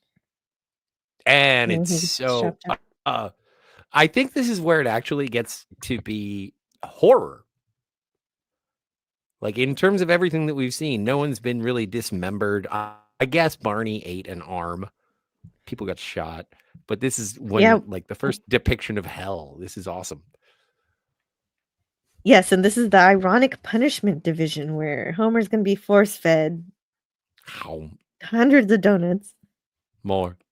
I think they underestimate him. They did underestimate him. He is now almost like over 1,000 pounds or something, and he's just totally fine eating donuts forever, for all eternity. And apparently, this James Coco went mad in 15 minutes. Who's James Coco? He was an actor who was also, Really? I guess he was overweight too. And Big fat James Coco? Sure. Let me see. He was in Don Quixote, it says. What else was he in? Oh, I've seen this guy. Billions of donuts. Billion. Forbidden donut. This is so great. So every time there's a joke that I'm not 100% sure, I go and I'm like, who's James Coco? And there is a post on Reddit being like, I don't understand. Explain this joke to me. He was in Holy Moses. And on the Muppet Show one time. Yeah. So just did some Googling, and apparently it was just an actor who was obese. Chalk it up to random reference. It was a random reference. But it's weird. James Coco died in 1987, and this would have come out in what, 1993?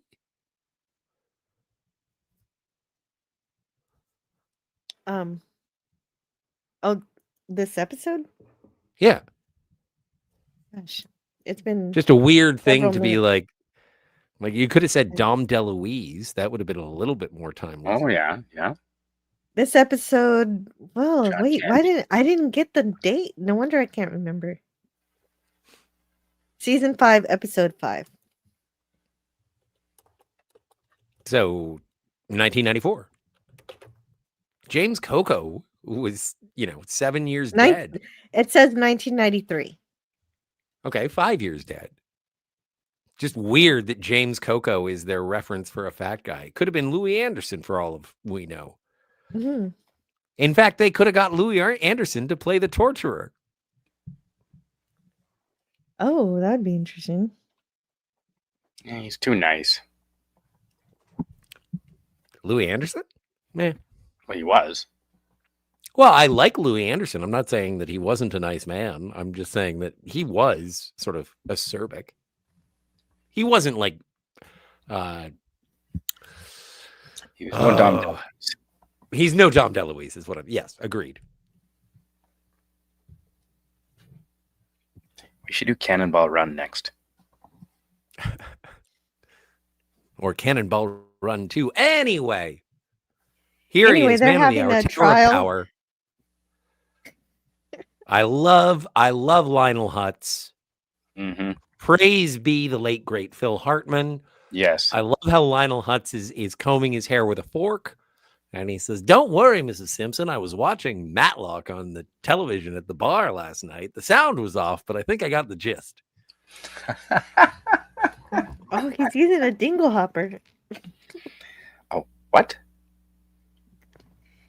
The fork, it's in the Little Mermaid. The seagull calls nice. the fork a dingle hopper. and says it's for combing your hair. I don't think YouTube allows that word.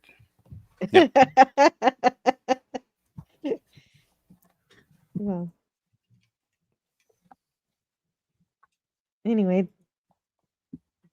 yeah, he's definitely. Then we get the devil comes back, and they start the trial.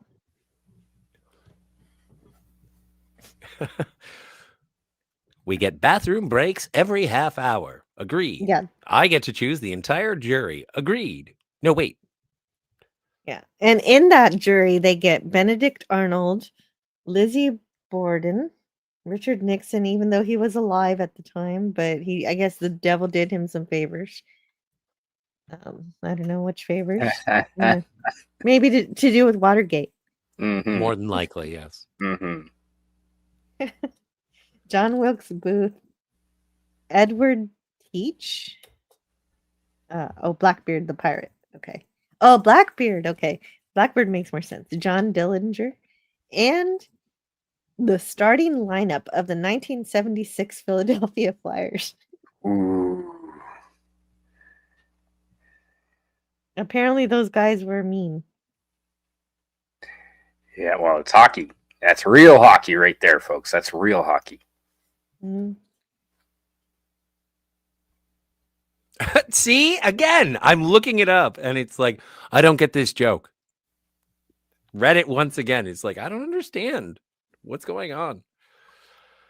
They made it to the Stanley Cup Finals with a roster that was nicknamed the Broad Street Bullies. They weren't great players. They just made it that far through playing extra violently. So there you go. Yes. Historically, like the Chiefs from Slapshot.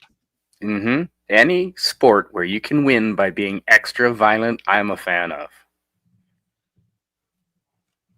Mm-hmm. Blackbird's real name was Edward Teach. Yeah. Thank you, Dalek. Yeah, okay. So I guess they were bullies, like you said, and that's how they moved on up. And Marge is having trouble because of all these jurors that she has to find chairs for everybody. And she runs out of chairs, so Blackbird has to sit in the high chair.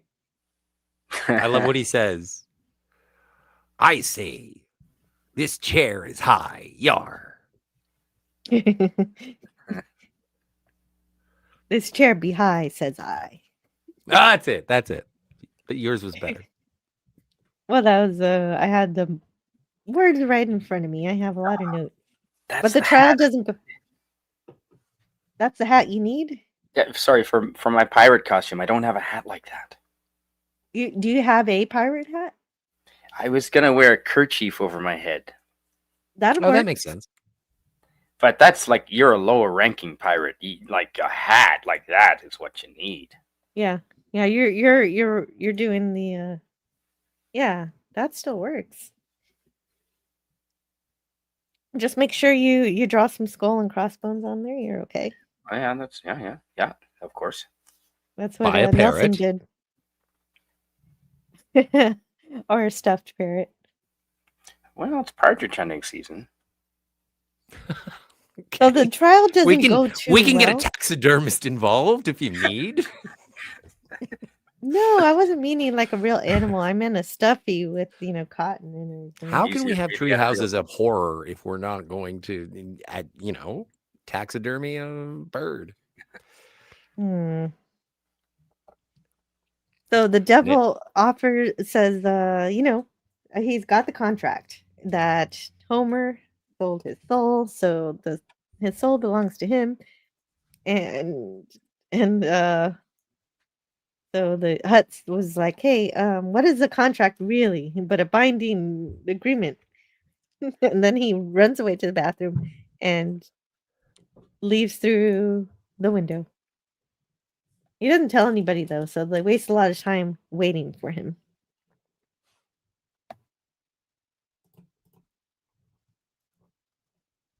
And so it looks like Homer is going to go back to hell, but Marge comes in with a photo album of their wedding. And they ended up in the emergency room because he ate the whole cake. But on the back of the photo is that declaration that Homer pledged his soul to Marge already. So Marge already owns the soul, and so the devil cannot have it. And so the jury agrees with this, and Homer's soul is saved. However, however, the devil decides to punish him anyway and turns his head into that donut, which he picks at. But I'm just so delicious. And then he says it's time for work. But his family, you better not go outside like that. And I was thinking birds, but I wasn't thinking cops. It just threw me off. No, that's a real thing. I've seen that in real life. Cops drove right past a guy that was his car was out of commission in the middle of an intersection, and we were going up, and the cops were ahead of us, and they drove right past him. This is back in New Brunswick, Scotty, and yeah, right to the Tim Hortons. I swear to God, saw it with my own eyes.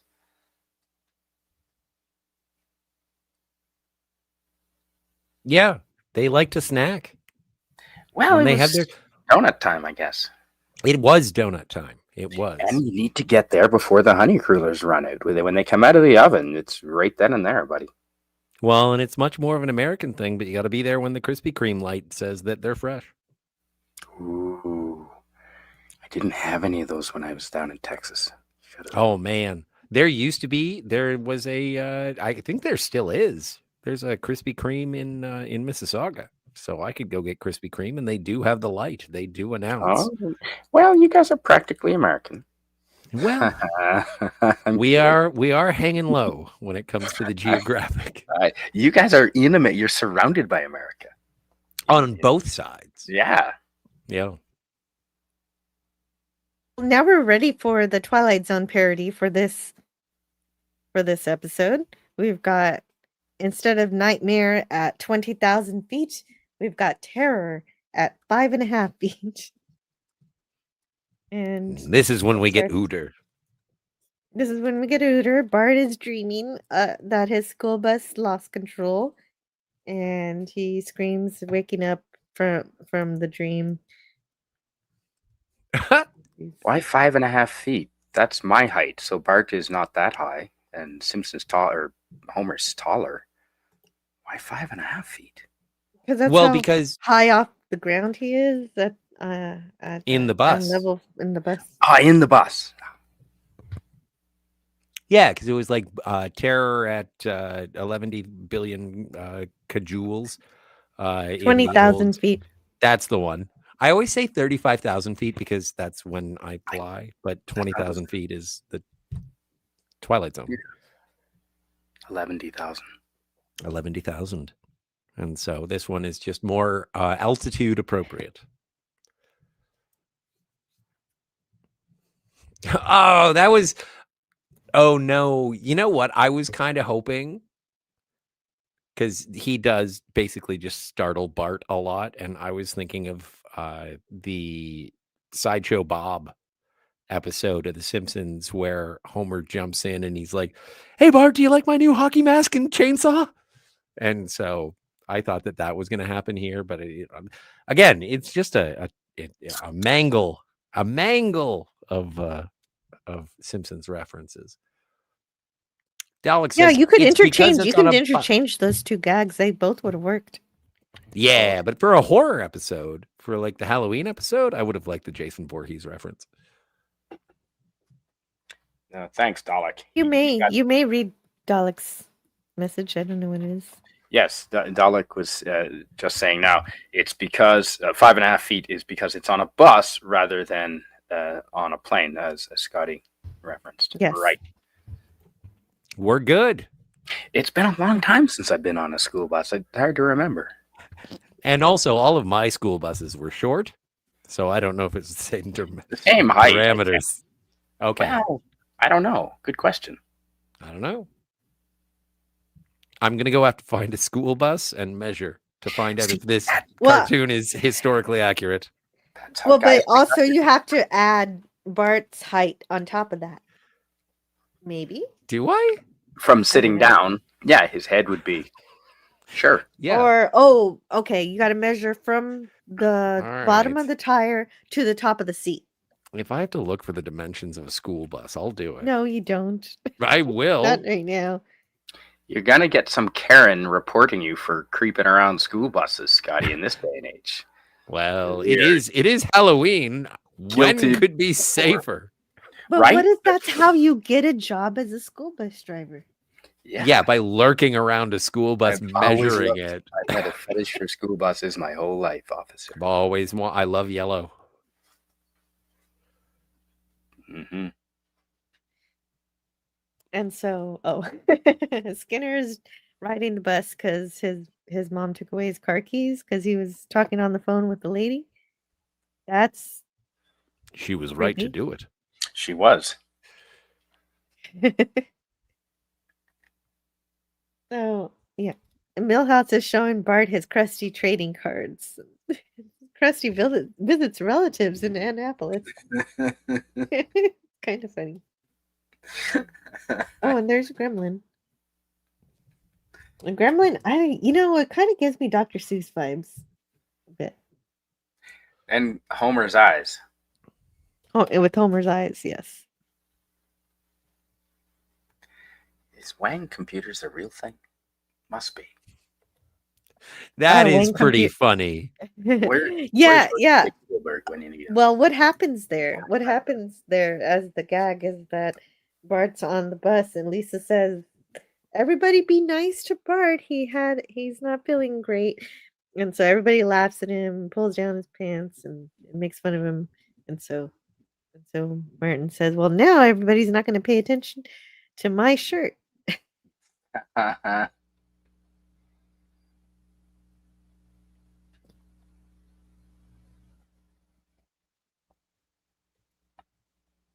It won't tell me height from ground to floor. Hmm. I know. There's a bus goes by my You house. want every height day. from ground to top of seat. I know. You need a so tape there's- measure. All right. I'll be back in 7 minutes. I don't know any bus drivers. Well, I'll apply. The entire reason is just to be able to answer this. I'm going to get a job at a bus. Become a bus driver? Well, because I needed to find out a trivia question from The Simpsons.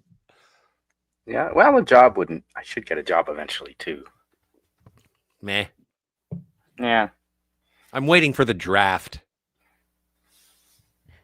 So Bart sees the gremlin and he's starting to mess with the bus, starting to destroy it. And so he warns Otto, and Otto thinks that he's talking about this guy, Hans Molman. And so he knocks him off the road. Oh, do you know why, Jill? What kind of car is that? It is a gremlin. It is a gremlin. It's a AMC gremlin. Mm-hmm. American Motor Company. And it doesn't even hit the tree, but it explodes anyway. It had the reputation of doing that, yeah. Oh, it did. Oh, no. Yeah, that's why the car is sort of infamous. I thought that was the Pacer. Well, maybe that too. But it wasn't built. It wasn't built. It was. Yeah, it wasn't built Ford tough. It's a classic thing to say that gremlins got in the machinery or something. It's a classic engineering term. Why would you name your car after? Good question. Errors? Why do the Japanese name their most famous sports drink Pocari Sweat? I don't want to drink sweat. Ew. Who knows? The advertiser. I know the advertisers. They didn't. The gremlin. They were all on drugs, Jill. That's like the opposite of Gatorade. Yep. I've been on a school bus, but then I get kicked out of the bus. Okay. It was last week. Yeah. That's Kim. Kim said that. Oh my God. Oh, the Pinto, right. A lot of cars known for exploding. Well, it was the 70s. As long as you walked away in slow motion while it was exploding, everything was fine. Pintos used to explode too. If you try hard okay. enough, Jill, you can explode any car. Mm-hmm. I don't want to. It's one of my fears, especially if I get in an accident or something. I got a jar of tannerite right here, Scotty.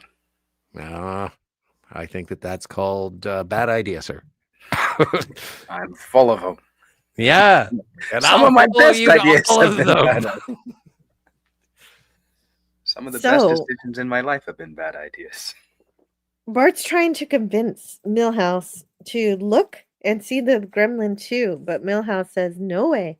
If I lean over, I open myself up to wedgies, wet willies. And the dreaded rear admiral. Now, what is that? All right. I'll look it up. No, I have it.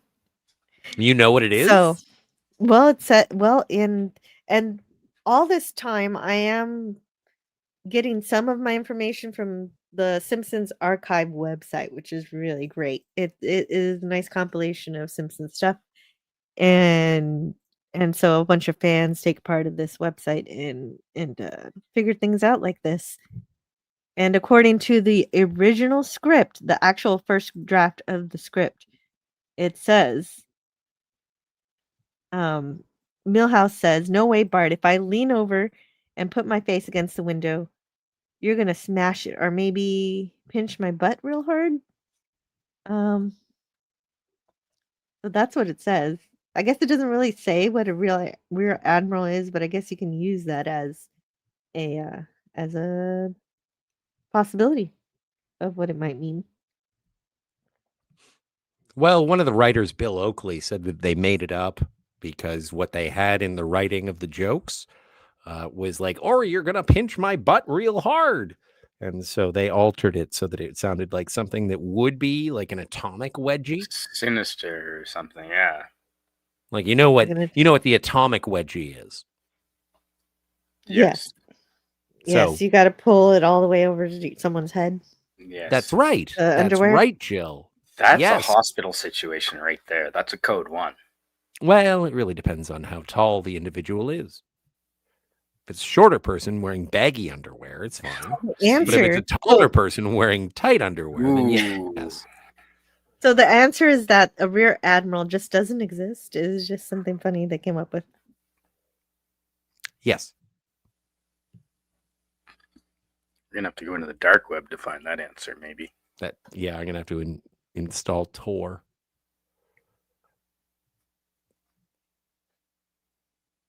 And Bart's just trying to get Otto to figure this out, but nobody believes him. And Skinner tries to pull the shade down to get him to stop looking. And now it's the gremlin pulling stuff out of the car, the metal cap off of something. What is it? Isn't it that's the little minion that was Gordon Ramsay, right? From Hell's Kitchen? Oh, similar. I think it's similar, but I don't think it's the same. The eyeballs were different, maybe. All right. Yeah. Maybe distant relatives. Definitely. And everybody finally looks, but nobody sees the monster. And they're like, hey, there's no monster here. And then Milhouse says, hey, who's driving the bus? that old guy. Hey, Kang and Kodos.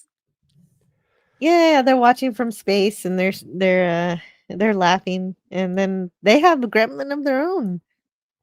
An alien, and I guess gremlin who can breathe outside of the ship. Wow. Pretty sure gremlins can do whatever they want. Dalek says, when I first saw this short as a kid, I had no idea it was a parody of a Twilight Zone episode. Still enjoyed it, though. Yeah. Definitely. Yeah. I've not seen that episode. Neither have I. I know it. I'm aware of it because it's a Shatner episode, but I've never seen it.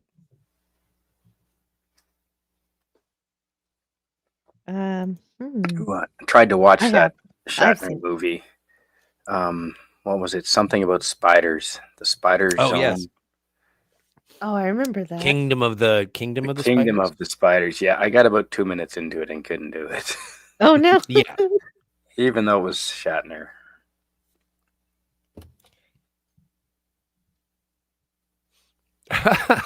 It's like the evil monkey from Family Guy. Oh. Sure. Oh, the pointing. And so groundskeeper Willie needs a ride. Why does he need a ride? My poor mule couldn't walk in the mud, so I had to put 17 bullets in her. Oh, Jesus. that's terrible. Well, I blame the mule. Is that the line? That is, I think that's the line. Yes, that's the line. He said it right. So the first 16 were to encourage her to get out? Well, no, but the thing is that he had to reload. I don't think that there is a gun that he could be carrying. Oh, yes. No, Texas has a pistol, a 9mm. That, well, never mind. How many bullets does it hold? It holds, including one in the chamber, I believe 18. Wow. Allegedly, I might have had that in my pants, allegedly. I don't know if that's where Springfield is, though. Is it Springfield, Texas? Could be. I do not think Springfield is in Texas. There's one in Massachusetts. I was living close to it. That's a whole other question. I think they answered it one day and then I forgot. But anyhow, Bart's getting really desperate now. And it's freaking out Milhouse, so he's deciding to go sit with Uther. Hello, welcome. Hey. Would you? Hello, and welcome to. Speaking of welcome to Jet Sparks. Welcome to talk about the Simpsons too. Howdy, and happy Halloween. Happy Halloween to you too. Good to see you. Would you like to taste my chewy thing? It's no Nougat? wait, sorry.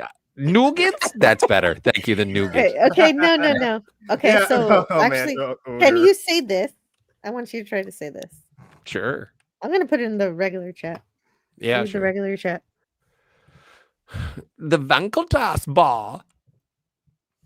And it translates into English as Butterfinger. Well, hey!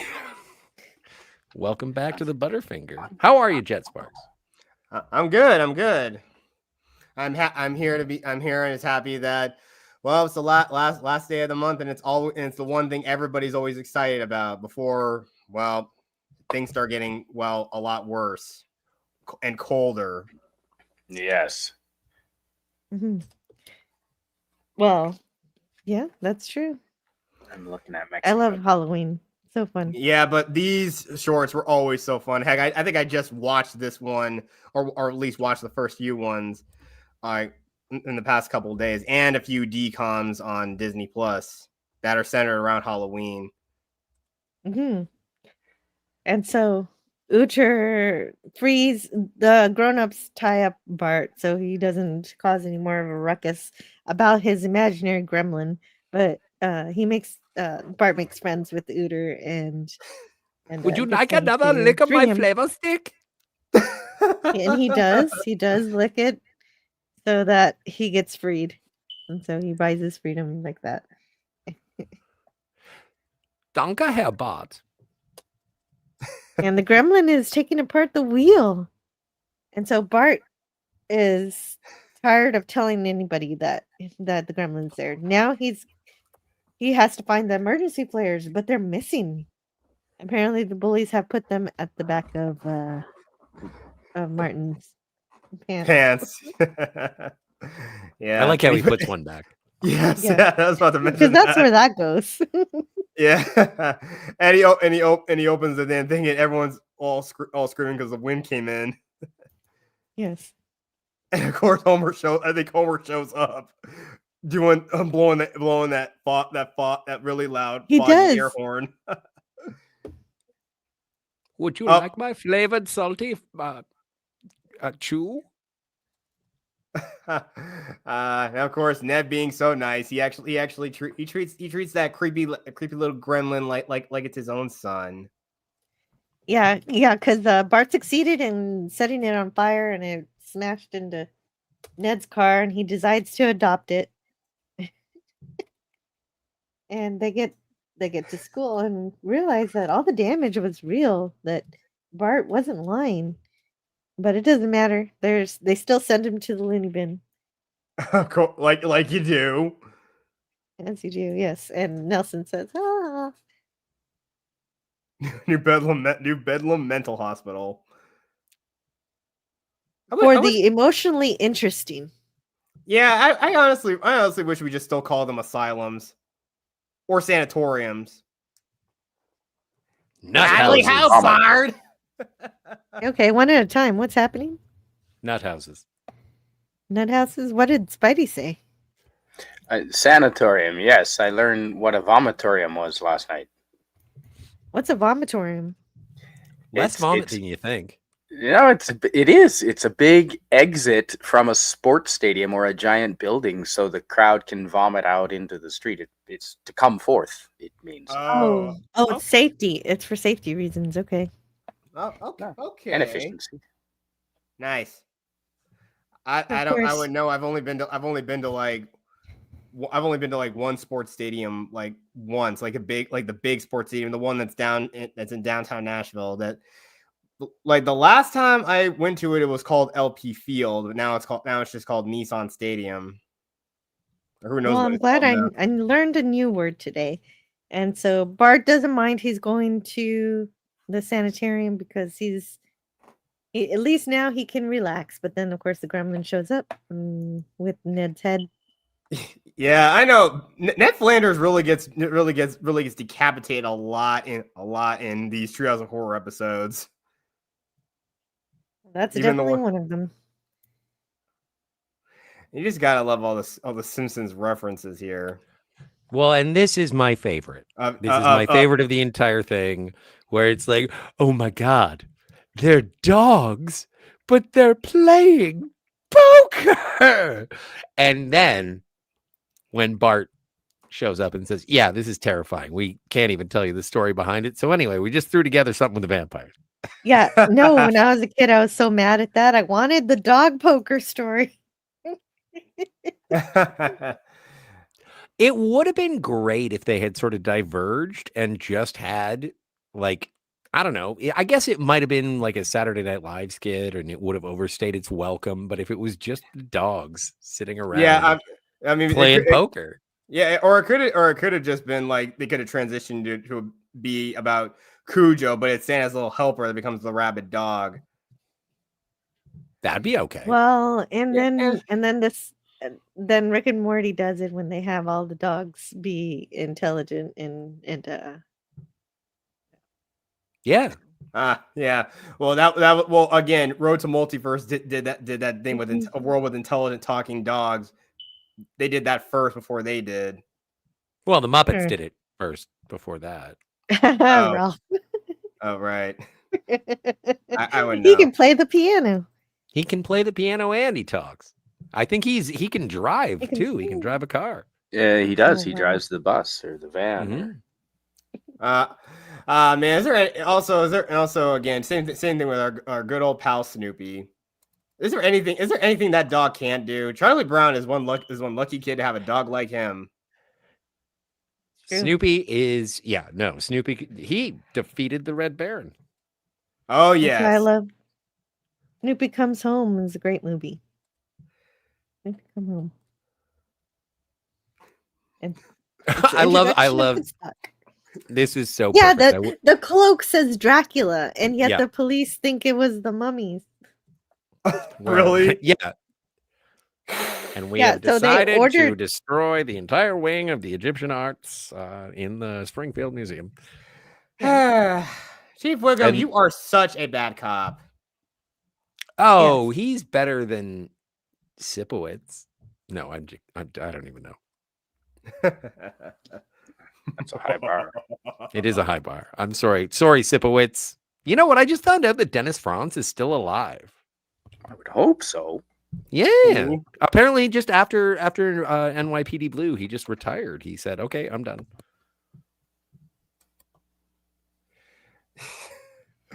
Wow. Okay, so in a completely unrelated story, Montgomery Burns just bought the Springfield Blood Bank. Totally not related to the story at all. And Yeah, he's he totally. invites. Yeah, he's sorry. That's okay. Yeah, Yeah, he he invites the Simpsons. he invites the Simpsons to his house. That oh my god! One day, Jet Sparks, I am gonna send you a box full of 9-volt batteries. So yes, to go to Pennsylvania, where Burns invited them to dinner. Oh yeah, do you see the? Are you gonna show the shot where it's like him? Sorry.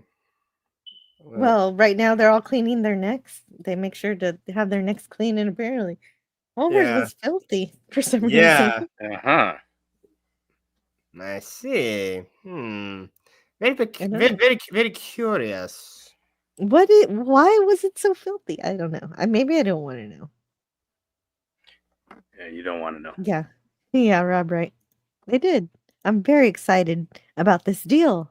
Uh-oh, precious blood. Yeah, he didn't want to lose any of that.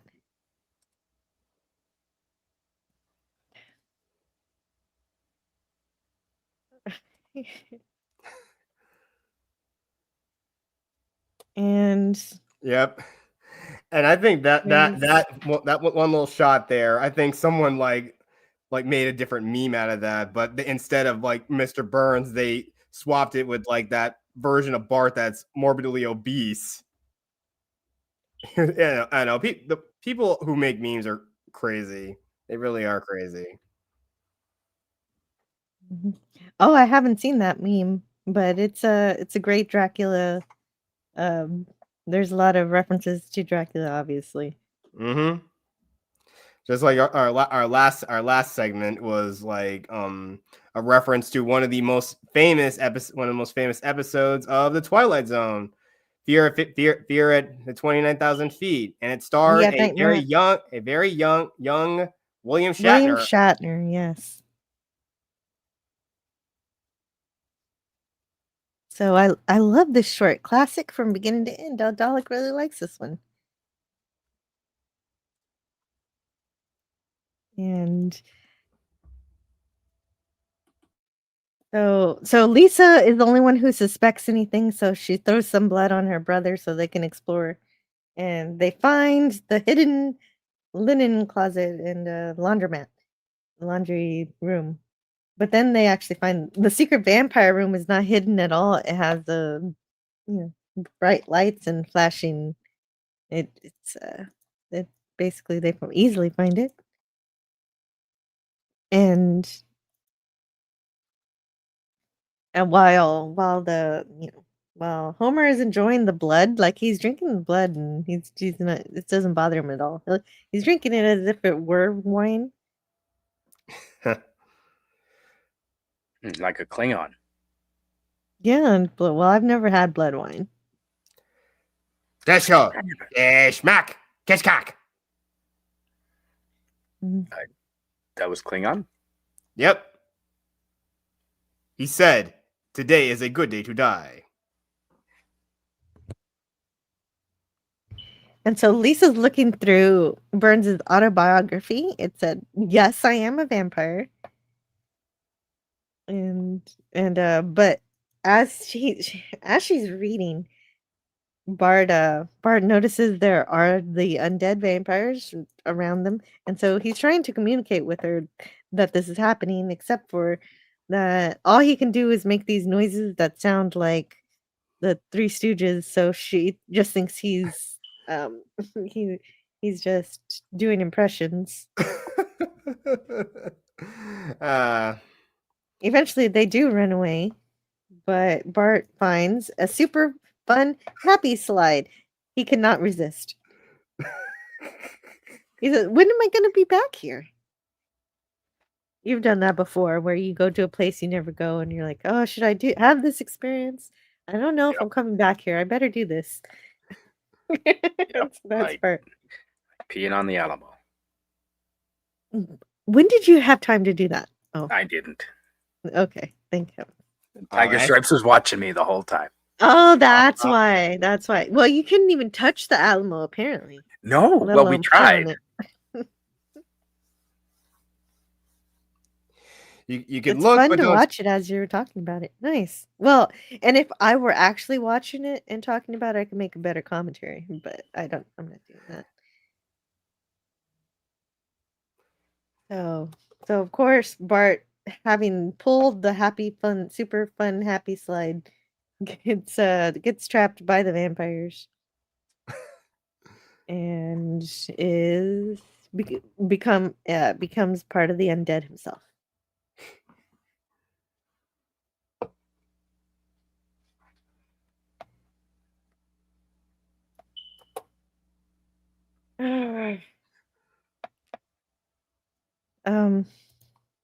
You got to do a favor for me, Jet Sparks. One day, change your fire Smoke alarm, alarm? please. Your smoke alarm, yeah, please. Wait, smoke alarm. Oh, did I? I didn't hear it like beep. I'm sorry. It's been beeping for like 40 minutes. I haven't heard it. Hold on just a second.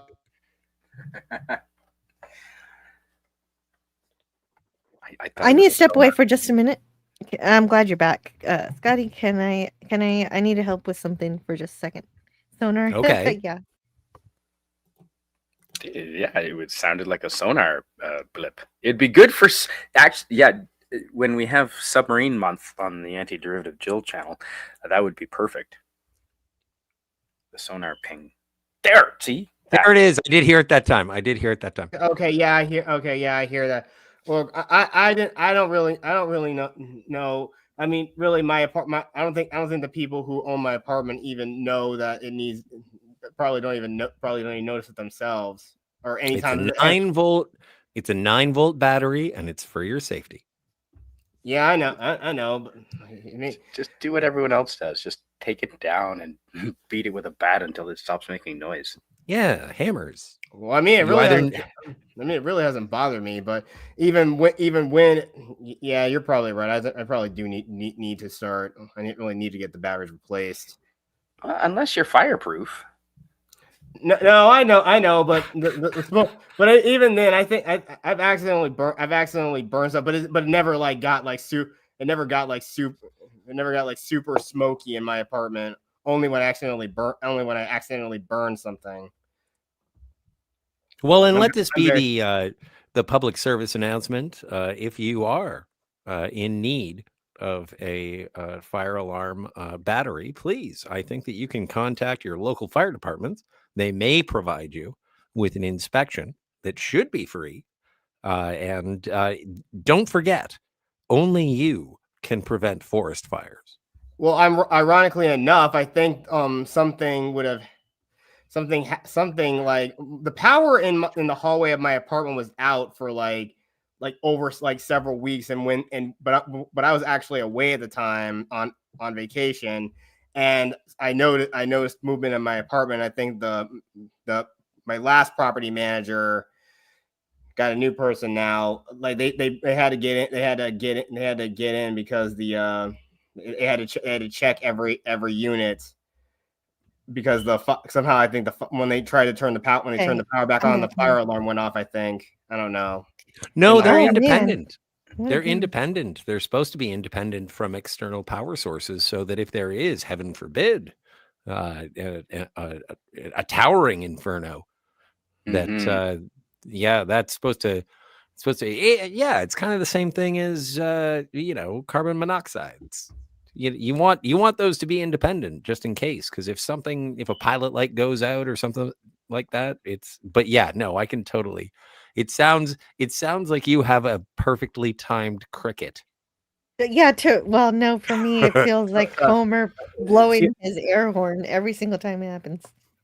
Oh, excuse me 1 second. I'm very sorry about that. Oh no. Well, it's for your own well-being. We don't need other ghosts. Yeah, exactly. I want you to survive, Jet Sparks. You got to live. You have to live so you could finish your book. Okay, so I'm so sorry, Jetsworks, but that drives me kind of crazy. It's for your own good. It's like you used to get but- spanked. I'm doing this for your own good. Yeah, and I do. Like you got to get your kids to wear their Yes. seatbelt and stuff like this. So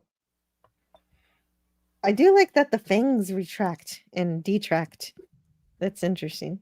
It's a little mechanic that happens with that. I didn't know vampires could do that. I didn't know. Is that from like not Bram Yeah. Stoker's, but like Bela Lugosi's? Like, is it an extension, or is that something that happened subsequently with better special effects in terms of the extension of the fangs? I'm not sure. Well, you know what? Where's Kat when you need her? Yeah, She that's would have true. an answer for me. Oh, and you know what? Big shout out to Kat. She had a bit of a tumble, and so she is a cyborg currently. Cool. Yeah, well, apparently it's not very comfortable. Oh, the bionic enhancements? No. The bionic enhancements are not pleasant. Oh. Hello, Hello, mother. Mata. Hello, father. That's another Simpsons reference, but this one is hello, mother. Hello, father. I missed you in my uneventful absence. That was pretty good. And so nobody believes Lisa. So they all go home. Let's go. Oh, well, he doesn't say Homer doesn't say let's go home. He says let's go to that building with our TV and beds. Now let's all go home to that place where our beds and TV is. The refrigerator. Mm-hmm. I'll choose the fridge over the bed any day. I'm a big bed fan. Yeah, Fridge is so good. Bed is better. Lisa is visited by Bart and all of his vampire friends. And they're all saying, hey, you got to join us and be vampires too. And Ooh, is that, yes, it is. That's a Kiefer Sutherland, that movie. Lost right? Boys. Yeah. Lost Boys. That's a Lost Boys thing. Yes, it is? is. It has to be. Look at the Nice. scene where they're all floating outside the, right? Yeah, it is. cool. Yeah, now I know what happened. I forget you probably you had to test weekly thing to get it to us.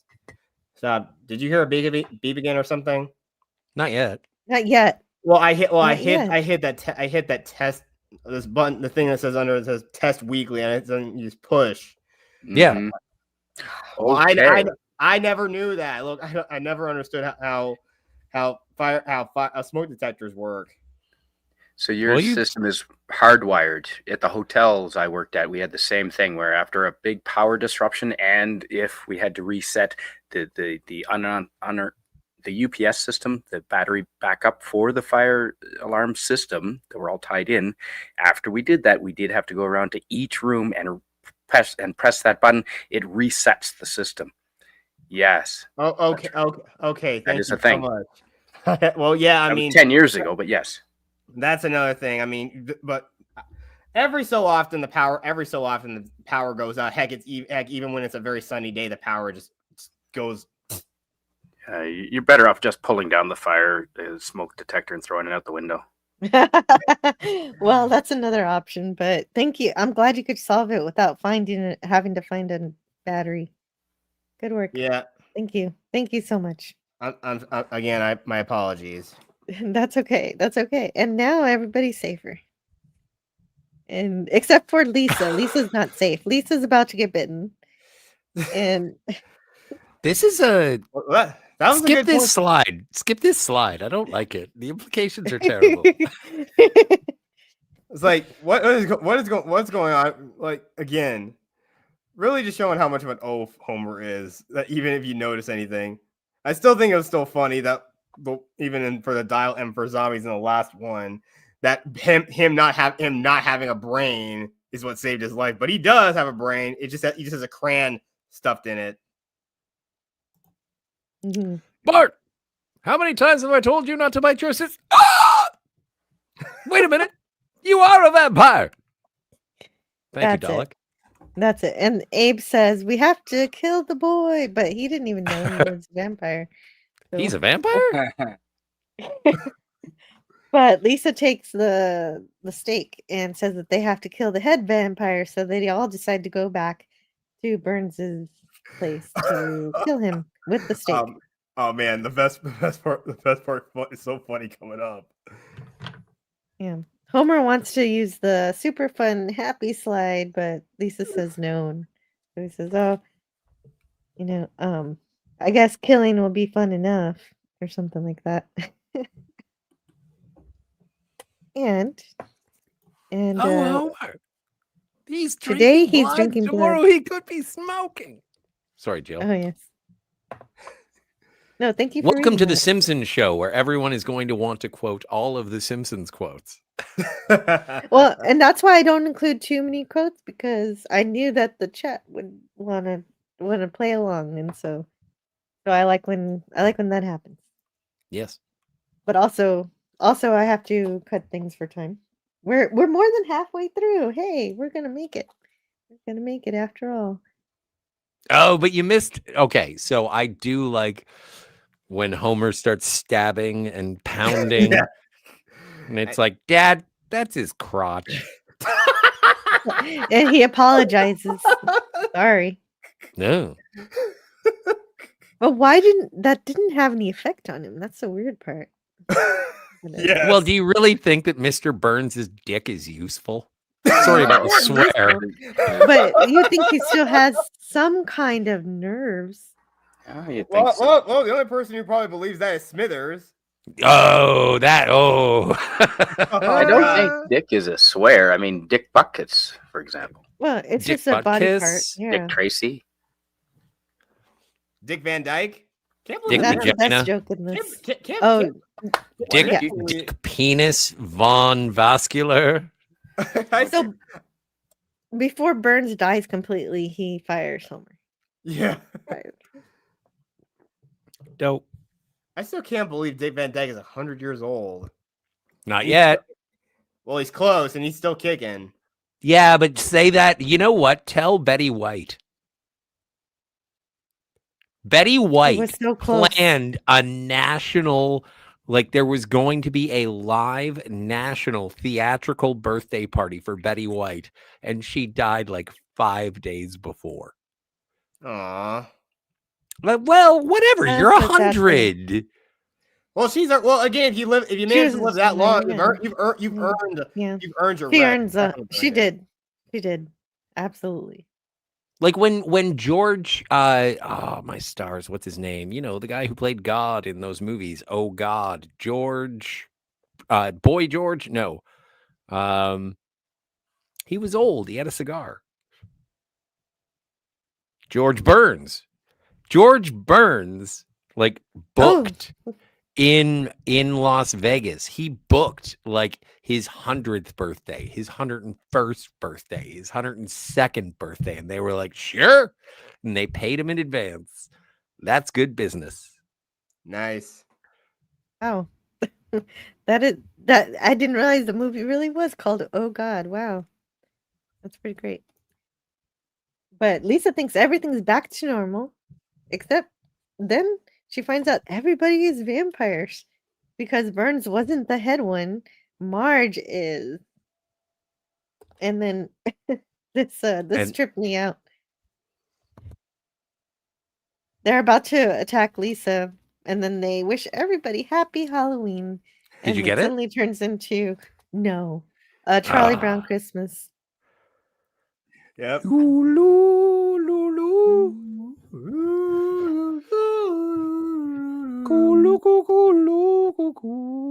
Werewolves of London. And it was, yes, delightful. Yeah. It was hilarious. I meant to get this one, but I didn't get around to it. Yep. Santa's Little Helper is perfect for that. I mean, I think that they love that. They love that so much. They actually reuse that for a couch gag later on. It is great. I love it too. And I like Milhouse's Schroeder. Yeah. No, I'm the head vampire. Yes, thank you.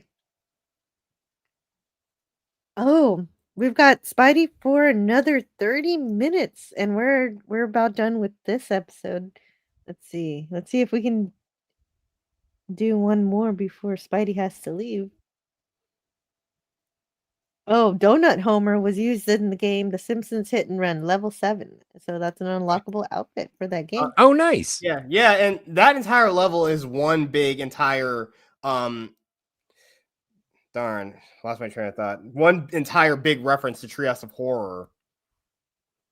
And it Oh, that happens makes on sense. and it happens on Halloween, of course. Mhm. And this is the last episode Conan O'Brien wrote for. See if there's anything else. Oh, this is the last one he wrote? Man, he was the man who basically made who made The Simpsons great, and now, man, only imagine. I mean, sure, they got him to come back for that one newer episode that it was basically written completely by AI, apparently. What? Oh my god, that's terrifying. Yeah, How did he write it if AI wrote it? Well, writing for AI is basically writing prompts. Yes. I don't know. I haven't seen the episode. So I don't know what the conceit of it is. Well, I saw I saw a thing from that channel, Simpsons Theory, and yeah, it's basically Bart just turns 11 after 30 plus years. It's fine. Okay. Yeah. Well, now he can be sorted into his Hogwarts house. This is the first appearance of Ooter. Oh, this was his first time. Okay, Yeah, it I was. didn't know that was his first. Do you want to have a chew of my fruit roll up? It tastes like wheat. And I'm just going through some of these little trivias here to see if there's anything else, because I want to learn these things too, and I didn't get a chance to integrate them. I was hoping that this was the last Conan O'Brien episode because that dogs playing poker joke reeks of being a Conan O'Brien joke just because of the absurdity. Yeah. And I love it. I love it so much. And Conan O'Brien. Nice. This is the first time Lionel Hutz is in a Halloween episode. Yeah, that's true. And the last. And, it says here the scene where Homer is force-fed donuts is inspired by the Warner Brothers short Pigs is Pigs, in which a greedy little pig has a similar nightmare. Yeah. Oh yeah, one of the older Merry Melodies before that character would probably evolve into but this is before he was fleshed out into the character we know as Porky Pig, right? Well, I don't know, man, because Porky Pig was I think Porky Pig actually predates Bugs Bunny. Yeah, that's true. He was one of the original, a part of the original Merry Melodies lineup of characters. Yes, before Bugs Bunny was a thing. So, right, and after the Charlie Brown Christmas song, they play a song that sounds like the Addams Family theme. Oh yes, I love that. And there you go. That's the trivia for this episode. That's as far as I know. And we can move on. Let's see how far we can get through. Oh my gosh! Oh my goodness gracious me!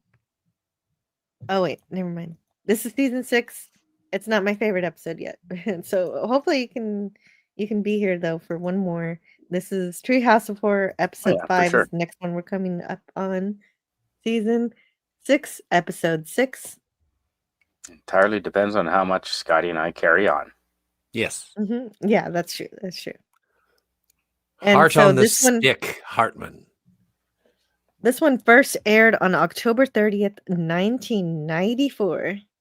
Mm-hmm. Literally the year I was born. Wow. You're a youngin'. Yes. Holy shit! I love it when Jill calls people young. Yeah, even younger than my younger brother.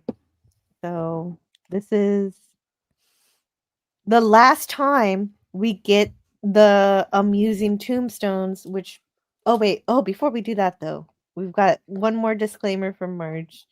Yes. Last one, I think.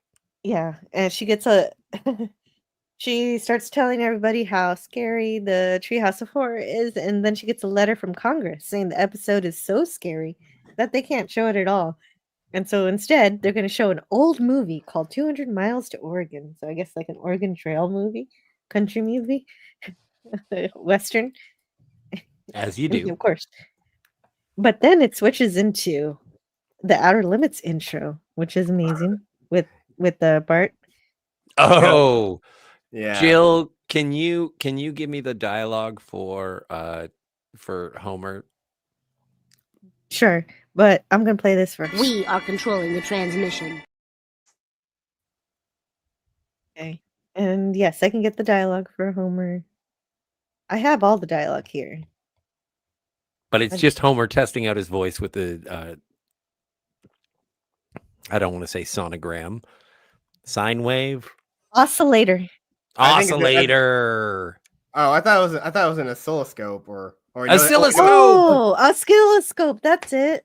Oscilloscope. Yes, it monitors sound waves. Yes. Thank you, Jetsparks. See, look at us, everybody. Welcome to the show. We're all dumb except for Jetsparks. Yeah, glad we have him here. All right. What's that, boy? We're in control? Hey, look! I can see my voice. Blah, blah, blah, blah, blah. This is my voice on TV. Dad, you're ruining the mood. Oh, I'm sorry. That was just an excuse for me to make annoying noises, everyone. Thank you so much for playing. Oh, this is Dalek's favorite Treehouse of Horror episode, but I love the Outer Limits. Oh, Dalek, it's mine too. And in terms of the Outer Limits, my favorite episode from that show is Zzz, with Joanna Frank as the bee queen turned human, Regina. What? Oh, I thought it was about pagers. Yeah. Imagine a horror story where someone gets a page. If that was made in like the 90s, it would have been funny, but today it would have been extremely dated. Well, in the 90s, a lot of people got horror stories. Yeah, now everything's just jump scares, and I don't even want to get. Let's not get into that. Let's not. Yeah. So we have an intro here, and we've got Mo who's hanging himself. Oh, there it is. Museum tombstones are being buried. So this is actually the last episode with the museum tombstones. So this is not a lie. And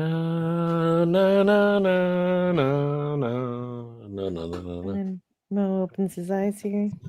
Oh, there he is. See, I thought, well, not always, like watching this in terms of the rampant murder of main character or of characters from the show. I was just like, wow. And specifically from the hangings, like whenever they hang someone, pretty good in terms of the animation of them falling, dropping, having their neck snapped, and then Mo opens his eyes. It is quite frightening. Yeah. Mm-hmm. I still can't believe they actually tried to hang Brendan Fraser in The Mummy for real, and he actually nearly he had to be resuscitated for it. Wow. It's crazy. But I didn't realize that was real. Yeah. Sorry. That's not good. Oh man, it's just like the because I was listening to Pop Culture Breakdown, Doomcock, and they were talking about the Elvira movie where she literally did this stunt for real, and she allowed herself to be lit on fire, and she had a substance on her to protect her, but that's wild. Yeah, I think not a good idea. I think they used some sort of some flammable gel they use for those burn stunts they try to do. Yeah, it was invented after Michael Jackson's Pepsi commercial, I think. Yeah. Right. Oh. Yeah. And after that, everybody always put that on their hair. Yeah. Yeah. His hair lit on fire. I remember that. So, but Patty and Selma just aren't bothered by the fire. They just are using it to light their cigarettes. So this is smoke. Yeah, and already Chief Wiggum, Miss Krabappel, and who was the other one inside the Principal Skinner? I know. Principal Skinner was the one who got, but who was also there? I know it was Mrs. Krabappel, Chief Wiggum, and who else? Willie. Yes, Maybe Willie. Groundskeeper Willie was the. Okay, yeah. The other one. And I love how they're just like these Frankenstein abominations, and they just swap their heads back together. Yeah, that's cute. They got to get their heads on right. Everything's still not quite right, but it's close enough. So first off, the Shinnin. So glad I've never watched this movie. It's way too scary for me. It's not that bad, yo. No, but it's a good movie, but it's not that bad. They almost make it to where they're going on Tuesday, but Homer forgot to lock the front door, then he forgot to lock the back door, and before you know it, it's Thursday. I'm sorry, but Marge, you couldn't have told him that once they got, or you couldn't have told him that before you guys left, or the first time you went back. Like I know it's just a joke, but come on, Marge. Yeah. Not wait until you're already there. Twice. Yeah, it shouldn't have gotten past Wednesday at the least. Well, but I like that the joke is that the first couple of times you see Grandpa in the back seat, and then it's like, but we left Grandpa at the gas station, and then no one says anything. It's like, we're not going back. We're not going That's back. why they did it the third time. Comedy's in 3, Scott. You're right. That's true. Oh, right. And I wish you could join us too, Dalek. It sounds like you really know your stuff. I love all the quotes you're putting in the chat. And this is the best Treehouse of Horror. Starts with the best. The shinning. Short. The shinning. Short. You want to get sued, boy. When do you get sued? Robert Wright. Fun fact. Apparently, Stephen King liked the Shining spoof. He doesn't like any of the adaptations of his stories except this episode and the movie Stand By Me. I think he also said he was perfectly fine with The Mist as well. I'd like to hear his opinion on Shawshank and the Green Mile. Robert Wright, I'm on your side. I think that you are correct about the adaptations of The Shining. But to say that this is his favorite out of all of the adaptations, I'm going to have to check some sources. So the Simpsons are essentially house sitting for Mr. Burns for his which lodge. already is not a good sign. No. Well, the last family went crazy and killed themselves. So, well, and I love this after they do the whole tour and everything, and they already see the blood and everything, and then Mr. Smithers is like, maybe cutting off the television and booze is what drove these people insane. Well, and they do it anyway. And if they do end up killing each other, then I owe you a Coke. There's that. I owe you a Coke again. Right. I owe a Coke. Yeah. This was supposed to occult rituals, witch burnings, and 5 John Denver Christmas special. John Denver. I like the John Denver Muppet album.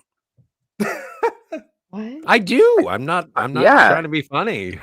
Yeah, and the Christmas where he did Grandma's feather bed. Grandma's feather bed. Yeah. That's awesome.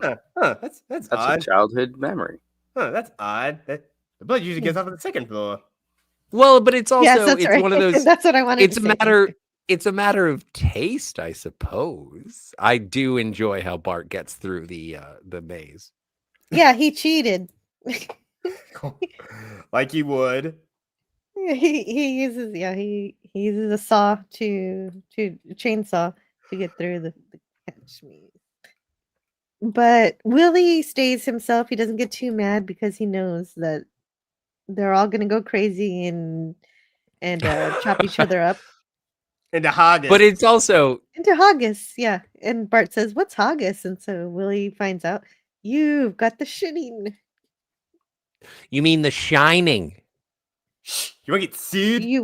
Well, Yeah, and- no, and that reminds me of the time where I told Orville creators that they make beautiful Jeffries tubes, and they said, "No, you cannot call it that." And then I was like, "Oh yes, you're right." Sorry. Well, and I like it later, and this is like animation and voice acting. It is perfect. And it's like when he talks about, oh, I know, I'll contact Willie and I'll do the, and then he rolls his eyes and he looks to the side and he's like, the shinning. And like he does react. It may not, it meta, I suppose, as opposed to being a fourth wall break, but he does, and just like, all right, fine, we'll say the shinning.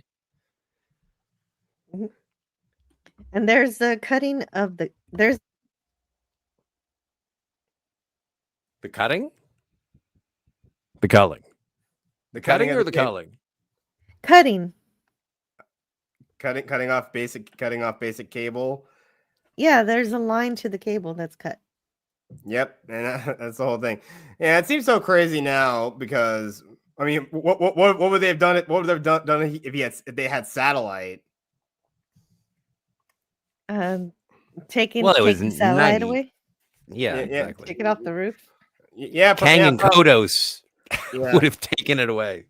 Oh yeah, they would have, but yeah, and also again, but I think but also in our own reality, I can only imagine what would happen if someone got their Wi-Fi cut off.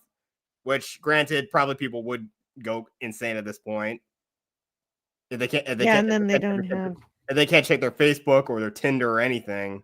Well, that's the beauty of going out camping at my local lake here, Jet Sparks. Sugar Lake has no cell or Wi-Fi reception. It's awesome. You have no choice but to relax and have a campfire. I'd like to go kayaking on that lake. You sure can. Yeah. Nice. There's not many waves. Nice. Yeah. And if that's your intention to deliberately get away from technology, that's a great way to do it. Mm-hmm. Can I take my Nintendo? No. Yeah. It's an anchor for my sailboat. Yeah, exactly. You can take your useless bundle of plastic. Anyway, I got to step away for a second. The TV still works, so yeah, I'll be you can back. hook up a Nintendo to this without having any cable, and it's totally fine. And unless it's a Switch, then it wants internet. Sometimes I think you could play the Switch without internet, though. It's just I'm pretty sure you can. Yeah. So he's okay with there being no TV. He's okay. So the cable's out, and as he's realizing this, you can see Maggie spelling red room with the blocks. Yep. Nice another little reference.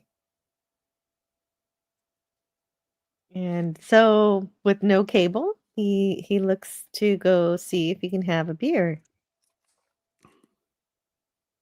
Let's see. Why won't it play? There's no beer. No. So now he's starting to go crazy already. And he decides to go check out the Axe collection. But my problem here is that if this is a fully stocked bar, why can't he drink any of that liquor? Is it guarded by the Mo ghost? I have no idea, but I guess again the only type of alcohol Homer wants is just plain beer. Nothing harder. He never drinks other liquor? I've seen him drink champagne, I guess, but Flaming Mo. Yeah, right. The Flaming Mo. But a Flaming Mo is basically just something with that's it's just a beer, cough syrup. Yeah, cough syrup, and it's like set on fire. Yeah. Okay. I didn't realize that. Makes sense. Oh, and Marge finds a typewriter. Apparently, Homer can use a typewriter. And it says he's feeling fine, so that sounds good. And that's a relief. But then lightning strikes and lights up the room. And so it's revealed what he's really thinking. No TV and no beer make Homer go crazy everywhere. Yeah, this is like honestly, this is the perfect parody to a film. Yeah. I mean, I can only imagine all work and no play makes Jack a dull boy. Yes. Mm-hmm.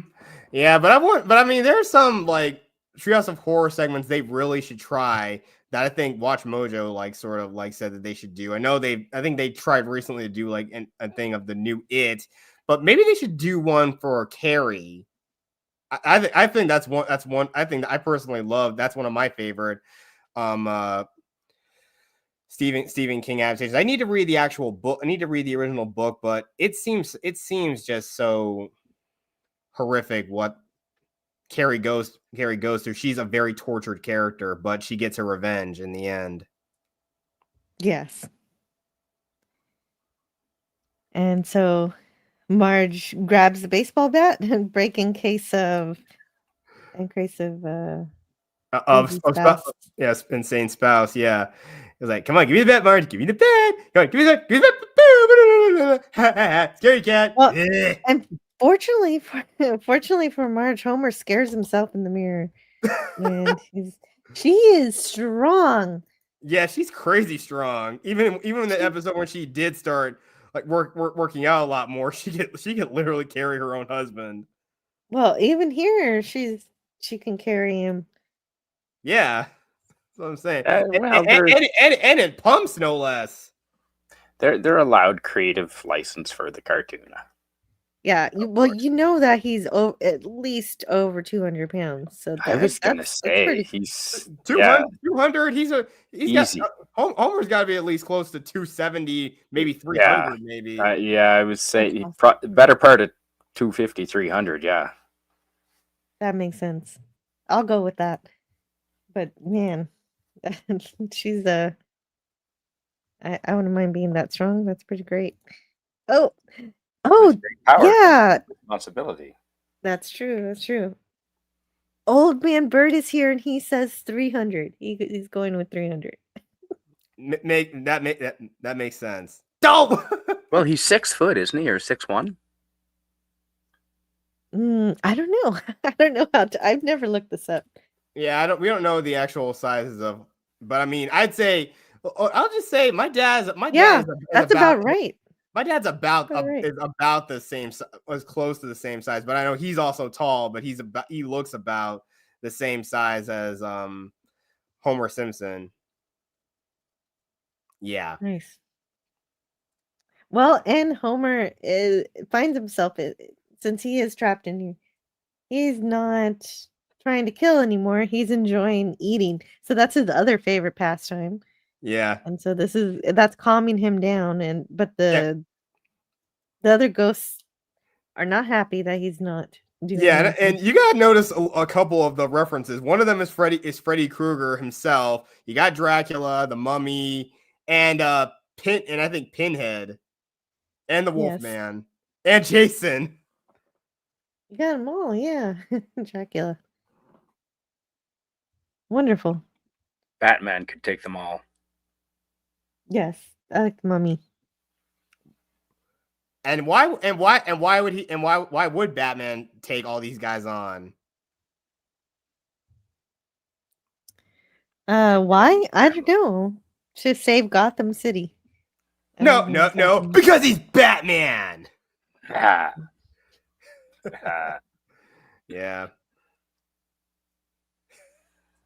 And so so Mo and the gang get Homer back on track, and to murder. Oh, here's one of the funniest of the segment, and they take the classic scene from The Shining, when he does the axe. Yeah, when he does "Here's Johnny," nobody's there. Here's That's the part I don't want to watch. It looks great too. Good. Yeah. Good find. David Letterman. Hi, David. I'm Grandpa. No. I forget all the names he said, but I'm really all this more in 60 minutes. Yes, Morley Safer and Ed Bradley. And all this and Andy Rooney tonight on 60 Minutes. I would have preferred Mickey Rooney. Yes. Also, he was crazy enough. He actually was in a Disney Channel Halloween themed movie called Phantom of the Megaplex. I mean, the man, Mickey Rooney is a legend. God rest his soul too. Definitely. Yeah. So Marge tries to call the cops. That doesn't help. Yeah, and of course, look who he has on look at the wanted posters. He got Fat Tony, Sideshow Bob, and I think that's I'm not sure if that's Herman, but I think it's supposed to be Snake. That's Snake, yes. Okay, it looked almost like her. It looked almost like Herman. Yeah, no. When you say Snake, that's it. That's who that is. Yeah. Wait a minute. It might be Herman. Wait. No, it's not Herman. Okay, yeah, I can see it's Snake. Yeah, it's Snake. Definitely. Oh yeah, and another joke that I think one of the more underrated jokes also of this segment is, "Mom, is Dad gonna kill us? We're just gonna have to wait and see." You can basically just add that. You can basically just add that to any horror movie. Hey, is this house haunted? Hey, is this house haunted? We're just gonna have to wait and see. Yeah. And then you do your callback of the axe collection, which is filling an entire wall. So at this point, the calling the cops didn't work. So Bart says, "Don't worry, I'll use my shinning to call Willie," and that works. Uh-oh, the little fat boy and his family are in trouble. And that's another one of the best shorts. All right, Looney, show me what you got. That's not a face you can do. Oh man, that's gonna be a recurring theme in this whole. You're throwing a Scottish accent in there, aren't you, Jet Sparks? That's pretty cool. Wait a second, we've got to congratulate. Yeah, that is pretty good. But we've got to congratulate Old Man Bird. Happy 33rd wedding anniversary. I hope you have a good night. Oh. Congrats. He says, "Hail, Jet Sparks, Jill, Scotty R37. Happy trick-or-treating. It's my 33rd wedding anniversary." No Friday Night Frolic. Oh, but yeah, that's awesome. Yeah, that's good though. Dalek says, and then he gets axed in the back. Oh yeah. Which happens over and over in this episode. Yes, that is the recurring gag of the episode. "Call me not Jeffrey," says. I posted this to Streamlink. And if you had oh, okay. Wow. You posted this to Streamlink. What's Streamlink? Where did you ask Grok what I would look like if I had movie star professional hair and makeup? Wow. Well, thank you. Yeah, I don't generally use a lot of makeup, so I was thank you for being interested in that. FKHC 2005 says, "Who should I be more sorry for, you or the wife?" Oh, I'm joking. Old Man Bird sends a $9.99 super sticker that says thank you. Oh, you're welcome. Thank you so much, Old Man Bird. Let's play a random. Oh yeah. This one. Oh, I like this. This one's for later. You saved us, Maggie!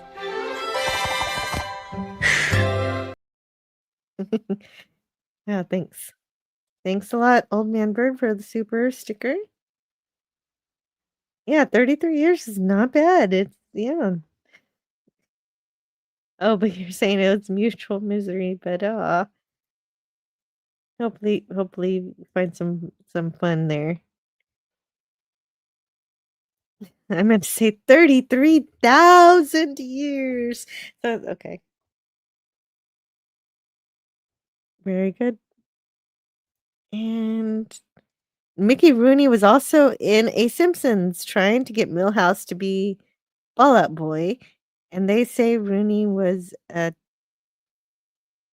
2-decade box office star from 1949 to 1950. Alright, so Homer's still on the rampage. Let's get through this one. But the portable TV that Groundskeeper Willie dropped is discovered by Lisa, who shows it to Homer, and he suddenly stops wanting to murder. Urge to kill, falling, rising, Rising. Yeah, I like the rising. Fading, gone. Instead of going back to the house to get warm, they all bask in television's warming glow. And they freeze, and they freeze to death. Yeah, essentially. They freeze to death watching the Tony Awards. Oh God. Homer, change the channel. Can't Frozen. Urge to kill, rise. Urge to kill, rising. Yes. And so then, wow, we just dig right into the next one. Time and punishment is the next one. So let's see. Where are we? Wow. And so this one is a parody of Ray Bradbury's story called A Sound of Thunder. And he's eating breakfast. They're eating breakfast. And and he's just happy. But then his hand gets stuck in the toaster. Yeah, and I think that's a reference back to Clown Without Pity when he says, "Oh, Marge, doll's trying to kill me. The toaster's been laughing at me." This really shows that this toaster really has it out for Homer. Yeah, apparently. And not just once, but twice does he have to bang the toaster off of his hand. And so he ends up in the basement repairing the toaster all night. And this shouldn't be hard to fix with the right tools. And he just breaks it open with the rock. Like he's an otter. Yeah. But all the parts you can probably salvage from that thing to build something else. True. Oh, that reminds me of the Stargate episode when somebody builds a Stargate out of a toaster. And who did that? I forget. So, the things that they use to fix the toaster. Let's see if we can figure out what they are. We're about to see the toaster itself. There's vacuum tubes in there. I know that. And Christmas lights. Christmas lights, yeah. Different sorts of lights. I think that looks like something of a tiny radiator, I think, or something out of a radio. I can't really recognize some of these parts. Well, I know that's a distributor cap on the top left corner, like from a old school car with spark plugs. There you go. Yeah, so he's very cool. So he took that from the, I'm guessing, from the sedan or probably Marge's car. Yeah, and the starter coil is right there with the plug wire coming off the top of it. Yeah, that's wow. I hope he has a smoke detector handy and a fire extinguisher. Yes. Yeah, there's also some circuit boards in there too for a good measure.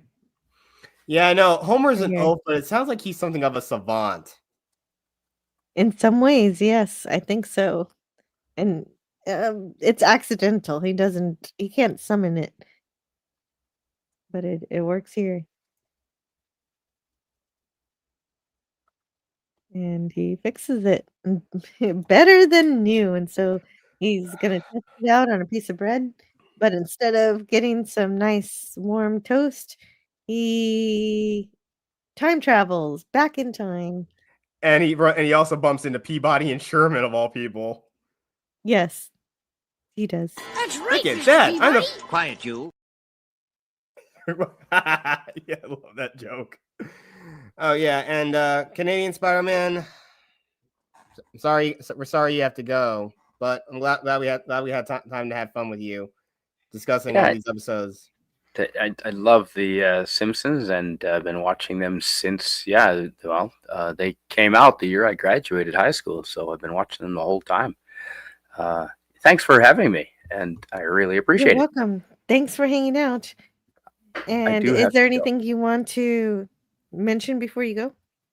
No, I'll catch you in a couple hours on Friday Night Frolics, of course. Absolutely. Yeah, no, I look forward to. I'm gonna try and have a bonfire, a Halloween bonfire stream, Jill, and depending on the weather and timing. But of course, I will let you know and put links for you to join if you ever have the time. But thanks for having me. This has been fun. I look forward to that. I will be hopefully a week later. We'll see what happens. Yeah.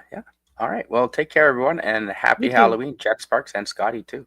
Happy Halloween! Enjoy your festivities, and good luck with the rest of your costume, making your sword. Mm-hmm. And is there any? Yeah, so you're gonna have bonfire stream. Yes. And Yeah, everybody subscribe to Canadian Spider-Man's channel. Lots and lots of fun there. Thanks for that. And yes, Chronos, I am a pyro. So yeah, bonfire streams definitely. They're a big hit.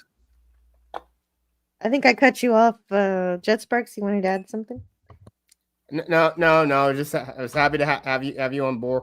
Happy to see you, Canadian Spider-Man, and I'm glad we could just sit back. We could all sit back together and talk about some of the best episodes of Simpsons Treehouse of Horror. Indeed. Yeah. No, they were. Yeah, the Treehouse of Horror are always good. I don't think you have a bad one there. And yeah, thanks for that, Joe. I appreciate it. At least not today. We're doing seasons 2 through 8, and so far, yes, they're all amazing. I like them all. I'll see you around. Probably only seen the first 10 or so, but yeah, all right. I will catch you later. Thanks, everyone. Mm-hmm. See you soon. Happy Halloween. And let's do that. And Scotty is, I know he's away for a little while. He has stuff to do, but he intends on returning. And yes, hello to Kronos. Spidey is a pirate. Well, Spidey is a pirate, but he appreciates controlled burning, safe burning. But yeah, I guess if pyro is someone who enjoys fire, nothing wrong with enjoying fire as long as you do so safely. I enjoy fire. I like fireworks. But anyway, Homer goes back in time to the age of the dinosaurs. And so he says, oh, I've gone back in time to when dinosaurs weren't just confined to zoos. Gosh. That's such a funny line from him. They were confined to, he's just how much of an idiot he is. Yeah. Yes. Although we do have the actually, Homer, dinosaurs are actually confined to museums. Well, hey. Okay, thanks, Frank. So, however, we do have their descendants in the birds. We have lots of dinosaurs in this episode. They're all from different. We have Jurassic dinosaurs, Cretaceous dinosaurs, and they mix them all up. And apparently a short-faced megafaunal mammal from the last ice age, apparently. Right, that giant sloth that shows up. Yeah. That sounds like that. And apparently his dad warned him about the butterfly effect. If you step on something and even a tiny thing can change the course of history. Yeah, And and so the first that's one of my favorite paradoxes. Mhm. And so a mosquito flies in and he squishes it, and indeed it does. It does. So we get a whole flashback back and forth of him going back in time, doing something different, and each time he does something different in the past, it changes whatever future he goes to.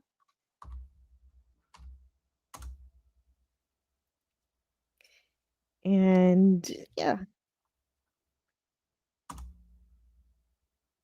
Yeah, oh yeah, and that's when the slots is in. So the family's eating breakfast, and Ned Flanders is apparently the ruler master of the world, the lord and master of the world, and you must do as he says, and Homer Yes, Homer is and apparently Homer didn't get the memo because he can never stand Flanders in general, and he basically said, "Uh-oh, looks like a negative Nelly in Sector 2." I would ask the family to kindly freeze and be prepared for a reading education. Yes, and that's where they go, where you essentially get a frontal lobotomy to put you in line. Everything Yeah, else is yeah, just yeah, just like torture, being forced to yeah. smile, and of course, yeah, you get a free warm glass of milk, and they let you keep the piece of brain they cut out. Yeah, they put it in a jar for you and everything. It looks like there's some preservative in there, so it'll stay, fresh or, Yeah, that preserved. that sounds like a pretty scary world. Oh, yeah, definitely. But that And would be it's so crazy. That would be crazy if like your worst enemy is like the ruler of the world. Just let the yes, hooks in and the work. that's what Homer's got, and so he's so frightened by this, he runs away, and he's, chased by the dogs, and he says, "Oh, luckily I have these wiener dogs," and you think he's gonna throw them to the dogs, No, he but, just eats them no. himself, and I'm no, gonna it does. I it's just what I needed for fuel. Yeah, come quick energy. Yep. So he Yeah. goes back, and he's immediately attacked by a T-Rex. Yep. And he sneezes on it, and apparently, since again, germ theory probably was like something that was unknown to the dinosaurs. They all just drop. They'll just That immediately drop like happens flies. next time. We're almost there. Oh. This first one is he runs away for the Oh. T-Rex and manages to avoid everything until he gets to the beach, and he Oh. squishes a walking fish, like a Fish. mud skipper or something. Yeah. And that might have been the first humans of like trying to get one of the first creatures that could have evolved into humans. Yeah, I was thinking this was gonna be more catastrophic than what actually happens. Yeah, just like with Q, like messing around with the primordial soup. Mhm. Yeah, all good things. That makes sense. And Q there you is the go. worst.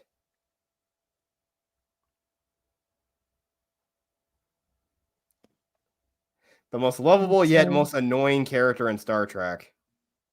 yeah, I agree with that assessment.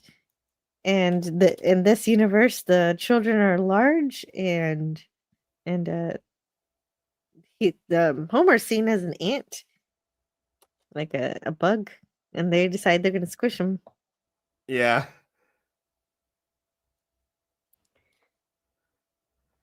Yeah, And so so he goes back again. And that's when he sneezes on everybody. yeah. Oh, this is gonna cost me big time. And then he flashes forward back again, and he seemingly arrives to the most perfect world. Or Yes, there's only one fatal flaw as far as he can tell. Oh, donuts don't exist. Dalek says, "Jill, check the chat." Tribbles are the worst character. I love Tribbles. We don't Yeah, see yeah, the slides. Oh, yeah, and that's oops. Sorry about that. yeah. I'm Okay, sorry, I should have told you that, here. but That's yeah, okay. the That's rename. okay. I should pay attention. I should be paying attention to what's happening. So there. This is we'll just play him. Bug go We'll just squish. play him without stopping him. Go ahead. No, just Bug goes squish. He comes back home and realizes, yeah, Ned is the rule of the world.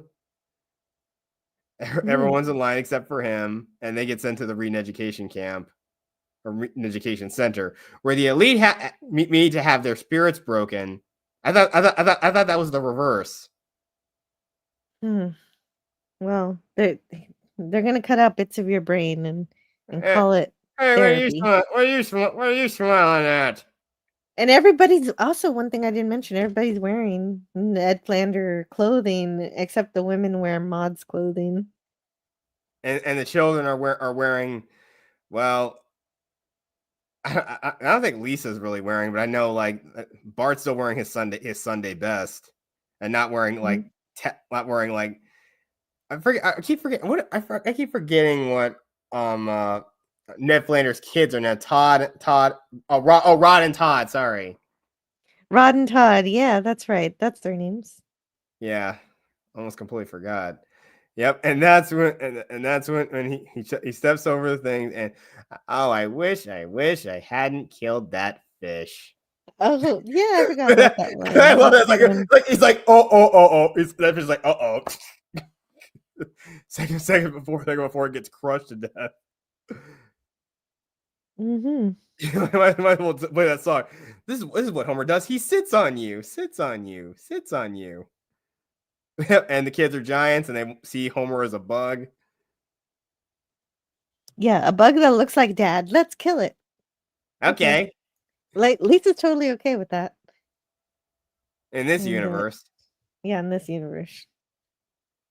Yeah, and all the dinosaurs get dropped like flies.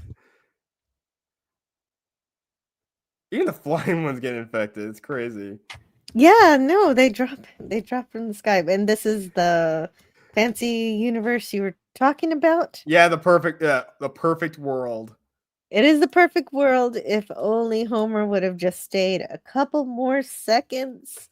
Yes. Because this is the perfect universe for him where they're really rich and Patty and Selma are dead and they're going to their funeral. And the only problem is that nobody knows what a donut is. And if he only would have stayed. Go ahead. Yeah, and only because it rains donuts here. Oh, That's it's right. raining again. Yeah, it rains donuts in this universe. I don't know if it ever rains actual rain or how they get their water supply. Because you can't drink donuts, but you can certainly eat them, and Homer would have been so happy with this. Yeah. He never knew.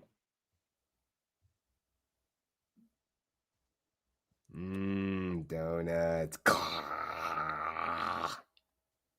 Oh yeah. It's still not your own world, Homer. I can get you home, but you gotta do exactly like that. And he gets an accent back from Maggie, and he goes, and of course it's James Earl Jones coming out and saying, "This is indeed a disturbing universe." you have the clip? Indeed a disturbing universe. I do.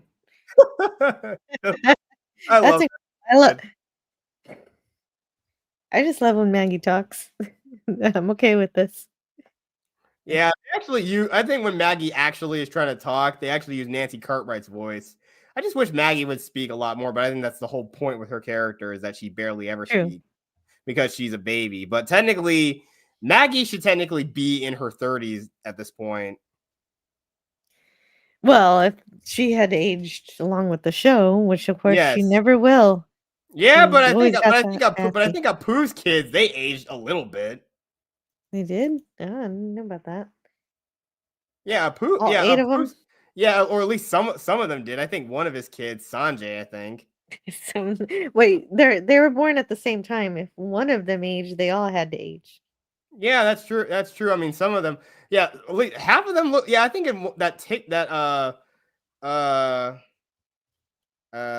that one thing where they did TikTok from Kesha. I think it showed half of the kids were like they looked to be like in like it looked like they were in like elementary school. The rest still looked like they were babies. Like half of them were grown up, half of them weren't. It's kind of odd. Again, there's no real continuity in The Simpsons.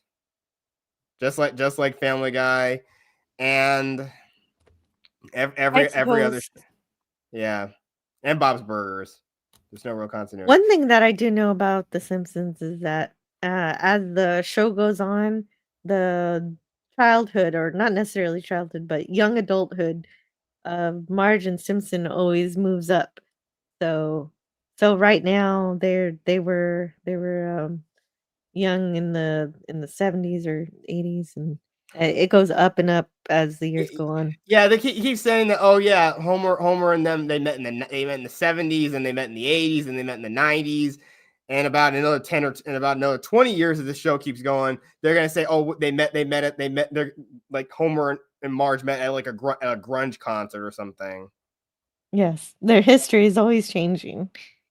Yeah, but the Simpsons. How many kids did Apu have? 8. Yeah, 8. Yeah, 8 kids. I mean, I know in the real world there was a woman who had octuplets, yes, but that's a very rare occurrence. I wonder what she's doing now and all of her kids, but her kids are probably all grown now.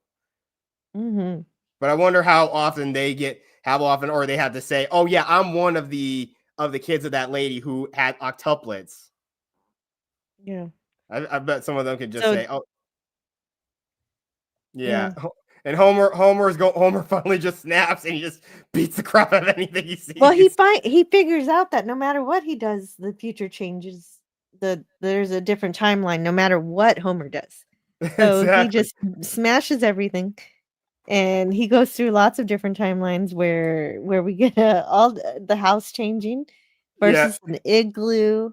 Yeah, then Flintstones kind of house. Yeah, let's go through it. Yeah, igloo. Flintstone's house,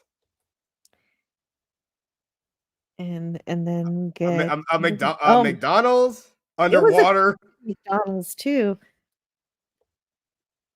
Yes, that one's complicated. Yeah, an old shoe. The old lady who lived in a shoe had so many children she didn't know what to do, and then. Bart as the Sphinx. Yeah, that's great. We have King and Kodos. Foolish Earthling. They don't understand the grasp of time travel. And then they turn into Peabody and Sherman for some reason. Yeah. What happened to this, Kodos? Go ahead, you.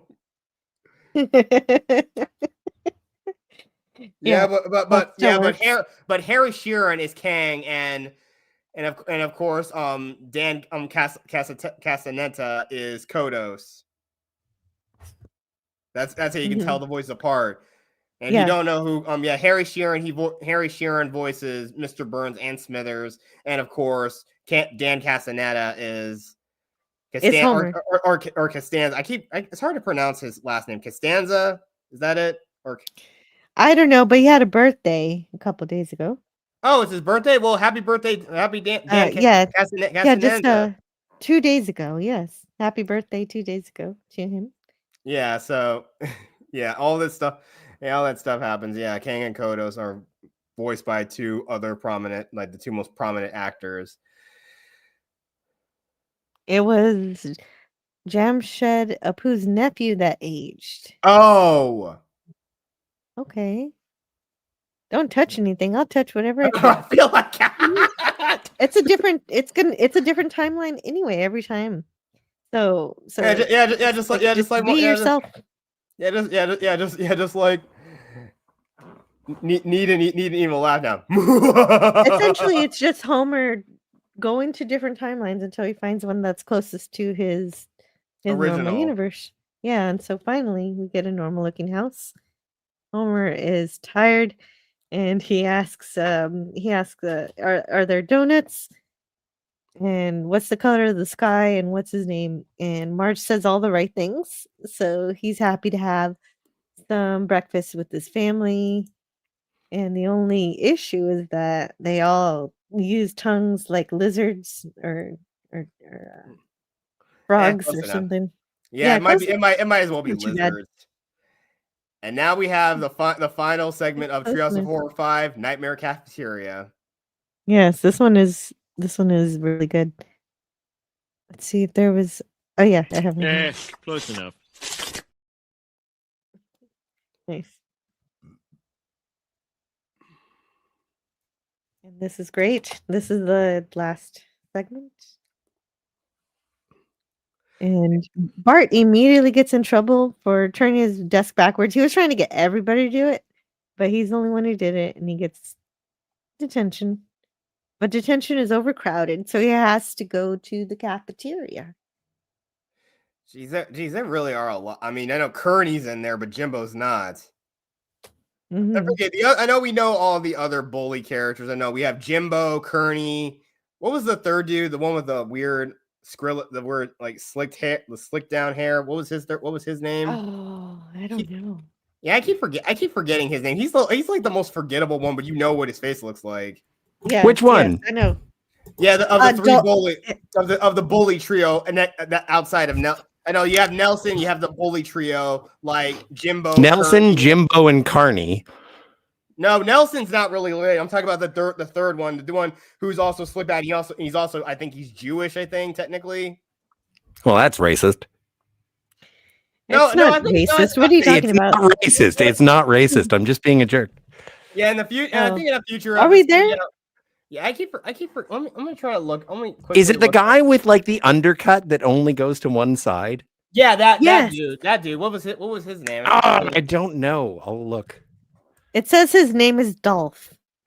Dolph? Yeah, no, I'm with Dolph. I'm okay with Dolph. His name is Dolphin. Somebody named him Dolphin. Oh, that poor kid.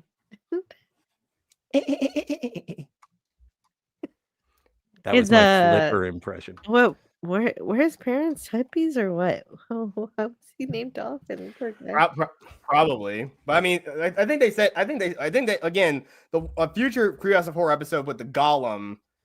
I think it's pretty much stated that he's like Jewish also. Mm-hmm. Okay.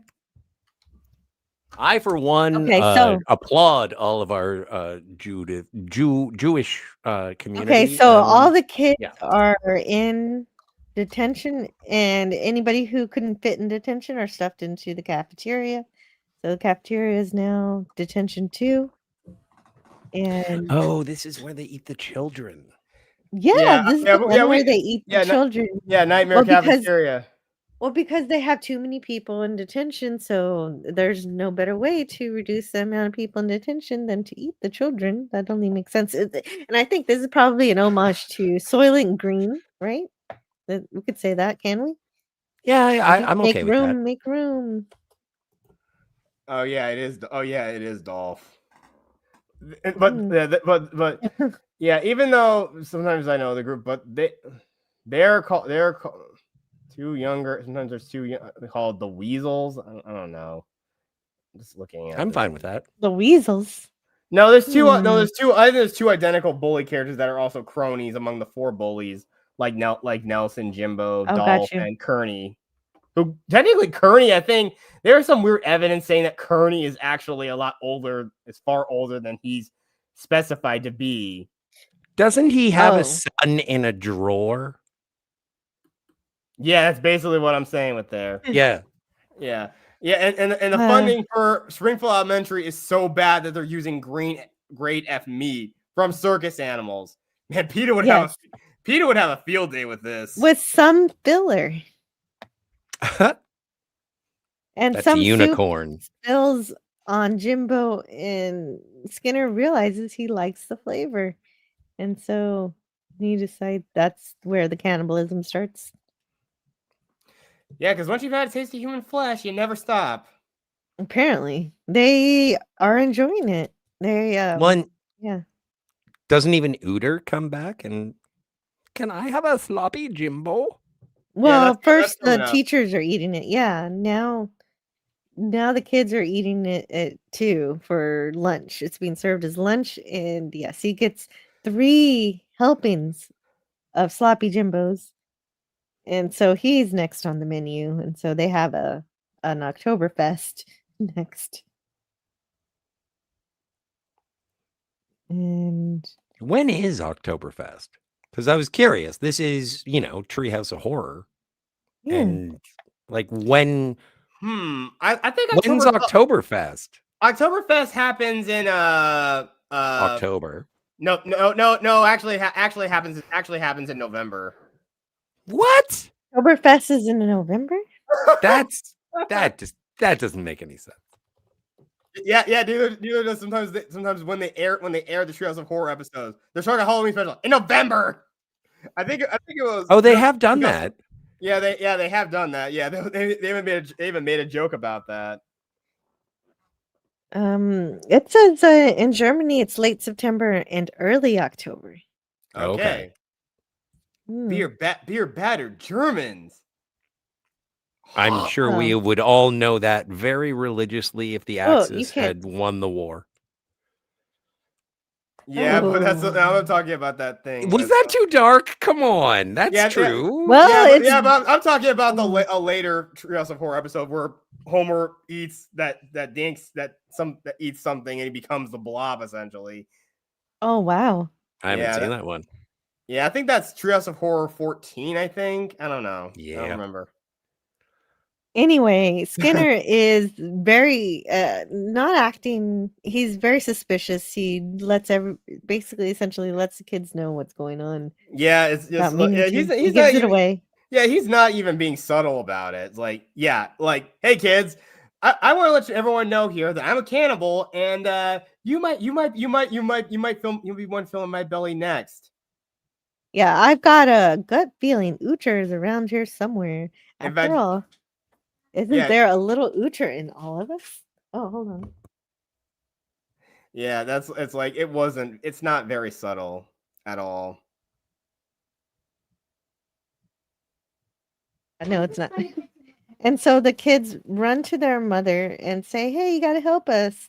They're cooking the kids in the cafeteria." And Marge says, "You're 8 and 10 now. I can't fight all your battles for you."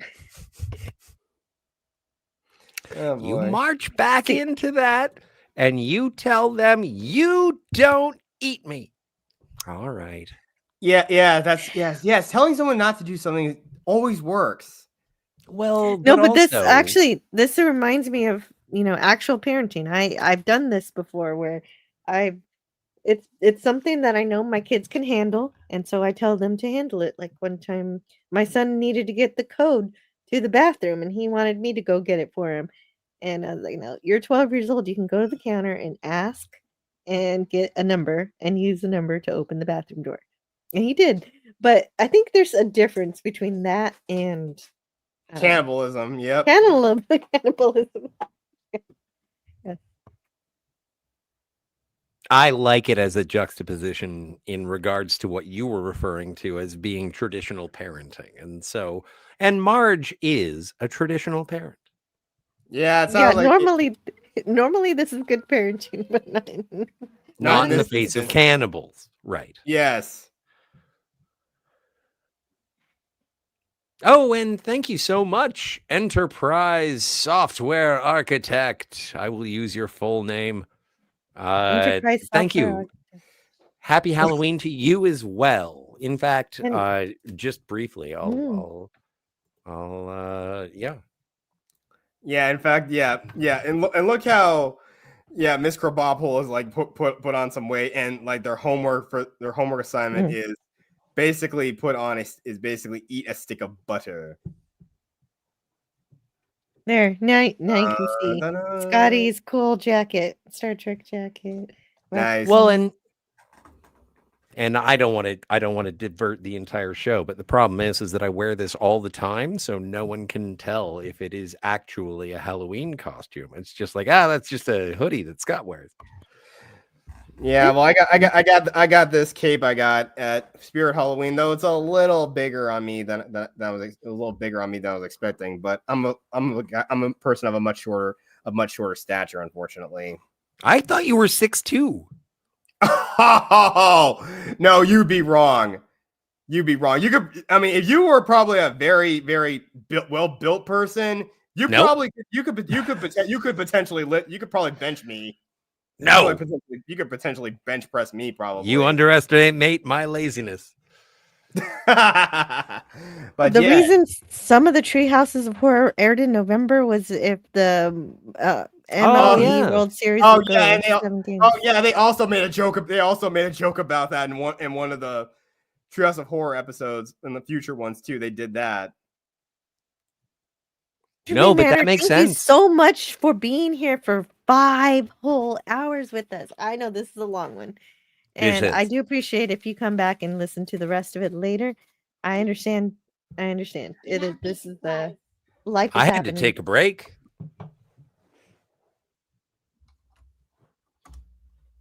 But no, it is fantastic that everyone has been hanging out, and I think this is just fun.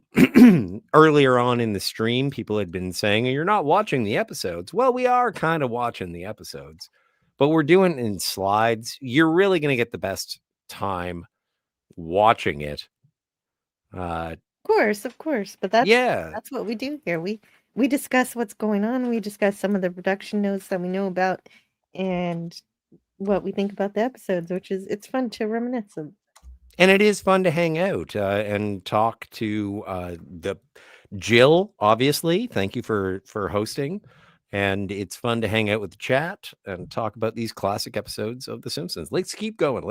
People are going to start and slagging. Absolutely.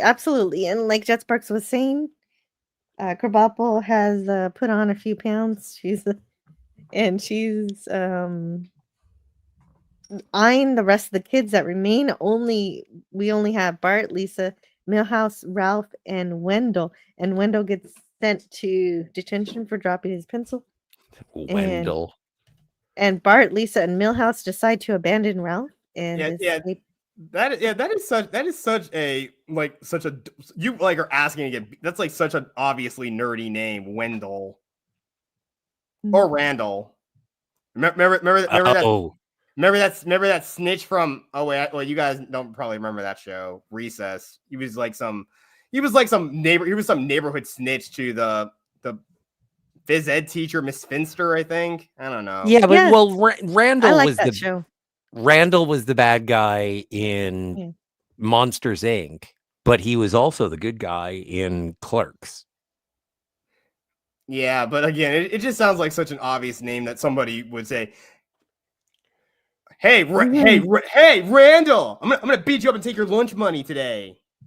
Yeah, but the difference between Randall and Wendell is that you can call Randall Randy, and I guess that's better, but you can't call Wendell Wendy.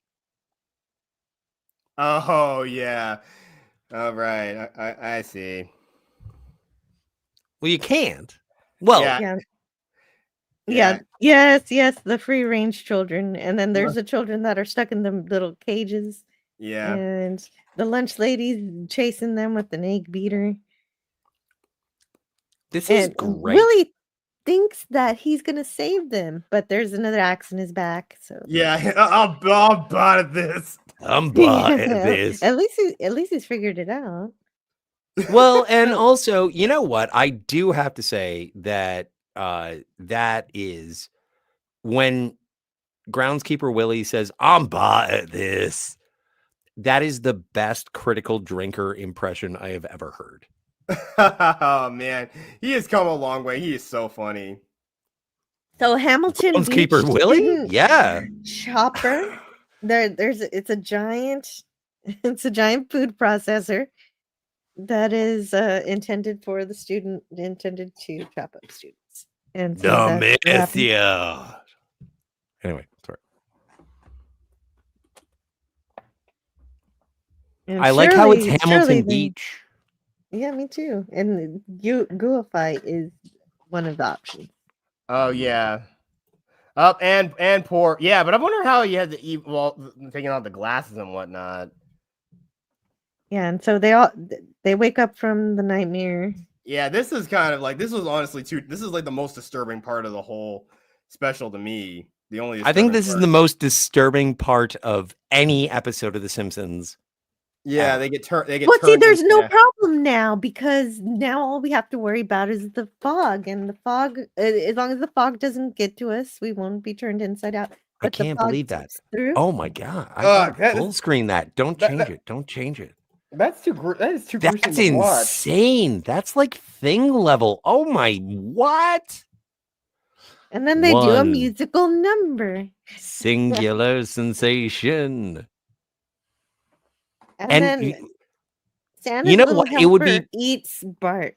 It would be fine. It would be fine if it was just them inside out. But the fact that they spray blood and gore across the set, and then Santa's little helper comes and eats Bart. I think everything about that is fantastic. That was the highlight. Happy Halloween. That's what Halloween is all about.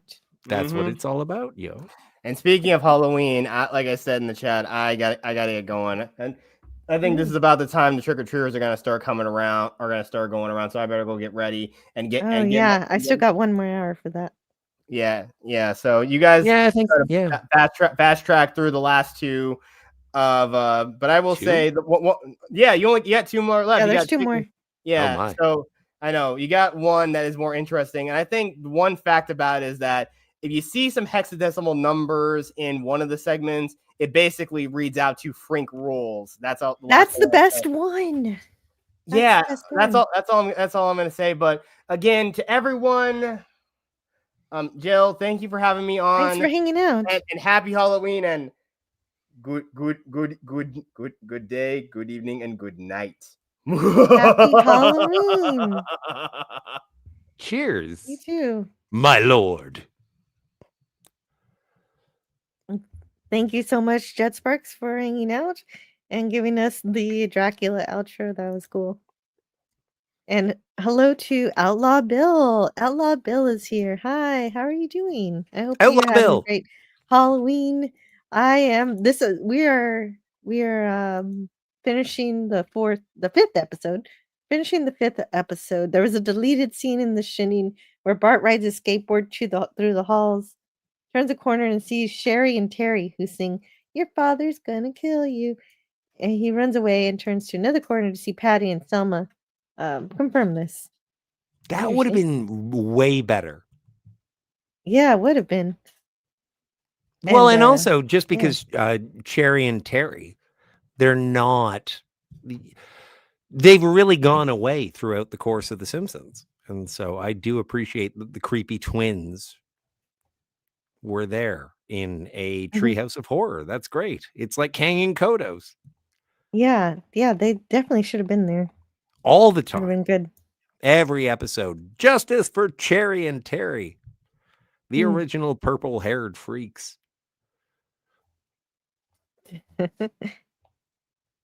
And we'll kill you, Bart. We'll kill you. I think they actually say that in like a regular episode. They do. Oh, neat. And so we're ready for my favorite episode, which is the 6th Treehouse of Horror episode in season 7. This is your favorite? Yes. I can't wait. Me too. I'm excited. Oh, before we go, though, the Inside Out gas that turns the family inside out is a reference to a 1962 radio drama called Drop Dead by Arch Obler. The segment is called The Dark, a man that inhales gas, which turns him inside out. Wow. Okay, so that was inspired. Have you ever seen The Fog? The Fog. Yes, but I don't remember it. Yeah, fair enough. I saw the original. I don't really remember it. I think it has something to do with ghost pirates. Ghost pirates. Ooh. Well, this one has Krusty the Clown as the headless horseman to start the episode. I do like Krusty the Clown. Yes, and the sixth Treehouse of Horror first aired on October 29th, 1995. And it was written by John Swartzwelder, Steve Tompkins, and David S. Cohen. And he's David squared plus S squared plus Cohen squared. I think I probably saw this like when it was first broadcast. Yes, I definitely saw this when it was first broadcast. I started with the last one. I know I saw the last one when it was broadcast, and this one. I don't think I saw the other ones when they first aired. So that probably plays into why it's my favorite. Directed by Bob Anderson. And yeah, so Legend of Sleepy Hollow reference here. Have you ever had anybody throw flaming pumpkins, at you while they were on horseback? Never. It's exhilarating. I got to tell you. Well, like I'm glad I got away. I'm glad I got away.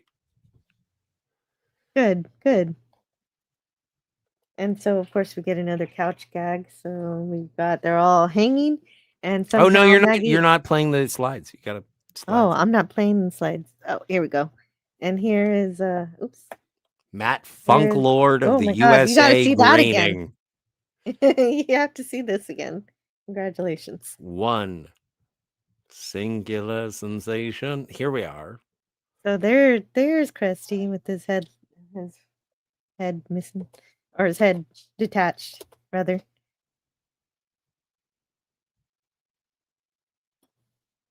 And so there's the family all hanging, and Maggie. Well, but still able to use her pacifier.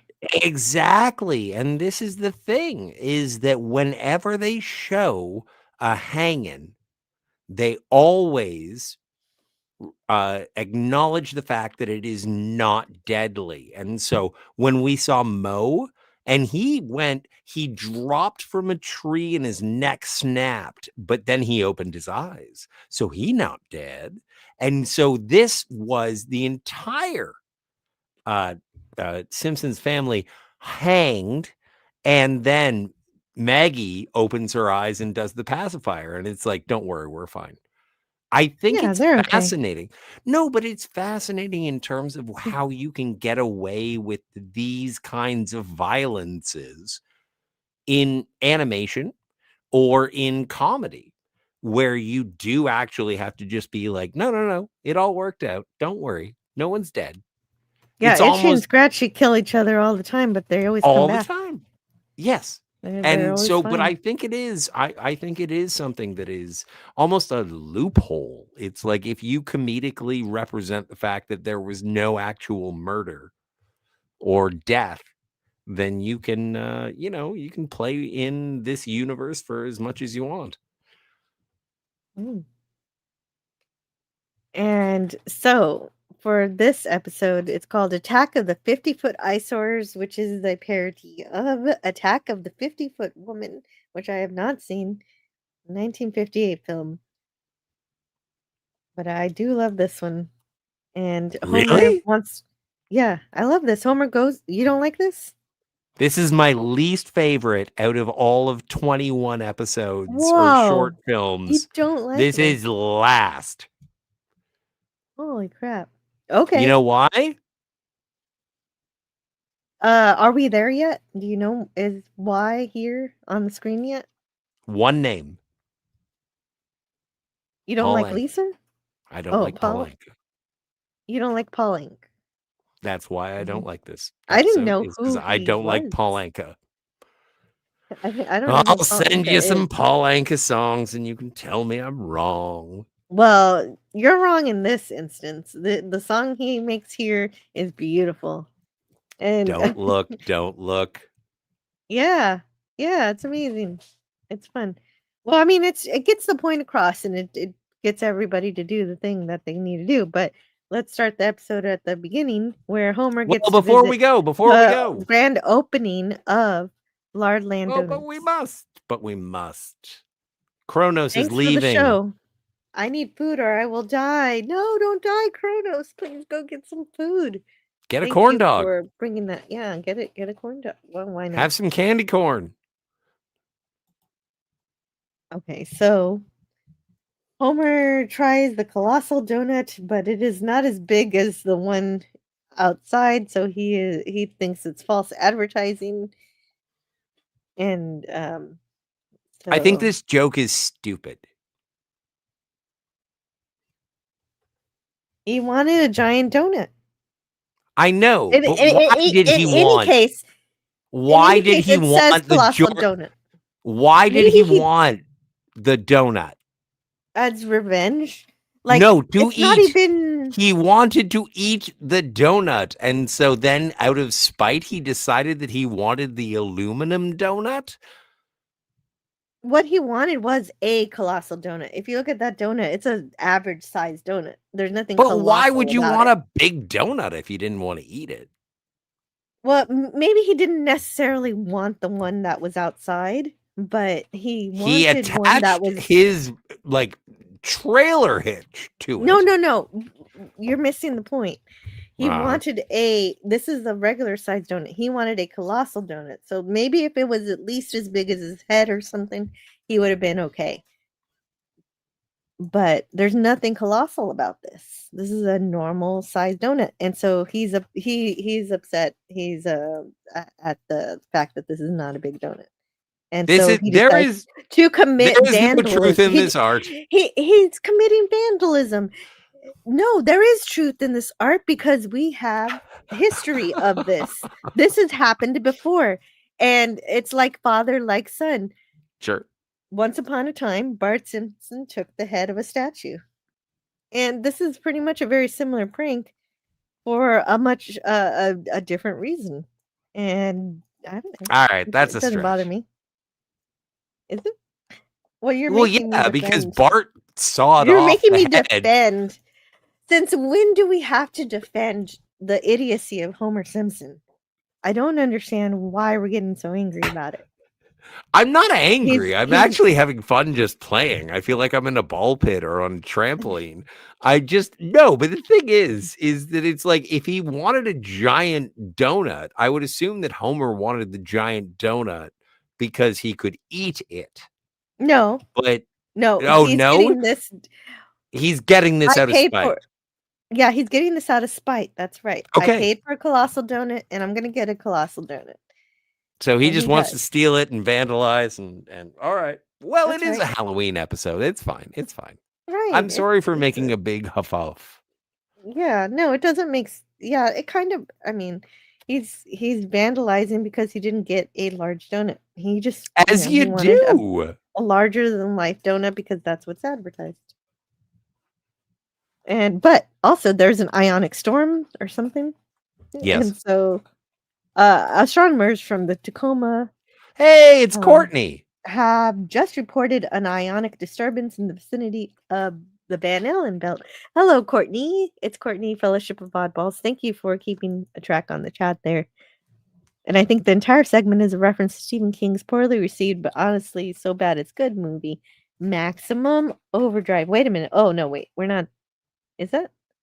Yeah, I I'm like okay this with one that. too. Paul I like Anka. this episode. Yeah. Mhm. You just don't like Paul Anka. It's No, I just don't like Courtney. Paul Anka in this See, episode. it's I'm fine Courtney with wants Paul a Anka. colossal donut too. Yeah, but do you want to eat it or do you just want like the giant metallic donut that is the Like I that wouldn't is go so far as to steal the displayed giant donut. Yeah. But if somebody tells me I get a colossal donut and it's a regular sized donut, I would yeah, I would say that is incorrect. It is not colossal. Well, and also later on in the episode, I hate to, spoil it, but they get the donut into the Simpsons house. How? Yes, no. No, that one doesn't make sense. You're right. So And none of this Lard makes Boy sense. gets It is I mean, does it make basically sense okay. for You go. inanimate objects to come to life because of an ionic storm? No, not really. But it roars like Godzilla. Yeah. What more do you want? It was nice to hear the Godzilla roar. And so he wakes everybody up. So he makes everybody else upset too, somehow. Yes. And there's the Duff Man. Hey, no, that's not that. You know what? This must be before Duff Man.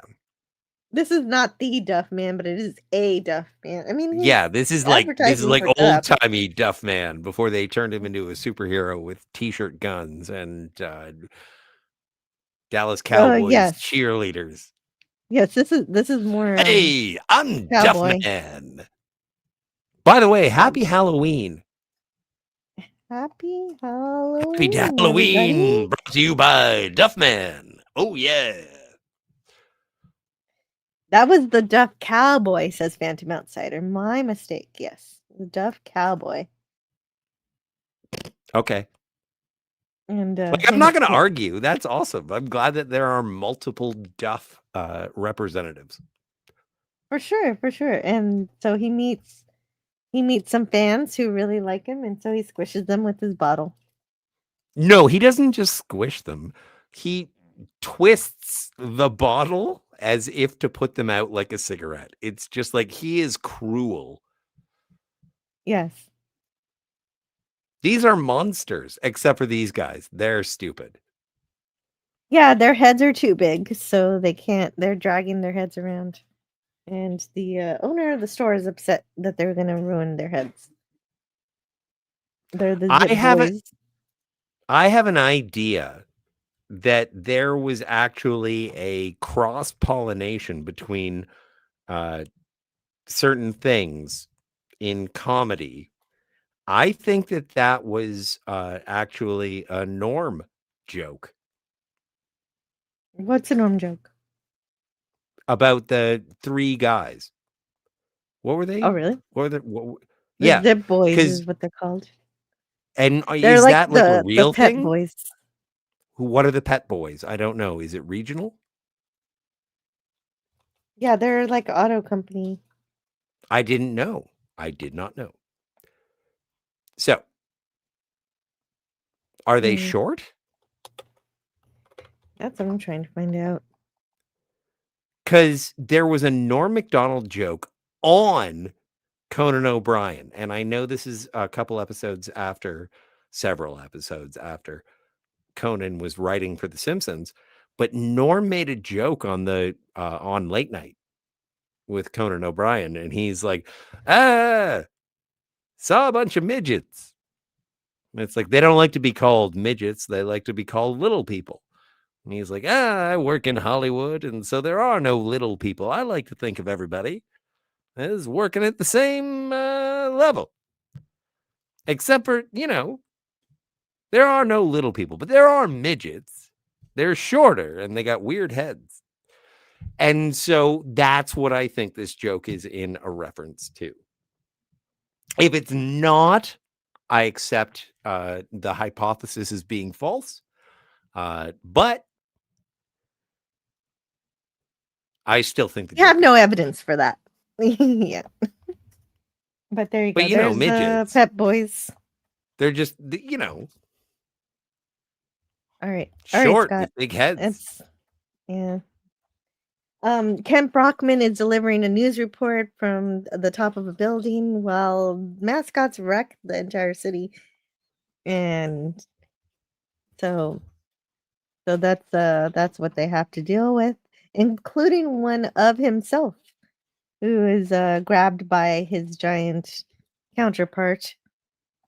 And we get technical difficulties. I like that one with the puppy. Yeah, no, that's nice.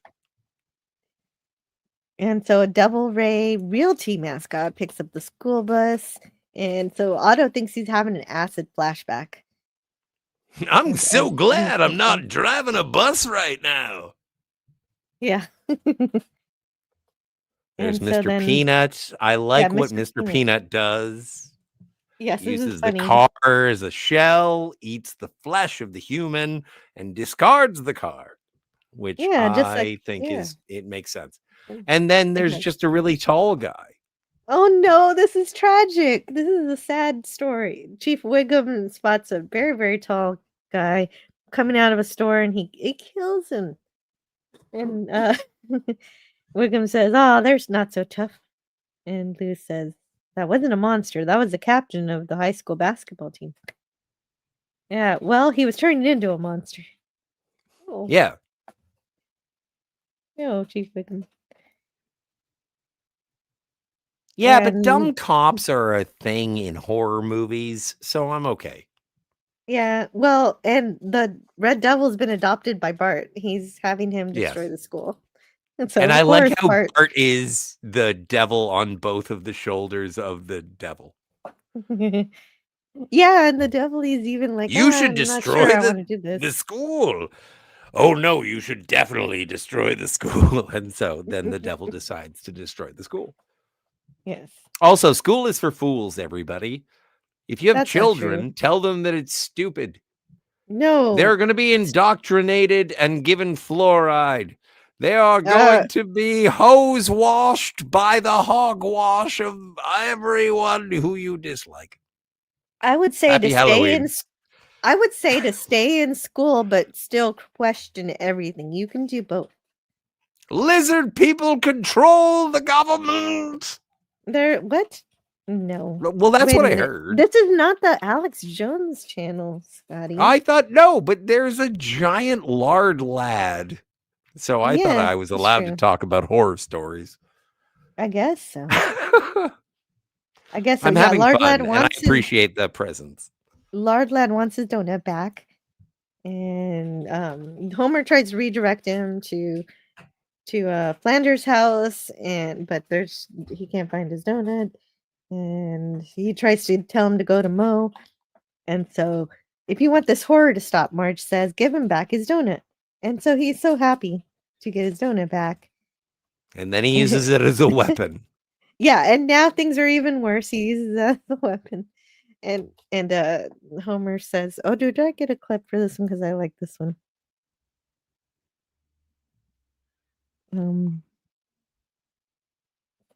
Oh, Dalek's gotta go.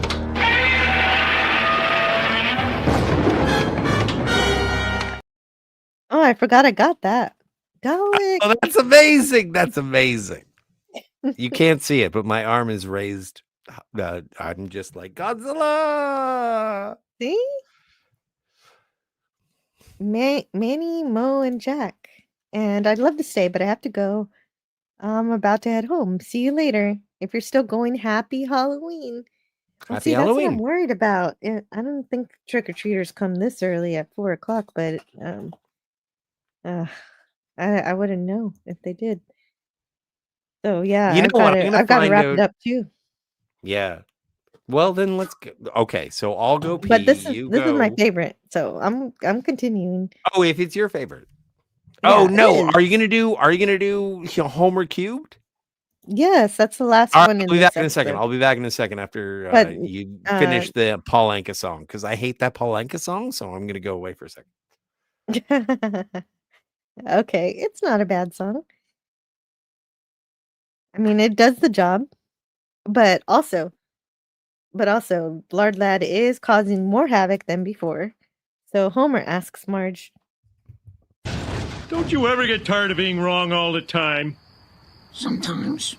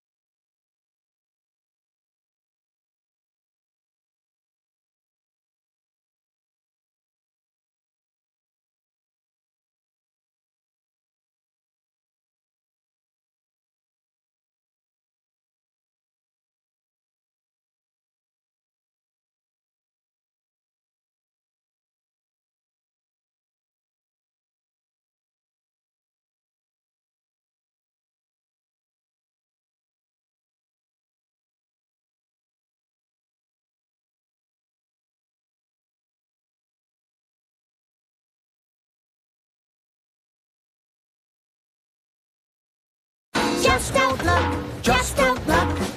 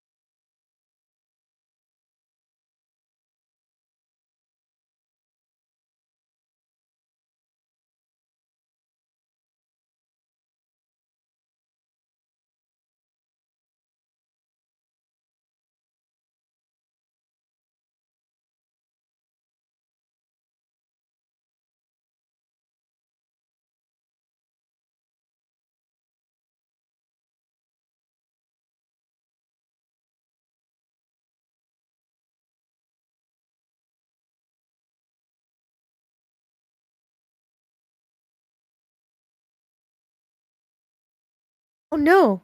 Oh, okay. For how long could you not hear me talk?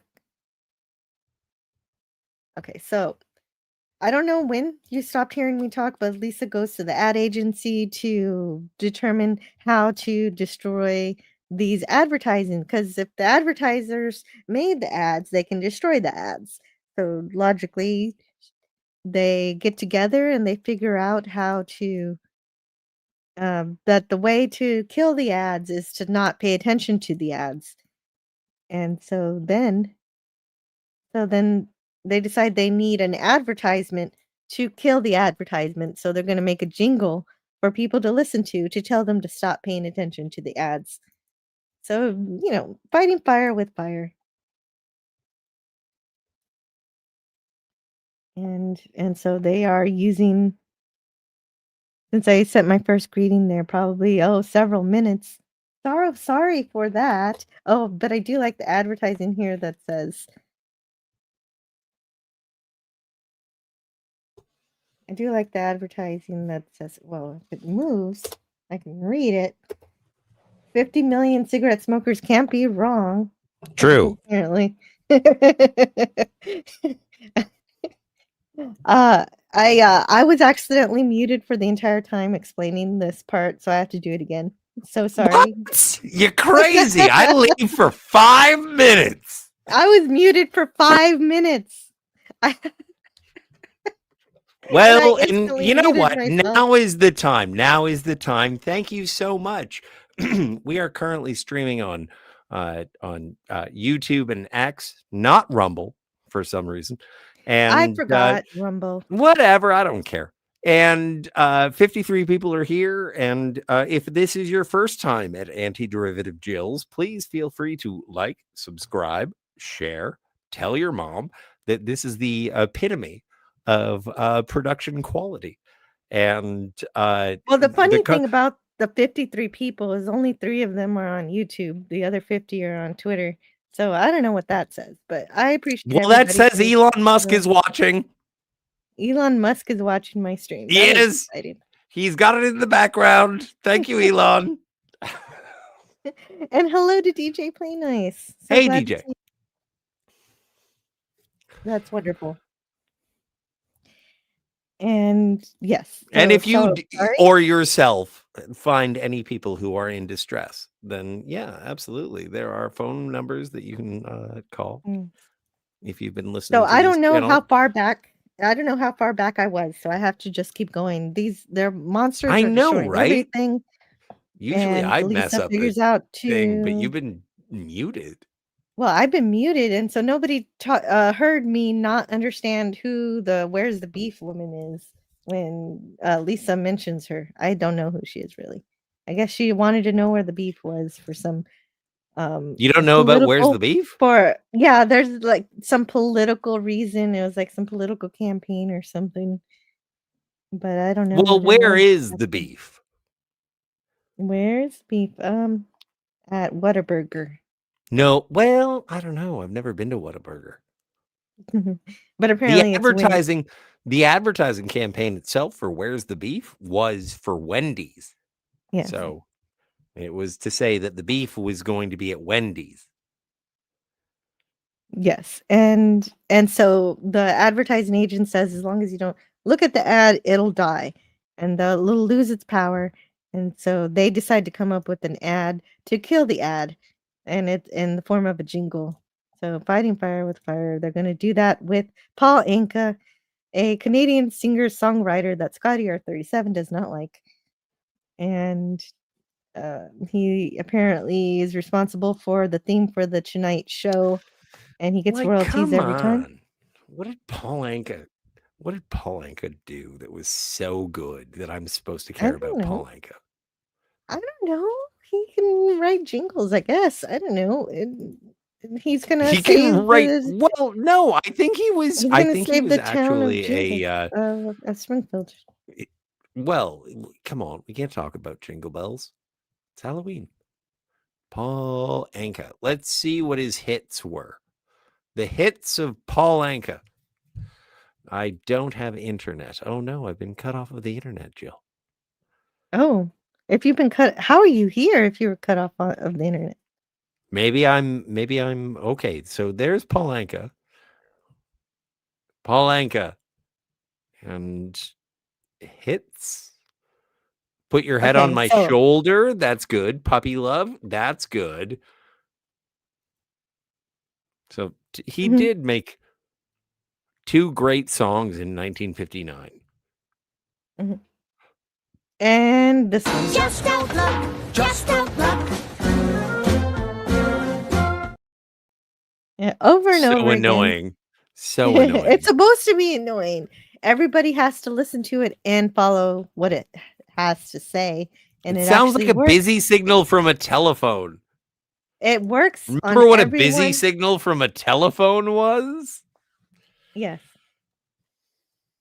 Sorry for yelling. And so it works on everybody except for Homer Simpson, who they have to pull away from Lard Lad because Lard Lad is now advertising sprinkles. And so, yes, sprinkles. But everybody falls. The Paul Bunyan falls on the hospital, and the ox falls on the birthplace of Jebediah Springfield, and the magic carpet destroys the birthplace of Norma Vincent Peale, who is one of the founders of the self-help movement and a minister at the Marble Collegiate Church in New York. So, okay. I still don't understand who that is, even having that information. But now it's sprinkles. So if Homer keeps paying attention to Lard Lad, he's not going to lose his power. So they have to pull him away. And that works. It works instantly. And meanwhile, we finally get our Kodos and Kang cameo. Earth Capital. They're trying to hitch a ride to the Capitol as a couple. And everybody has to deal with all the damage. This is Kent Brockman in Bedrock. Yeah, Kent Brockman says, even as I speak, the scourge of advertising could be heading toward your town. Lock your doors, bar your windows, because the next advertisement you see could destroy your house and eat your family. And so then we get Nightmare on Evergreen Terrace, which is a parody of I kind of want to make a little bit of a commentary in terms of just don't look, just don't look. Like, that is the reality of advertising. Yes. If you disregard and you dislike, then avoiding it beyond all cost is what you should do so that you can seek out things that actually bring joy to you. And in this modern era where cinema can be advertising, you look at your Disneys and your Marvels and your Foxes, what have you. It's like, if you just don't look, they'll go away. They'll fade. Mhm. You'll never have to deal with them again. But if you decide to highlight them forever, then you are actually promoting them. So what you claim to dislike will rise with a lard lad donut and crush your cities. Because, oi, Disney cinema is so bad. It's like, well, what if you don't look at it? Maybe you just don't. Maybe you pay attention to good stuff instead of yelling at the bad stuff.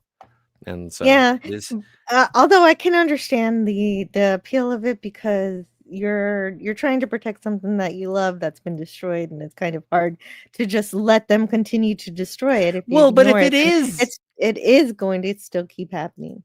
but if it is actually destroying the world, same. and the best way to get rid of it is to not look at it, then you looking at it is making you a barnacle onto the boat of the hatred that you so despise. And so what I suggest, watch things that you love that are good, because if you I do love continue to watching watch, things that I love.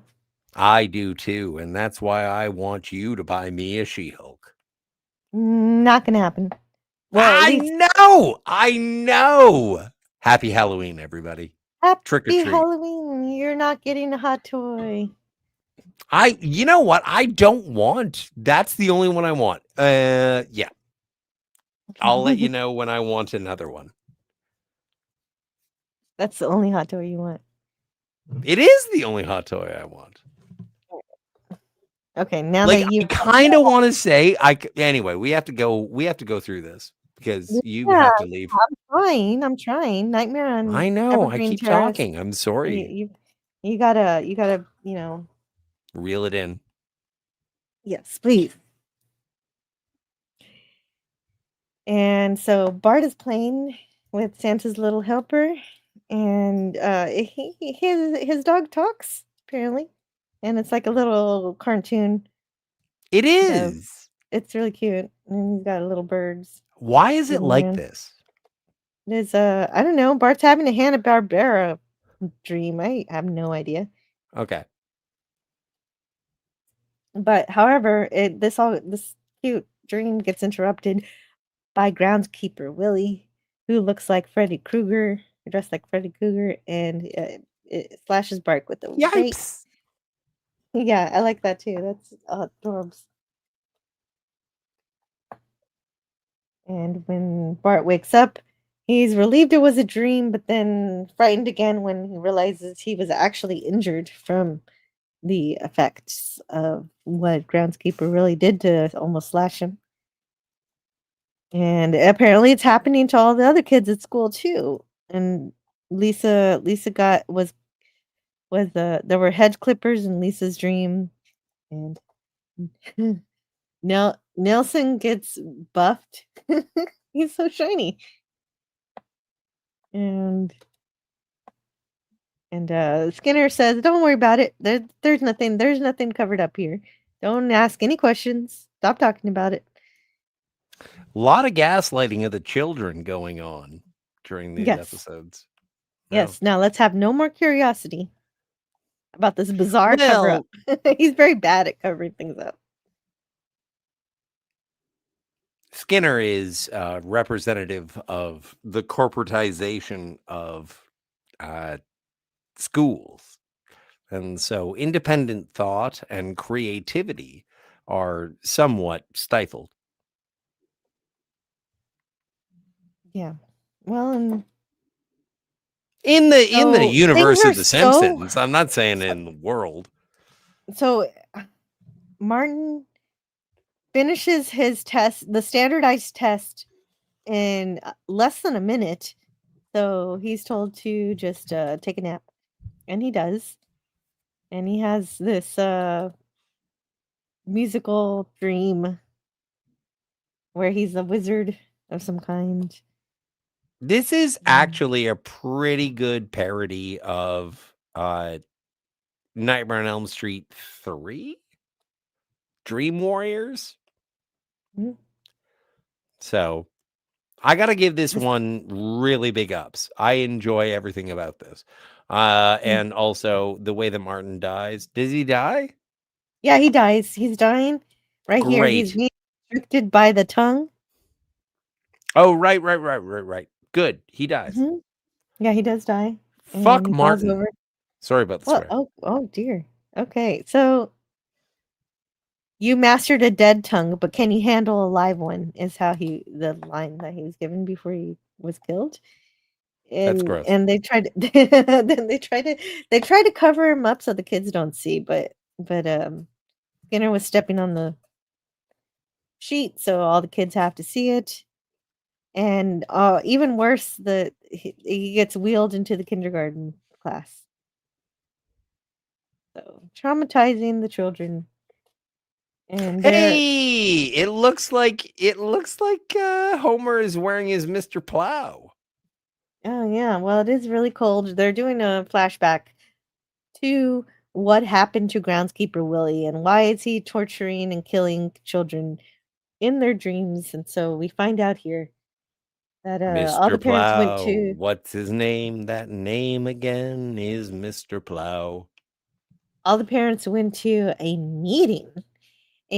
school meeting, to do with the misprinting of the calendar, which not only would it not be smart in this lousy smart weather, there would be more days than 28. Only February has such few days. And so that is a really messed up calendar. Stupid smarch. Yeah, smart. And so yeah, so this is of course Marge and telling the kids about what's really going on. And this is the meeting. Do not touch the Homer. Willy. Good Yeah, do not. advice. Yeah. He thinks he thinks that the sign is telling him not to masturbate. No, he did. No, it was telling him not to touch the thermostat, but he didn't get that message. So he turns it all the way up because he is so cold and sets Willie on fire. And unfortunately, Willie can't leave because the doorknobs don't work because the school won't pay for new doorknobs. Well, there was a In fact, that's doorknob happening. safety initiative that was attempted, but they didn't vote for it. $12 for doorknob repair. Everybody says no. Yeah. And the doorknob falls off and he can't escape. And then Skinner says, recharge fire extinguishers. Now, this is for free from the fire department. And everyone says, nay. And so, of course, he finally gets out of the room to the classroom to ask for help, to call out for help. But fire extinguishers cause autism. They make what? They make That's him what I wait heard. because Milhouse's dad is supposed to speak next, and it just doesn't matter what that. Well, that's a great image. Really is. That's really good. Is disintegrating. It is, isn't it? He's just exploding into flames, and he screams while he's waiting, and the parents watch him turn to ashes. And he then says, he "You'll pay sweeps for this." himself up. Yeah, I know. He's the groundskeeper from beginning to end. But before he turns into ash, he says, "You'll pay for this with your children's blood." And how are you going to get them? Skeleton power? I'll strike where you cannot protect them, in their dreams. And that's what he does. And so now Lisa realizes that that next time we fall asleep, we could die. And so we're doing this. I have this flip. Right. Is Maggie about to have like a Buzz Cola? Yes. Yes, because they're trying to She stay looks awake. like she's about to just like, oh, I'm having a drink. Oh, Yeah, Maggie. it kind of does look like that. The next time we fall asleep, we could die. Welcome to my world.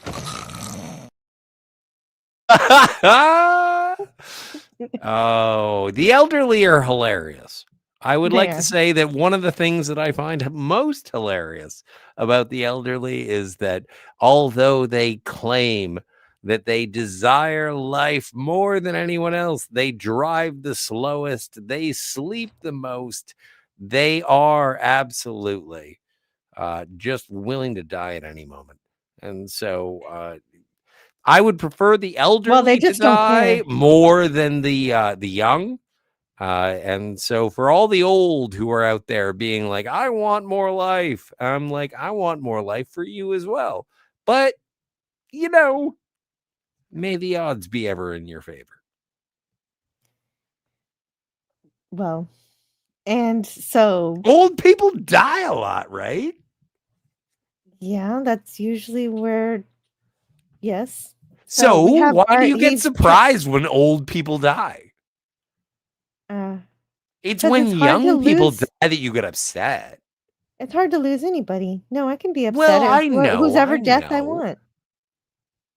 I can be. Well, Yeah, then I can have emotions. now What's you're a going on? witch.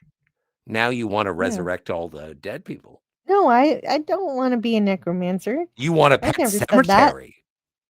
No, I. You haven't I want said- ghosts. You want people rising from the grave. No, that's black magic. No, I don't do that. That's racist. So anyway, oh my god, can I What just makes it describe this black magic? It's just magic. Well, dark What makes magic. it black? What? You have a bass What? guitar It's and that it's makes just it how black it's described. magic? It is a definition, Scott. It is just how it is defined. What? If you Raising have a the problem dead with it, has to then be I guess black magic? Why can't it be albino magic? Oh, because it's about Ji- light magic, Jill, versus dark magic. Jill, it is 6:04 in the PM on Halloween night. If I am Can you getting stop being ridiculous? Can you just stop Yes, for a I would minute like so that. I can talk about Bart? That makes sense. Bart needs to confront groundskeeper Willie to take him down, and Lisa is supposed to stay awake while he does this, and so he finds him pretty much immediately, and he's on a giant, I don't know what is a plow or lawnmower or whatever it is. Yes. And actually Bart has a clever idea. He covers the sandbox with grass and water, and then makes this thing. It makes this what do you call it? Quick sand. And Willie sinks, and so Bart says, "Let's get back to my normal dream where me and Krusty win the Super Bowl." And so Krusty's in his uniform, and they're coming up with a play. When Willie comes back in spider form, where his whole body is like a bagpipe, and Also, and if Krusty you've says, never seen a "Don't dream bagpipe- about me anymore." If you've never seen a bagpipe, you've never heard a bagpipe, I wish that they had highlighted the sound of the bagpipe. And I'm sure that they didn't do that because the Fox executives were like, if we play bagpipes, everyone is going to tune out, which is true. But yes, Willie is being a bagpipe spider, and I think it's fantastic. But again, I wish it had more of the audio of that. Yeah. And you can see that that was the intention based on the rough tartan that they were attempting to recreate. And then when Maggie plugs that little fart hole, that bagpipe fart hole with her pacifier, It just blows it up, and it's amazing. It looks like a spider, but it is also appropriate to Willie, and I think it was amazing. I thought it was one of the best special effects of the entire series. And then she puts it in her mouth. Never go ass to mouth. Well, I don't know what part of the body that was, but His belly button. Never go belly button to mouth. I guess so. Saved us, Maggie? I guess she does blow it off. She's Yeah, like, it's fine. There you go. See, there's an explanation. So there you go. So we've got Hero Maggie. She saved the day, but for some reason they extend this. I don't know what form he'll show up again as, and it's just he just shows up normal, but he forgot his gun on the bus, so he has to chase it, and he loses his shoe, and that's it. I like how he turns back and he's like, oh. All right, let's get into your favorite episode. This is my favorite segment of all the Treehouse Horror segments. I was gonna go have a cigarette, but I can't. Yeah. No, you can't. And so yes. So we have Homer Cubed. This is a parody of the Twilight Zone episode Little Girl Lost, which I saw for the first time yesterday, specifically for this, and I can see how it is very much like this because there's a scientist who comes to explain things, and there's somebody who jumps into the other dimension to try to save a little girl.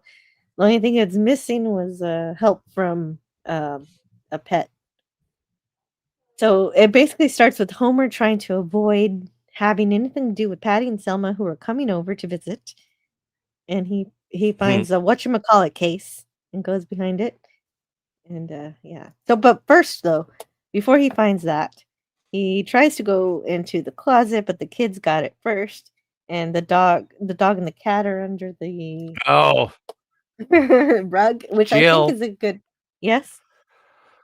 I have bad news. What's wrong? It's 6:10 in the PM on Friday, Halloween. Yes. Guess what I have to go do? You got a trick-or-treater. They started. So I have to go and take care of that. Well, and if I hear something, then I'm going to have to play a video. Yeah, but I'm just saying, you want me to stay? Like, I'm going to be completely occupied for the next 2 hours. So I have to go. I actually have to go. I have business. But wait a minute. You can't stay for just this last episode. I can do part 7 on my own, but can you stay for just this one? Yes, I can stay for this one. I will get in trouble for this one. Okay. Come on. All right. Okay, so but and what's what's good about being on Halloween if you can't get in trouble? Let's go. Yeah, well, then the cat and the dog, they I love this because it's a flat surface. They're 2D, so of course they can be under the carpet in the context of this episode that considers Springfield as flatland, even though you don't really see them as that, but I guess they are according to it's like what Canadian Spider-Man was saying. It's like playing hide and seek with a 3-year-old. It's like I hid under the covers. I hid under the rug. Mm-hmm. Yes. Yeah, so he finds this area. It's like this. I'll hide behind the bookshelf because Homer doesn't. Whatchamacallit shelf. The whatchamacallit case. That's weird. It's like something out of that Twilighty show about that zone. Delightful. There you go. Yeah, it is. And so, meanwhile, Patty and Selma arrive and they find the kids. They catch the kids in the closet. So now they have to help Patty and Selma shuck the shells that they found at the beach and organize them. You can suck the meat right out of them. So Yeah, exactly. But Homer doesn't want to do that. I'll take my chances with the mystery wall, and we get Yes, this, I would too. right? So we get. Where is it? We get 3D Homer.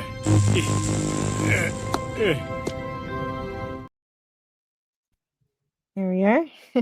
And just as JetSpark said earlier, the hexadecimal code we see, it does translate to Frink rules, and you start seeing it here, but you see it again. It floats around. There are other equations that float around. Easy, simple ones like 1 + 1 = 2, but also there's some other ones. There's also I thought there was a theory of relativity floating around. I see e to the I times pi equals -1, and that's Euler's formula, where e is the logarithm base, the I thought 2.718. I thought I And saw 8675309. maybe you did, but and then I is the square root of -1, and of course, pi. And I saw a 159. bunch of Kubert swears. Yeah. And then you have P equals NP, which is NPR, which is it's something to do with computer science. I forget though exactly what. And there's lots of Well, fun math all over the place. And it is very referential. Like it is, or sorry, not referential, reverential. It is something Yes. that does sort of highlight this difference. And it was an elevation of The Simpsons in terms of doing it in CGI animation or Yes. computer This is generated art. this is computer generated.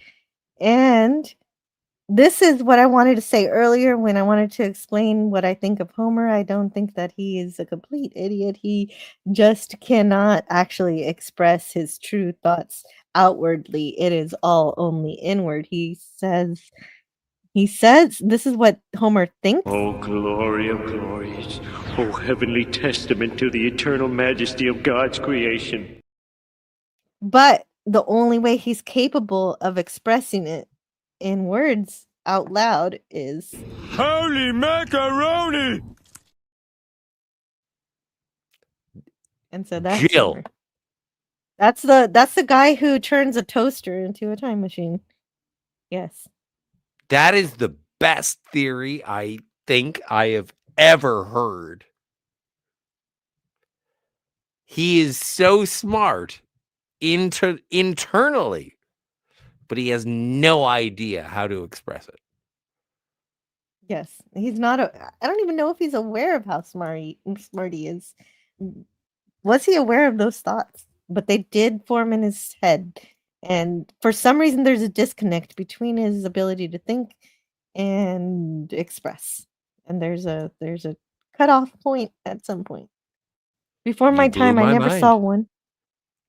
Just saw the name. I have a coffee cup that looks like a 70s computer, but that shirt seems more likely to get one laid. Oh, the Wayne computer shirt. Oh, but there's also where is it? There's a teacup somewhere, which is representative of computer graphics programming. Is this episode with the Tesseract and the P equals NP? Yes. Actually, there is no Tesseract in this episode. The Tesseract is actually the Twilight Zone episode is the one that goes fourth dimension. This one only goes from 2 dimensions to 3 dimensions. We find out why later. A crayon up his nose that hit his brain. Oh, I forgot about the crayon. I never forgot about the crayon. I did. It doesn't make any sense, the crayon. It would have melted. It was wax. Yeah, true. It'd be part of his brain. So, there's a cone that No, seriously, hits I've his got like a fucking butt. phalanx of children running at my house. Okay, then go. I Then do have to. go. Okay, then go. Then All just right. go. I'll Well, do can this. we get to the wheelchair guy? No, I am. Well, then let me talk instead of the trick or treating is done for West Cagle. You guys are still on. You're gonna run into DC. No, I'm not gonna run into DC. So, a cone stabs him in the butt, and he throws the cone into the sinkhole. What? Can't your roommates help? Okay. If you do have to go, it's fine. I understand. Have you ever seen Tron? No. Yes, I have seen Tron. No, Yes. I've seen no. Tron. Everybody says no. Everybody says no, but then Ralph answers twice, and he says yes. That's not Ralph. That's Clancy. I mean, not Ralph. Ralph's dad. Yes. Chief Wiggum. I can't think because I'm just thinking about how I'm keeping you away from important stuff. And I Nah, can't it's fine. It'll enjoy work it. out. Canadian Spider-Man's back. He'll help. No, but I mean, can somebody help your trick-or-treaters? Hi. Well, Canadian Spider-Man, I'll buy you a ticket. A train ticket. I'm gonna be right back. I'm gonna take just about 5 minutes. Or less than 5 minutes. I'll be right back. Sure. I'll be here. I'll just tell stories. Get it? My man. long nose. No, No, nose. I got a situation right now. I'm sitting in the suburbs, yo. No, absolutely. That's why I came on. I just got home and it's a little bit before I've got to go, so I thought I'll hop on and see if I could help out. I'll tag You're team. a good I'll man. tag you out. It's tag team wrestling. No, you're a good man. You're a rescue ranger. I'll wait until she gets back, and then she's right. I shouldn't.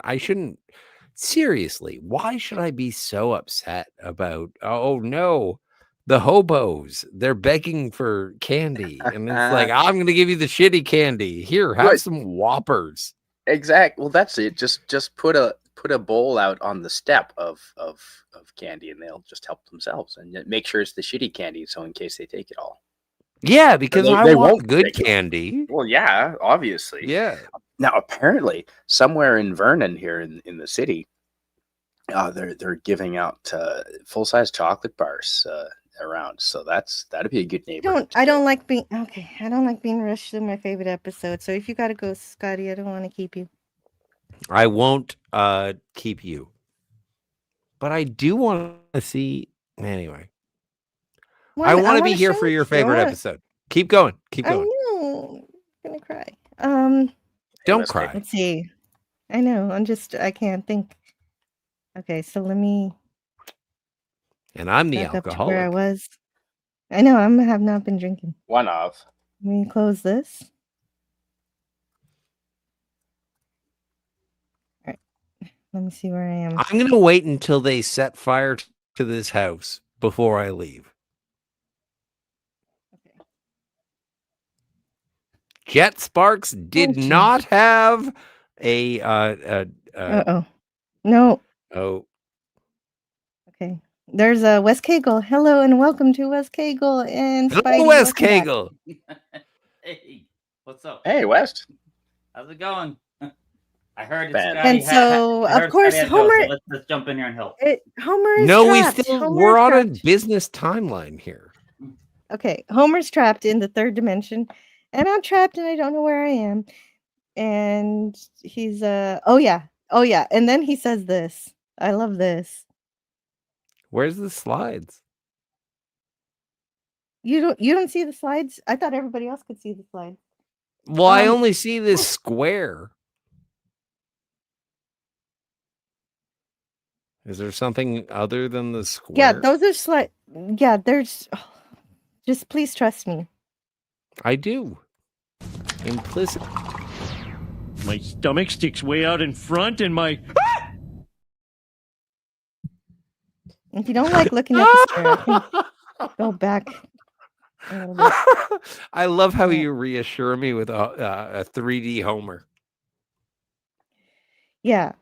So I'm glad I could do that. Thank you. And so Ned Flanders is on top of the ladder, and of course they're trying to figure out where he is. He's he's in the third dimension, so of course they can't find him. And hold on.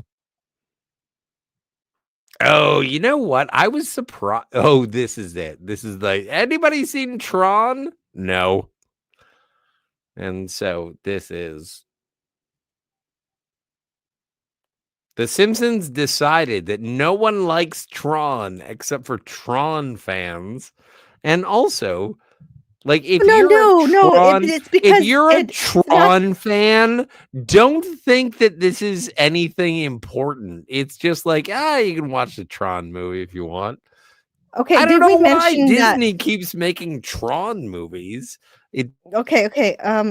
Did we mention that the cone is making a sinkhole in the ground because Homer threw it, and it's making a depression, and yes, and so he says that it's like Tron, and everybody says they haven't seen it because the reason was it actually was a bomb. As much as everybody loves it today, at least the first one, it did not do well.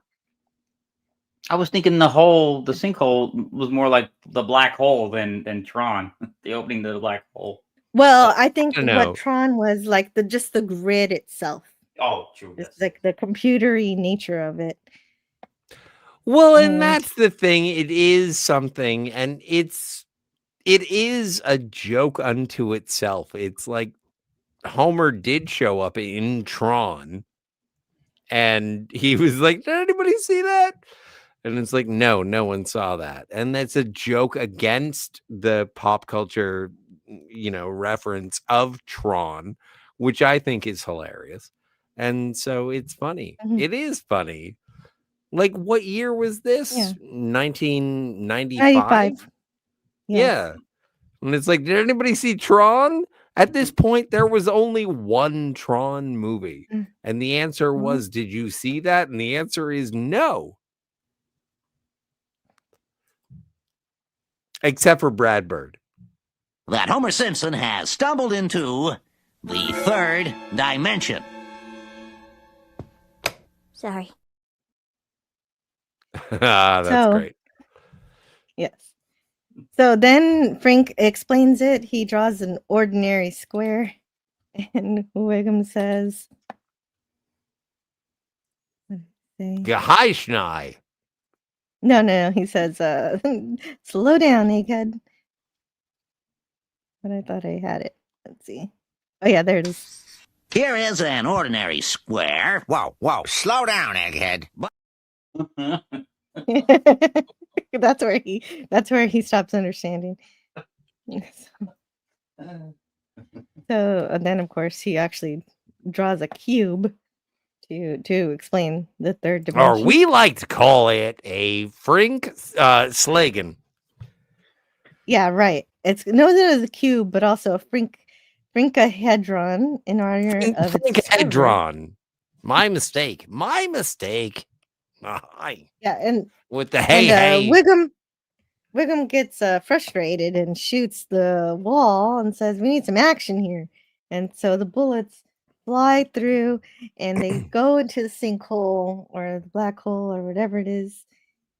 And Homer says, "Oh, I don't know about astrophysics." I wish I read that book by that wheelchair guy.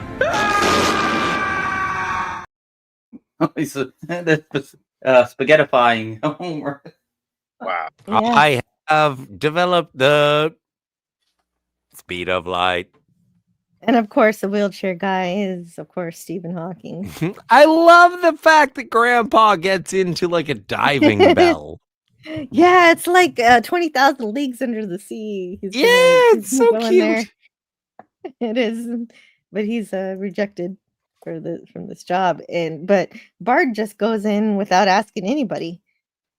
Well, and I like the way that he goes into it adventurer style. He's like, you know what? I'm done with all of this. And then he just jumps in, and he does.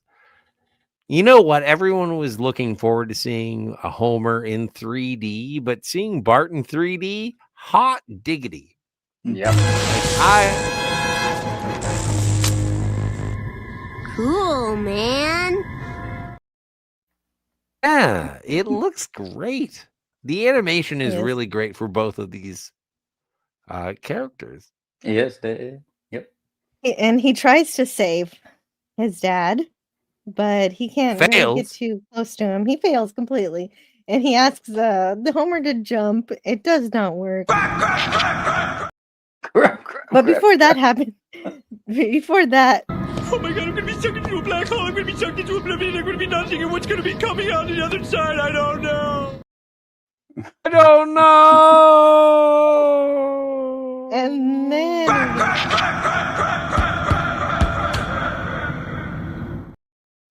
and everyone's very disturbed. And Lovejoy tries to comfort Marge, saying, "I'm sure he's gone to a better place." And it Ohio? immediately cuts to Homer falling into a dumpster.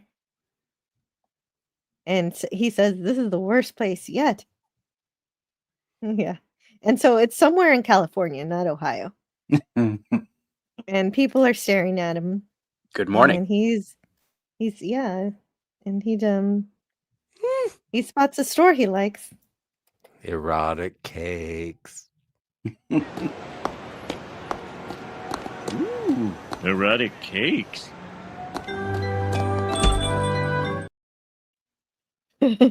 So Yes, there was a missed opportunity there. I wanted to see 3D Homer, strangle 3D Bart. I mean, Oh no, you're right. That could have happened. That would have been great.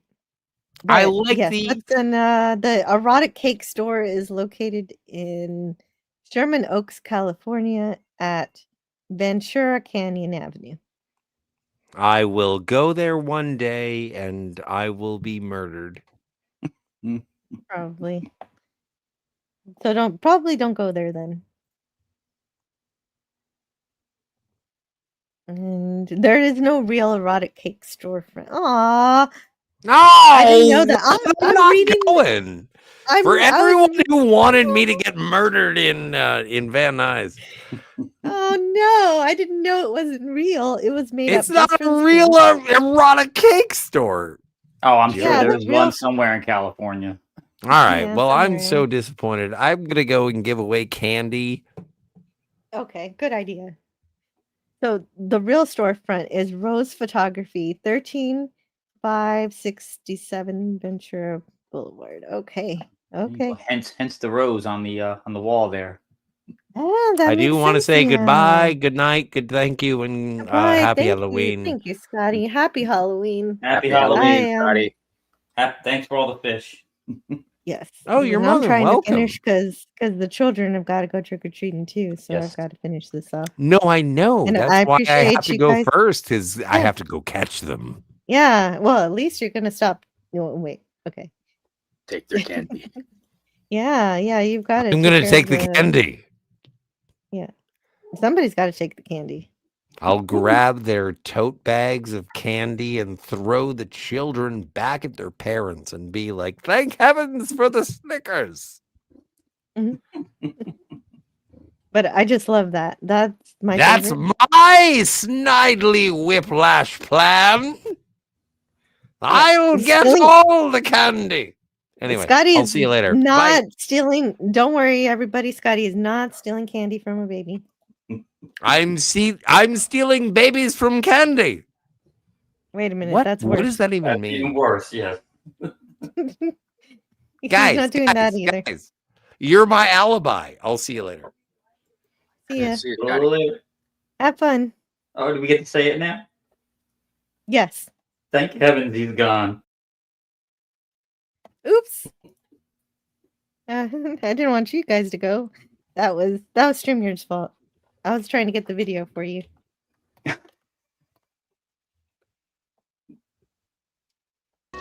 Thank heavens he's gone.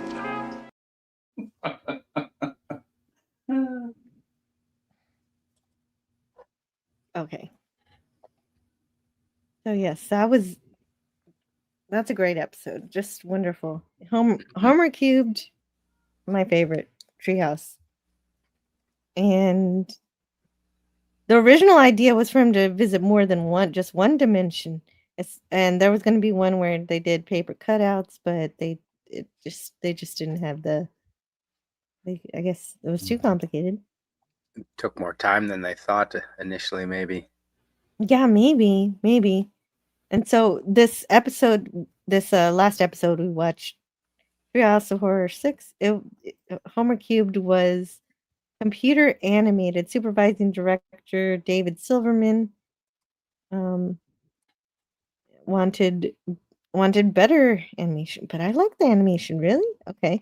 The animation was provided by Pacific Data Images and overseen by Tim Johnson. They worked closely with the normal animators and worked hard not to reinvent the characters. Yeah, and I think they did a great job. Yeah, Oh, 3D without being, they still needed to be cartoonish though. So yeah. Yes. Okay. So he wasn't saying that it wasn't good. He was saying that he was aiming for something better than the computer animation used for the music video "Money for Nothing" by Dire Straits, which I don't know that music video. So one of the first usages of the kind of the 3D animation CGI stuff. Yeah, like that's a classic. They didn't know how to animate Bart's hair, apparently. But they found out there were vinyl Bart dolls in production and used that as a model. There you go. That's smart. And yes, we did play the "Just Don't Look" song by Paul Anka, and Scotty does not like Paul Anka. I learned today. Oh, Paul Anka's a great songwriter, not just a singer, but he wrote a lot of songs that he didn't even sing. You know, he wrote songs for other people. Kind of like Neil Sedaka. He's kind of like Neil Sedaka. Okay. And let me just see. This is if I can find anything else that is trivia for the last episode, because that's what I'm doing today, which might be why it's taking so long. Oh, right. There was one incorrect formula that you see. The equation where things are taken to the 12th power does not work. It is not correct. Then that's one of the things. It's like something to the 12th power plus something to the 12th power equals something to the 12th power, and that does not work. Yeah, I'll have to look into that one later. That one's interesting, but we don't have a lot of time. Let's continue. Let me see if there's anything else. There's the three-dimensional rotation shot of the vortex is a reference to the green glowing grid in the opening credits of Disney's film The Black Hole. Oh. Yeah, there you go. Yes. Very cool. And I did notice the teapot. The 3D teapot is a reference of the Utah teapot created in 1975 and the first digital object widely distributed as a reference for 3D graphics. Wow. I have heard of the teapot. I have had computer graphics class. And there was a deleted scene of Frank saying the third dimension as he sees Lisa turned out the lights and Frank drew on the blackboard. The scene is cut to save time, but it was left in US areas. It was cut in FX. Oh, really? Well, we saw that scene. It's not always deleted. Okay, sometimes it's not deleted. I've never seen it deleted. Let's see. I'm looking through some of these. Homer refers to Stephen Hawking before they even thought about having him as a guest star. Oh, okay. Very cool. And so, of course, it is the first. Well, it says it's the first Treehouse to use CGI. I wonder what the second one was.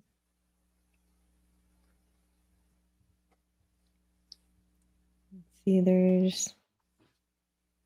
Oh, the erotic bake shop shows up again in 2008. Interesting. I never saw that because, like we were saying earlier with Spidey, we don't really watch The Simpsons as much in the later dates. No.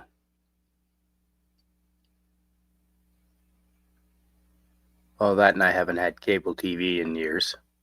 Yeah. I guess I. Yeah, you and me both. All right. Okay, so now we're ready for the last episode. We finally made it. The trick-or-treaters are upon us, and we've got going. Gotta get through one more episode. Can we do it? We can do it. Report. Sugar is here. Hello. Need more sugar. Yes, everybody needs sugar. Especially tonight. Mm-hmm. Yes, tonight is an important night for sugar. And then Booger's here. They almost had no music programming anymore. They finally announced they were only doing reality show stuff now. MTV. Oh, that's right. MTV. Rest in peace. That's MTV, they're closing, right? Yeah. Yeah, it's over. That's what you get for showing reality TV and not just music videos. Well, it's been over for more than a decade, probably 2. So yeah, they just didn't know it. Oh, too bad. That is too bad. Paul Inca kicked Scotty when he was a baby. Hated him ever since, says Herc 130. Now we hear the true story. I'm gonna sit outside in front of my house and scare the hell out of these kids. Yay! Good work. Jill is on a marathon today. I am. Oh yeah, I had a clip for that actually. Let's find it. There it is. It is right here. Don't miss the Simpsons mini marathon. Oh my God, Marge, it's escaped. Sunday at 7, 6 Central on Nonstop Fox.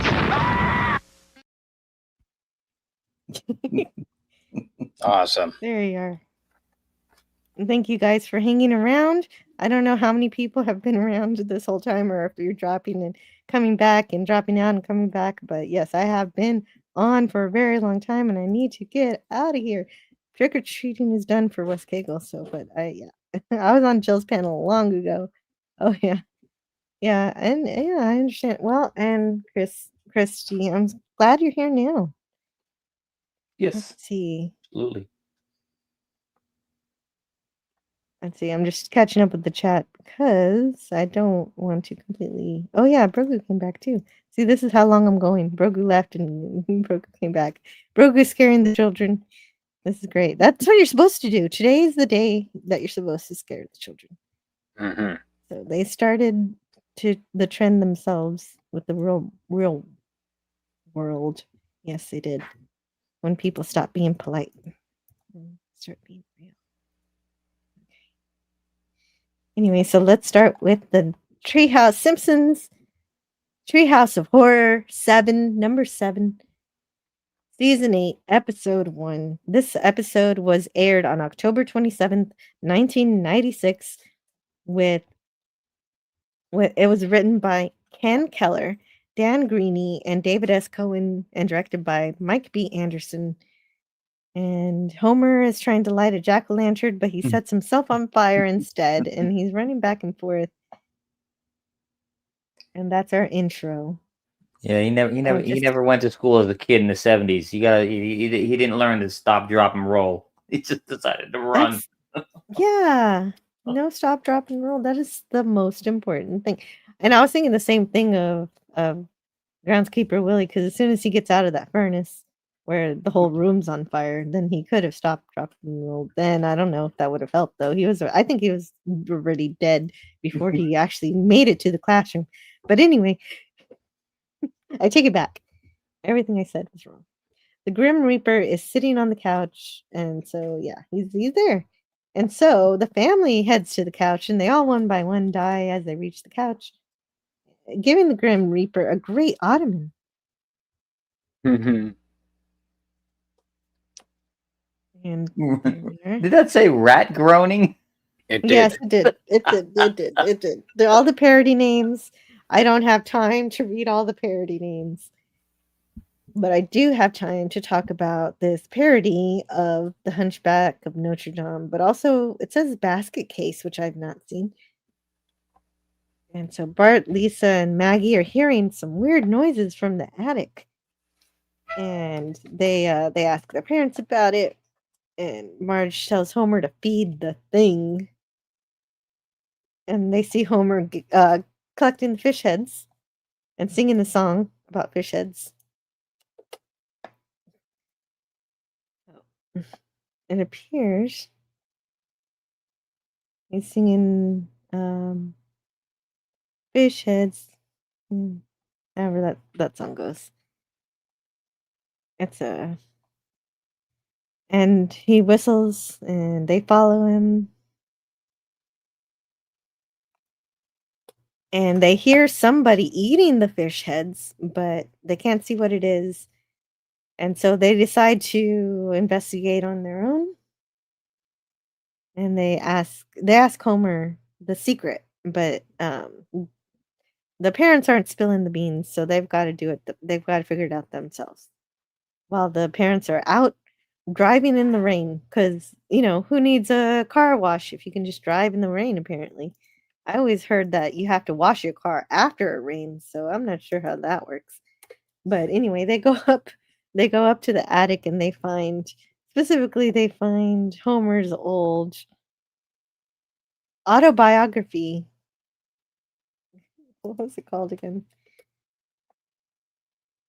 It's the most important thing in the attic that they find. Homer, I Hardly Knew Me by Homer Simpson.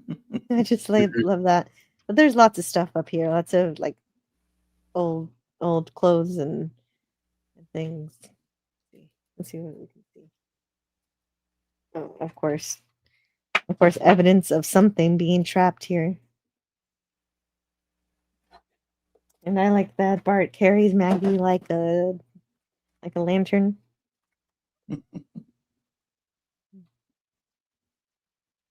And this is fun. Where you think they're in the vase the way they're talking. Oh, I can't breathe in here, and then they're just in the closet.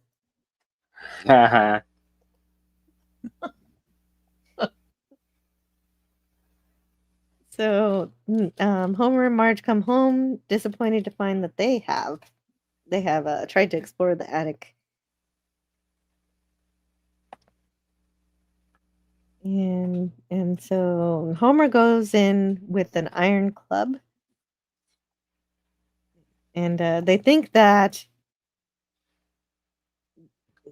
Hugo has escaped. So Marge calls the doctor that the worst has happened. You've got to come over. And so Marge finally explains to Bart that he has a brother, and Lisa says, "So I have two brothers?" And they're like, "Get out of here. We're talking to Bart." And Homer explains that Bart has a twin brother, not just any twin brother. Dr. Hibbert explains that he's a Siamese twin, and Lisa says they prefer to be called conjoined twins. And Hibbert says, and hillbillies prefer to be called sons of the soil, but it ain't gonna happen. I never even heard of that. No, me neither. I think that's a CSA jab, so. And he talks about the birth of Bart and Hugo. One of them was pure evil and the other was good. And so they put the animalistic one in the attic to feed fish heads and keep away from polite society. And of the one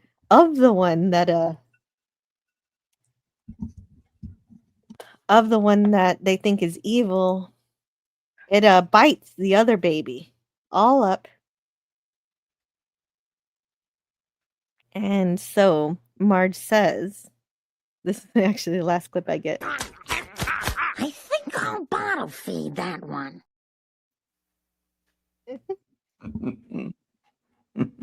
Because of course, yeah. That would hurt. So yeah. They abuse one kid and keep the other kid. That's great. I don't know. I actually don't really like this one that much, but it's fun. It's kind of okay. It's okay. This one might be my least favorite because the family starts looking all around for Hugo. Apparently they think that he's escaped, and they leave Bart home alone to tape the hockey game, and apparently Hugo never left the house. He just tricked everybody, and and what Hugo really wanted was to abduct Bart and sew them back together. He's been working on it. He's been practicing. He's been practicing on a pigeon and a rat who can't fly very well. And can't crawl very well. Like this pigeon and rat are gonna die. It's just not a good thing. I don't even understand how the bird can fly with a with a rat on its back. That's just doomed to failure. I mean, if he was Yes. going to try to sew two things together, it should have been two pigeons or two rats, not a pigeon and a rat. True. Yeah, exactly. Mm-hmm. Duct tape would be quicker. If you can't fix it, duck it.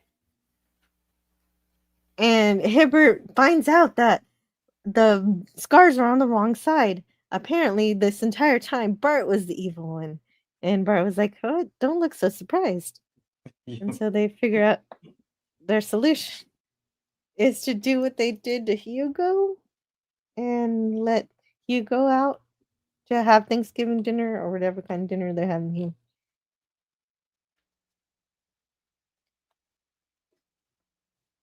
And Bart wants some turkey, but he has to finish his fish heads first. Oh my. Anyway, I'm happy to move on to the next episode, which is our Twilight Zone parody today of the episode The Little People. And Lisa wants to ruin soda for everybody, so she's going to do that experiment where you put a tooth that she just lost. She just lost one of her baby teeth, so she puts it in some soda to do her science experiment on it to see if what it'll do to her tooth. It'll dissolve it, and what Or it does grow to a it. new head. Could grow a new head. Well, many new heads, and what happens is that it gets. Lisa is shocked by the static electricity from Bart creating static electricity with a balloon. And she touches the tooth, and that sparks life to grow overnight. And the next morning, of course, she thinks she just found mold, which is, of course, great for a scientific experiment. But when she actually uses the magnifying glass, she finds tiny people.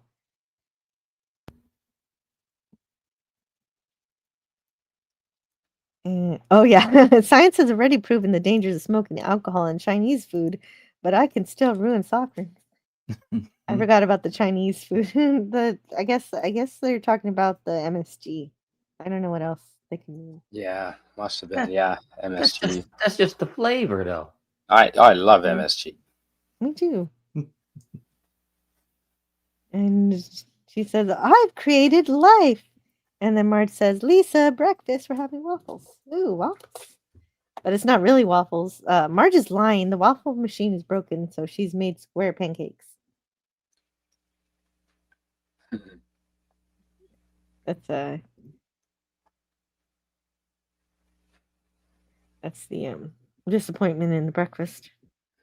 And in the time. Oh, I'm sorry. I was just saying waffles and square pancakes are not the same. No. No, they are not the same at all. No, not at all. And by the time she's finished with breakfast, her little people have gone from the Stone Age to what is this? The Reformation, yes. The Renaissance? Luther nailing the 99 Theses on the door of the church. Oh yeah, she does say that. I created Lutherans.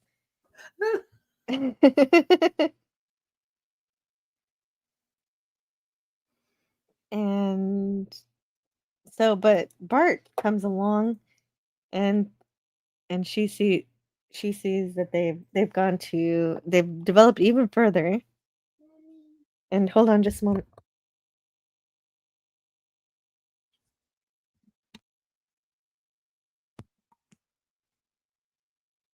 I like this episode because it shows Lisa, just wants to nurture them, but Bart wants to tell them he's God. It shows a corrupt soul will take advantage of any Well, instance that they can. So and they see her as God and him as the devil. yeah, he embraces it though, but she's like, I'm not God. Mm-hmm. And so they've developed beyond our technology at this point. And they remember Bart squishing them, so they go on an attack against him. They launch an invasion and come back. So they launch an invasion to Bart, and somehow he survives when they fly through his ears. Let's see that. That'll happen quick enough. There's the destruction that Bart inflicts, and so he gets punished for it. The little spaceships pop out.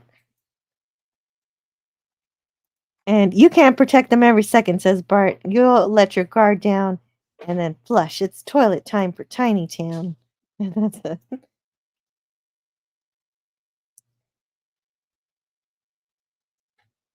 that's what he has to encounter.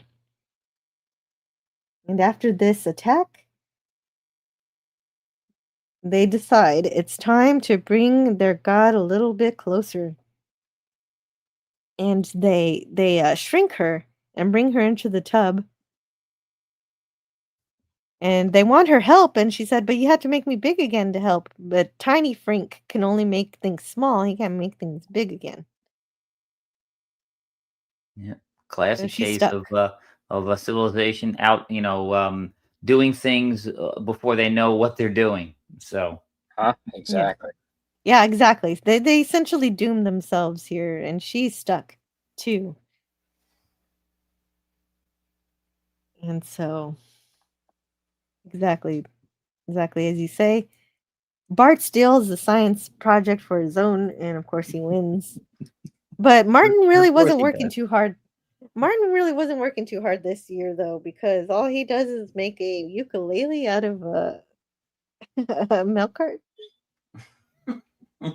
And yeah, I don't know why that was supposed to be impressive. Yeah, I'm so happy about it, though.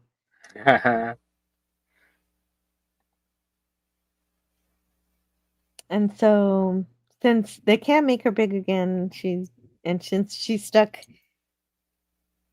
she asks for shoes, and that's basically it. And yeah, Milhouse does a volcano. Wendell does a molecular model of some kind, and Sherry and Terry have an ant farm. But Principal Skinner, of course, picks the tiny universe. And Bart doesn't do anything extra but make a haphazard sign. Bart's little universe. Okay, throw all the rest of the science fair projects away. So they all toss them. Groundskeeper Willie just throws them in the trash. And no one did a potato powered clock. I'm surprised. The tried and true science. Oh, that's true. Or yeah. lemon. Or a volcano. Or lemon battery. Mm-hmm. No, they did a volcano. Oh, they did. Had a volcano. The baking soda volcano. Yes. Yeah, the volcano is a classic one too. But I don't know since the beans evolved so quickly, will Lisa just watch her people die and everything keep evolving? What's going on there? I don't know. I don't know. If I had created a tiny universe like that, the first thing I'd do is like Bart says, flush it right down the toilet, because they're gonna advance past you. If they're developing this fast, they're gonna outstrip us soon, and the worst is gonna happen. So you could learn from them to see what our future's like for a little bit. True. But I don't know if Bart's gonna try to learn anything. No. I need to step away for just a couple minutes. I'll be right back. This is the last one. This is the last one. I'll be right back. All right. Yeah. Oh, yeah. It's just about time for trick or treating here. It's 4 o'clock. So. Yeah, that ended here. It's already almost 7, so it starts getting dark. I don't know about you, Spidey, but when I was a kid, we used to trick or treat till like 10 o'clock at night. Now they cut it off as soon as it gets dark here. Well, I was mentioning this in the first hour of chat. They want society to be more timid. Yeah. And more safety conscious and not willing to take risks and i.e. more controllable. And so I don't know, man, that's just my thought. Like a lot of things were a lot more fun back when we were a little bit more dangerous in the 70s and 80s. Yeah, That's all I'm exactly. I tell you, there wasn't a I want to say week, but at least there wasn't a month that didn't go by in my entire childhood from birth till 20 that I didn't end up in the emergency room. So yeah, well, and because we were having fun. We were having fun. It was you know what? I both my mom and dad are gone now, and I say to them all the time when I think about them, I'm like, thank you for the best childhood I could have ever wanted, because they just let us do whatever we wanted. And I can imagine they must have been fretting all their life. The biggest part of that, West, was they had no way to keep in contact with us 24/7. Yes. They told us, get out. Actually, they told me, get out, don't come back till lunch. And then after lunch, get out again and don't come back till the streetlights come on. Yeah. And you were lucky if you had a quarter in your pocket to use a payphone. Like, you didn't think of those sorts of things. Right. Yep. So we got on our bikes and rode all over the place. Yeah. And fended for ourselves. And if we got ourselves into a situation, we got ourselves out of it. Oh, yeah. There was no babying, there was no safety factor there, the safety net, so to speak. You got yourself into a situation, you got to get yourself out. Yep, and it's why you needed to be with friends, true and tried friends, because they were going to keep you safe far more than you were going to keep yourself safe. So, and the same is true today. Yeah, absolutely. It is. Yep. You have to. Anybody who grew up in our generation has still to this day, those maybe 3 or 4 friends who will, at 4 o'clock in the morning, drive 400 miles to save your behind when you're stranded in the middle of nowhere. So yeah, you have to, and you do the same for them. Oh, exactly. Yep. Yeah, everyone needs 2 or 3 friends like that, man. Exactly. Yep, because hey, when the chips are down, only the ones that have been with you through thick and thin and the worst and the best will be there for you when it counts. Everybody else is like, do I know you? Yeah. Sadly, where I grew up is with those friends is 4,500 miles away on the other coast. Yeah. Well, man. See, I'm still within about 70, 80 miles of where I was born. So, that's what that makes the difference. So, as a matter of fact, I get messages from friends that I was friends with when I was like 4 years old now still. Oh yeah. Yeah, that's right. I got a friend who's one of those. His birthday's coming up soon. But DJ Play Nice agrees with you, I think. Yeah. Yep.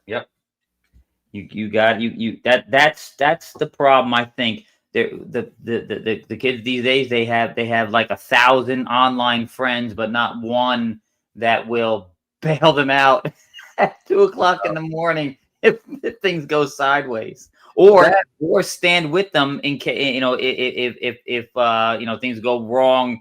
At a party in the middle of the night, and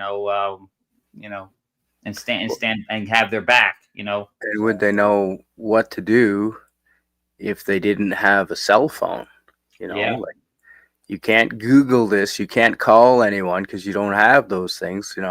We know what to do because that's what we grew up with.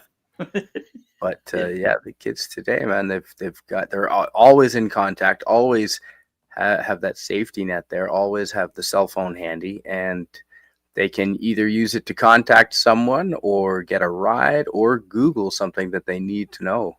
And you got to think of alternate things, man, alternate ways. Exactly. Like we grew up with, basically. Yep. What happens? What happens when, the S hits the fan and everything goes down? You get a Carrington event that takes out everything. Only, I will say this: the boomers, they're kind of phasing out and they're old. Gen X is the only ones that are going to save society. They need to get out of our way and get out of power. Yeah, agreed. Yeah. Not like go to a nice relaxing, go to Mexico, do your retirement, go away now. Yes. Yep. Let us handle the rest because we got this. Yep. Time to break out the leather belts and the wiffle bats, man. You know what I mean? Yeah. If any kid from the 80s knows that a wiffle ball bat was a lightsaber. Oh yeah, dude. Yeah, I swear I've seen friends just about get concussed with those things, and getting hit with a pool noodle is not the same. No, we used to play Army, but of course, we were little kids. We're under we're not even teenagers yet, so we don't have any kind of projectile weapons, so we used rocks. Oh yeah. And if you got hit with a rock, you were shot. So. Yeah, fair enough. And it worked well until somebody got hit in the head. Yeah, that's right. Which someone always did. Well, because someone did something stupid. Yep. That's exactly. # we got this, TJ Play Nice. Yes, sir. And that's excellent. Yeah, Booger. Heck yeah. Yes. Yep. That was back in the day, man. That's when play was still play and movies were still movies. Yeah, and we could actually, if we had to walk for a mile, we could. Yeah. Oh yeah. Yeah, we got on our bikes and we rode everywhere. I tell you, I end up, we were always told be home by dark when the streetlights came on. You got to be home. And I would find myself when the sun's going down, many, many miles from home and going, oh, yeah, I ain't making it. I ain't making it home. On the other side of the city, almost. Yeah. And kids these days, it's like, oh, I don't think I'm allowed this far from home. I'm like, come on, really? Come on. Who's gonna know? Yeah, I would be out, about 20 miles, 30 miles from home in the middle of the woods somewhere. Oh yeah. Usually it's around water. Yeah. Trying to build some kind of treehouse or fort or something. Yep. Exactly. Yeah, either near water or up a tree. Yep. Yeah. Yep. And that's how we learned to hunt and forage and build shelters for ourselves. So we're still doing. I swear, West. I think I got to count at least 3 times I've climbed, like full on climbed a tree this year. Once was for apples. Twice. Well, once was for cherries. Once was for apples. And if you're still climbing trees, man, because that's that's awesome. I miss those days. I used to try always to climb to the highest point of, and you know what? Once you get up way to the top of these, it's swaying and swaying, and you're the tree can't support your weight. Yeah. That's exactly, and you're looking around like, is there another tree I can jump into if I have to? Yeah. Yep. There was some points where I'm climbing these trees and I find myself, right next to the power lines. I'm like, and I'm grabbing branches and I'm hitting them. I'm like, all right, it's not shocking me. I guess I can touch this one. Yeah. This must be the cable or the telephone line. Makes sense. And I don't realize that wood doesn't conduct electricity, so touching it with a branch doesn't really tell me it's not electrical. No, that exactly right. Yeah. Yeah. But I was a kid, so I didn't know nothing. Did you have electric cow fences where you grew up? Oh, yeah. Well, where do you think the term came from? Hey, I dare you to whiz on the electric fence. Oh yeah. No one ever did. I never saw anyone do that. No one would. Oh, but we'd grab it. Grab it occasionally. I dare you to touch that. Yeah, So, and that was one of the biggest lines of a young kid, a preteen kid. I dare you to do this. Oh well, now you got to do it, or you're a PUSSY. Yeah, that's right. You're a chicken. Yep. Oh God. Oh wow. Oh wow. Okay. We're Wolverines. Yes, Booger. Oh yeah. I don't think there are Wolverines in this part of British Columbia. Not that I'm aware of. I mean, we've got mountain lions, and we don't need anything else. We have grizzlies and mountain lions. Well, I think Booger is talking about the Red Dawn Wolverines, the American Wolverines. Yes, man, with Patrick Swayze. Yeah, and hell with that remake. The original is the only one. Screw the remake. What remake? There is no remake. No. Yeah, and Leah Thompson. Was it Leah Thompson, the one from Back to the Future? She was in it too. Yeah, right. Thomas Howell. God, there were so many stars in that. That was a big. It was a really good show, man. That was awesome. Yeah, that was really good. Yeah, I mean, completely fictional, but it was awesome. Yeah, man. It reminds, and yeah, again the acting, the acting back then. You actually had real movie stars, Yeah. Red Dawn. Yep. Gotta love the Red Dawn. Yep. And we're losing these actors just in bunches anymore. So God. Oh dear. Man. I think we'll let Jill read that one, DJ Play Nice. Oh no, I don't. God. Well, there is a YouTuber, and I forget her name, but she has Tourette's. Sweet Anita, her name is, and she has a video where she talks about as a kid. Wow. I don't know the whole story, but I forget the whole story. But she peed on an electric fence, and it shocked her nether region. Oh dear. Yeah. Well, that'll happen.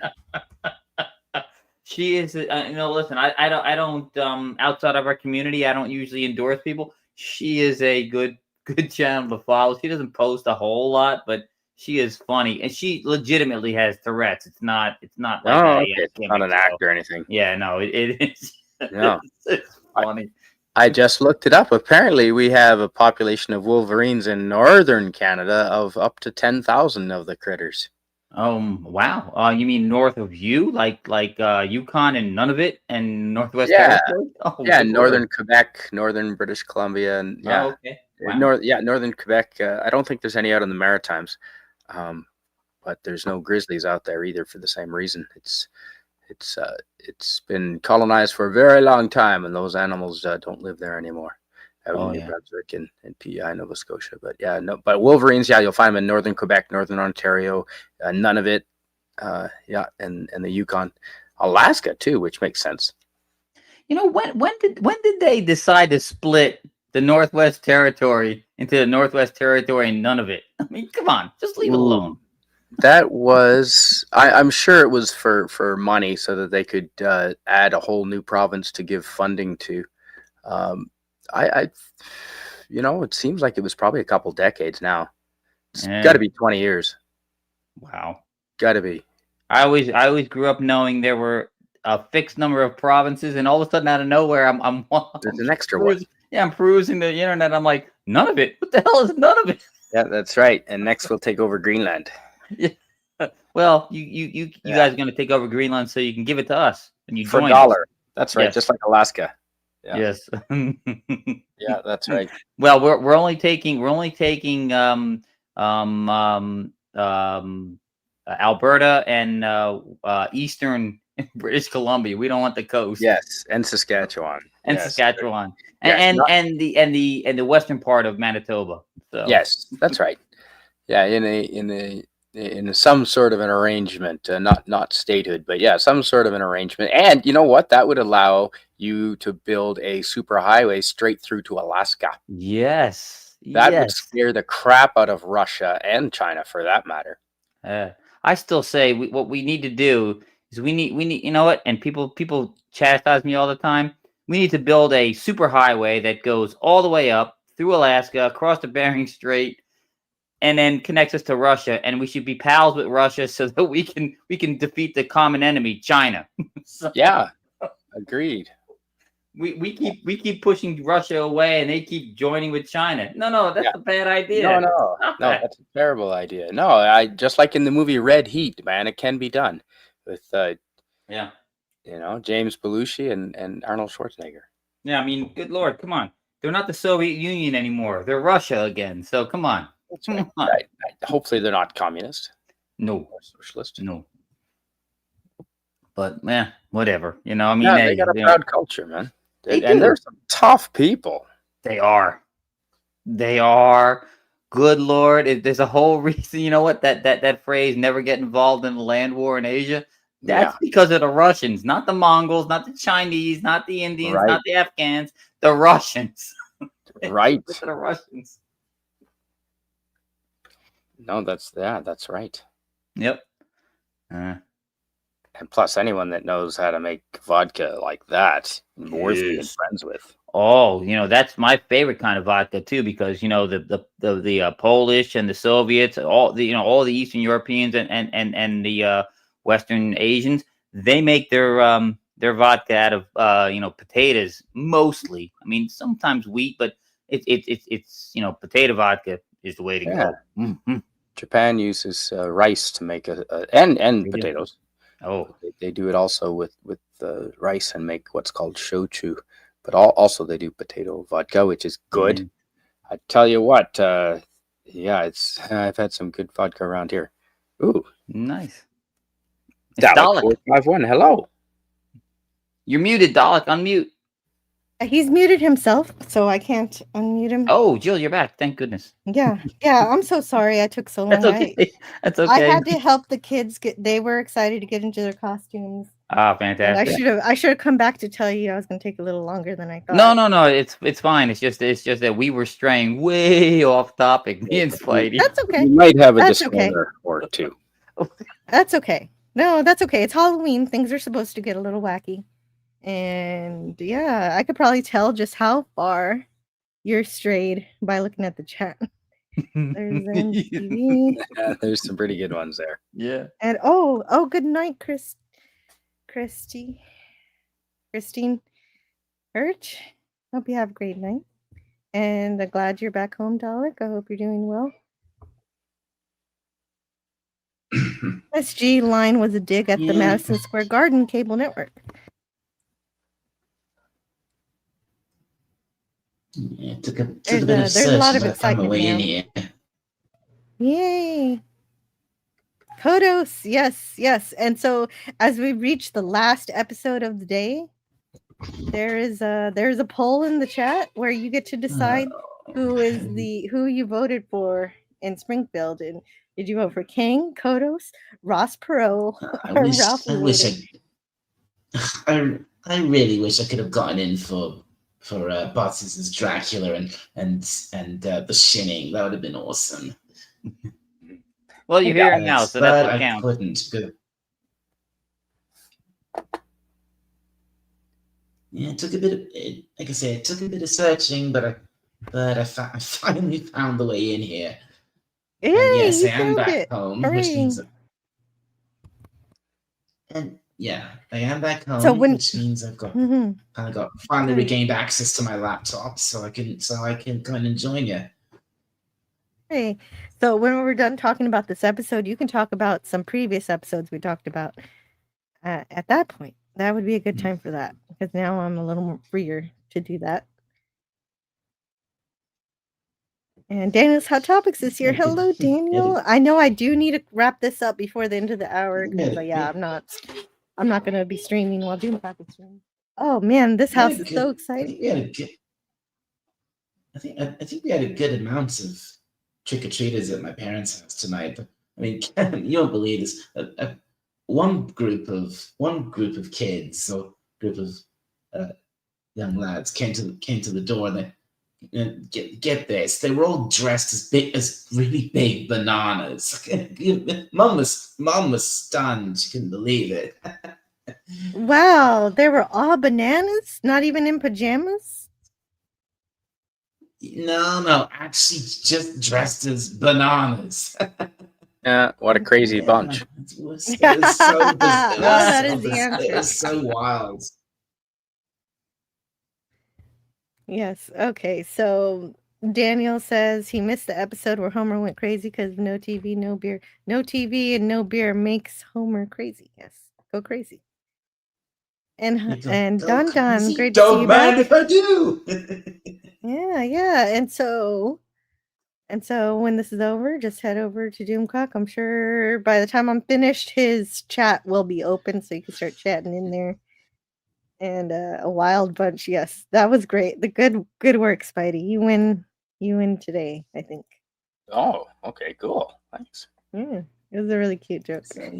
So yeah, I'm glad. All right. So yeah, I'm glad I was able to actually get in here for the end because I gotta say, I grew up with the Simpsons, especially the early episodes like these, and these early, like the first 1 to 10 or so of the Treehouse of Horror episodes. I freaking love these. They are amazing, and I am. I mean, just that. I mean, like I was saying, I think my favorite Treehouse of Horror short, not episode, short of all time, is The Shining, because it's just for how every moment of Homer going insane, and especially the bit that really makes me laugh so hard every time is the when he's doing the "Here's Johnny" bit with the that's right. And there's several fake outs. Yeah, there's like several fake outs. Here's Johnny. It's an empty room, and then there's the one with Grandpa is even funnier because it's David Letterman. Hi, David. Hi, Grandpa. I love that. It's so cute. That splits my sides every single time. It's so good. Yes. So we can talk more about the other episodes whenever we're done with Citizen King. I want to get through this one first. And so Homer's relaxing on the boat. He's fishing, and he's yelling at the fish. He's pretending he's relaxed, but now he's being abducted. And it's Kang and Kodos, of course. And he says, "Of course. Who else? Who else are they gonna be?" They used the claw machine technique this time instead of a tractor beam. And he says his name is Kang. I mean, these two have been a staple of Treehouse of Horror since the beginning. True story, yeah. And here they are, and they've been in all of these episodes.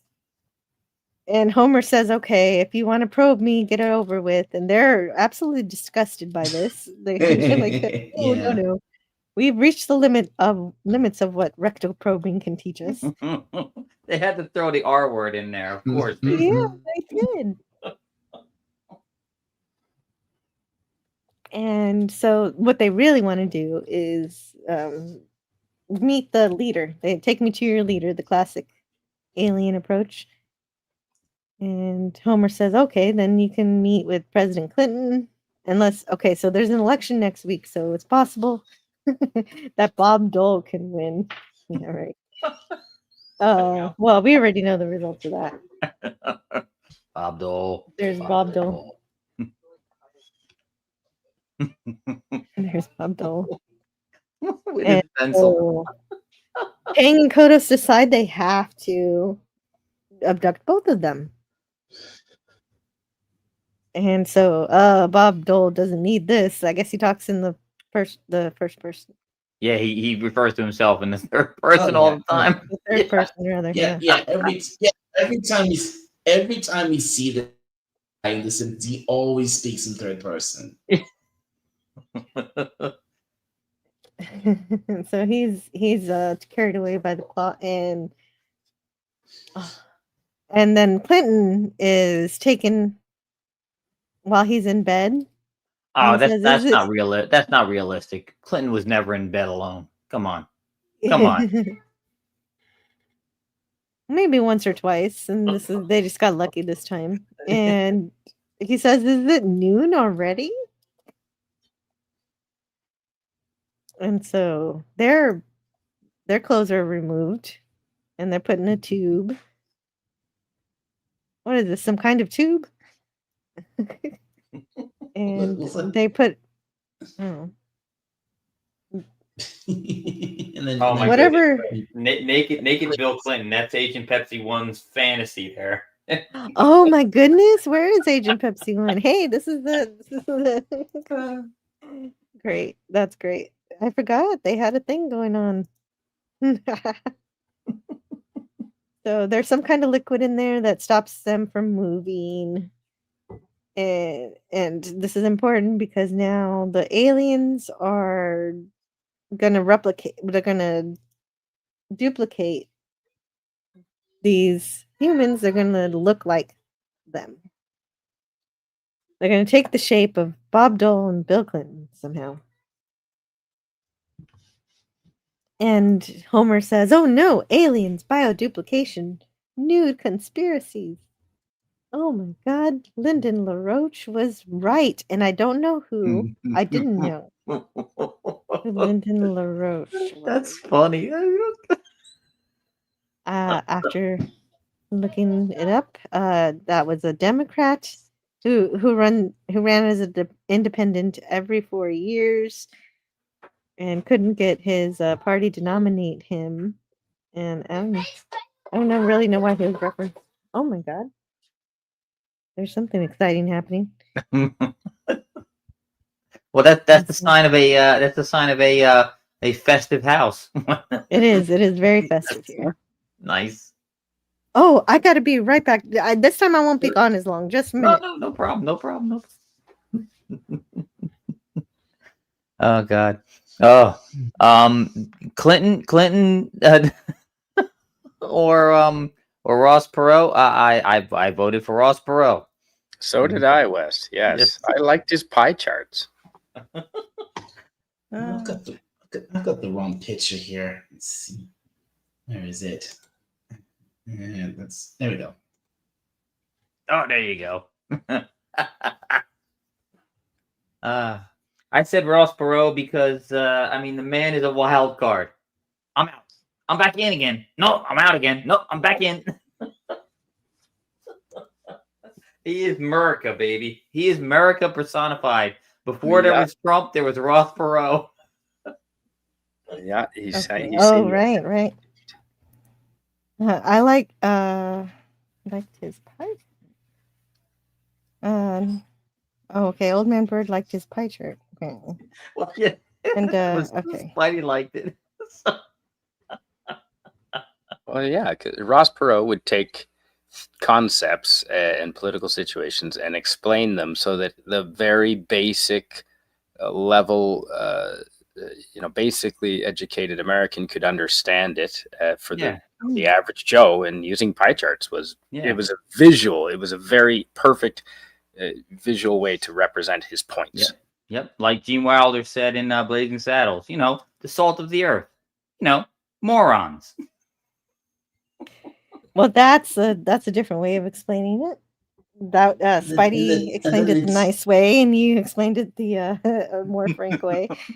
So, and then they have this moment here where you think if this was any other in a normal if this was like a proper alien infiltration story or something like this, they'd probably just kill Homer, but no, this is The Simpsons, so of course they spray him with rum and drop him into the lake. so everyone will think he's just drunk. Everyone will think he's just drunk, and no one will believe him. Yeah, nobody will believe him. And yeah, so he isn't killed by the aliens. That's true. That's very nice of Kodos and King. They're very benevolent. And so that happens. And the kids everybody's watching TV in the kitchen concerning the election. And of course, having been kidnapped, the Clinton and Dole have been replaced by King and Kodos. I am Clinton. As overlord, all will kneel trembling before me and obey my brutal commands. Yeah, you know what? I can communication. actually see Clinton saying that, so it's all right. Well, yeah, Marge doesn't question it either. No. Always with the smooth talk, Slick Willie.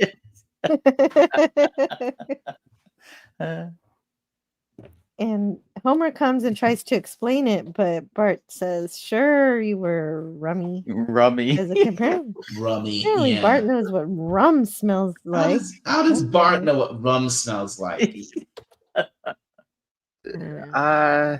Rum balls, right? Can you have kids with rum balls? Can you do that? No. They will vomit This instantaneously. ain't the 70s or the 80s anymore, Spidey. We had those in the 70s and 80s. Yeah. And I like when King says, "It makes no difference which one of us you vote for. Either way, your planet is doomed. Doomed." Yeah. a big nod to the Uniparty, even back then. Yes, true story.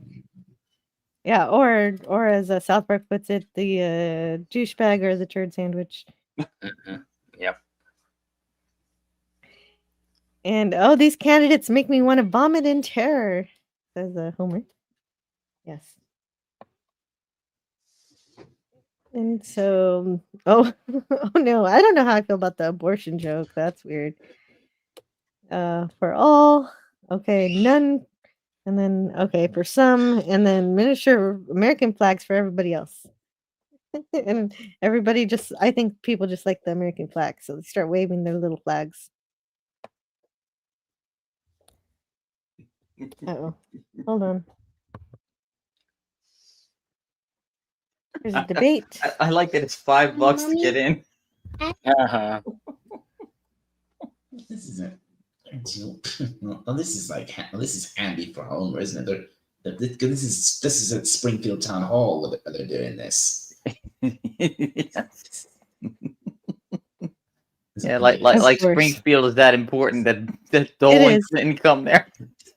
They're deciding voters. Apparently. Yeah, it's a swing state, eh?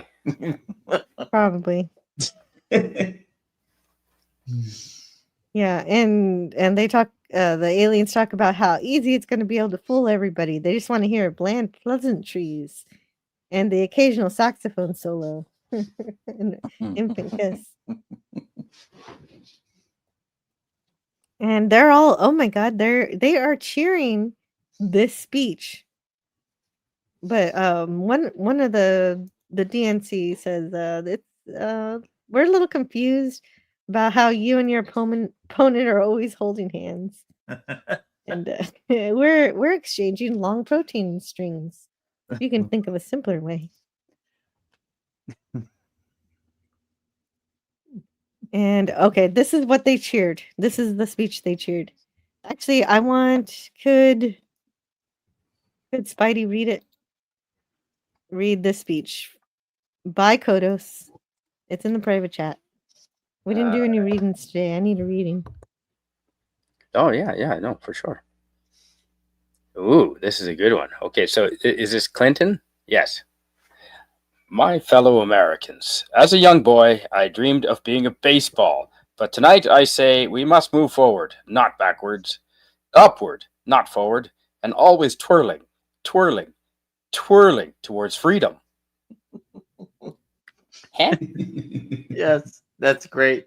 A key that you have to end on the word freedom of every speech. That's right. Word salad.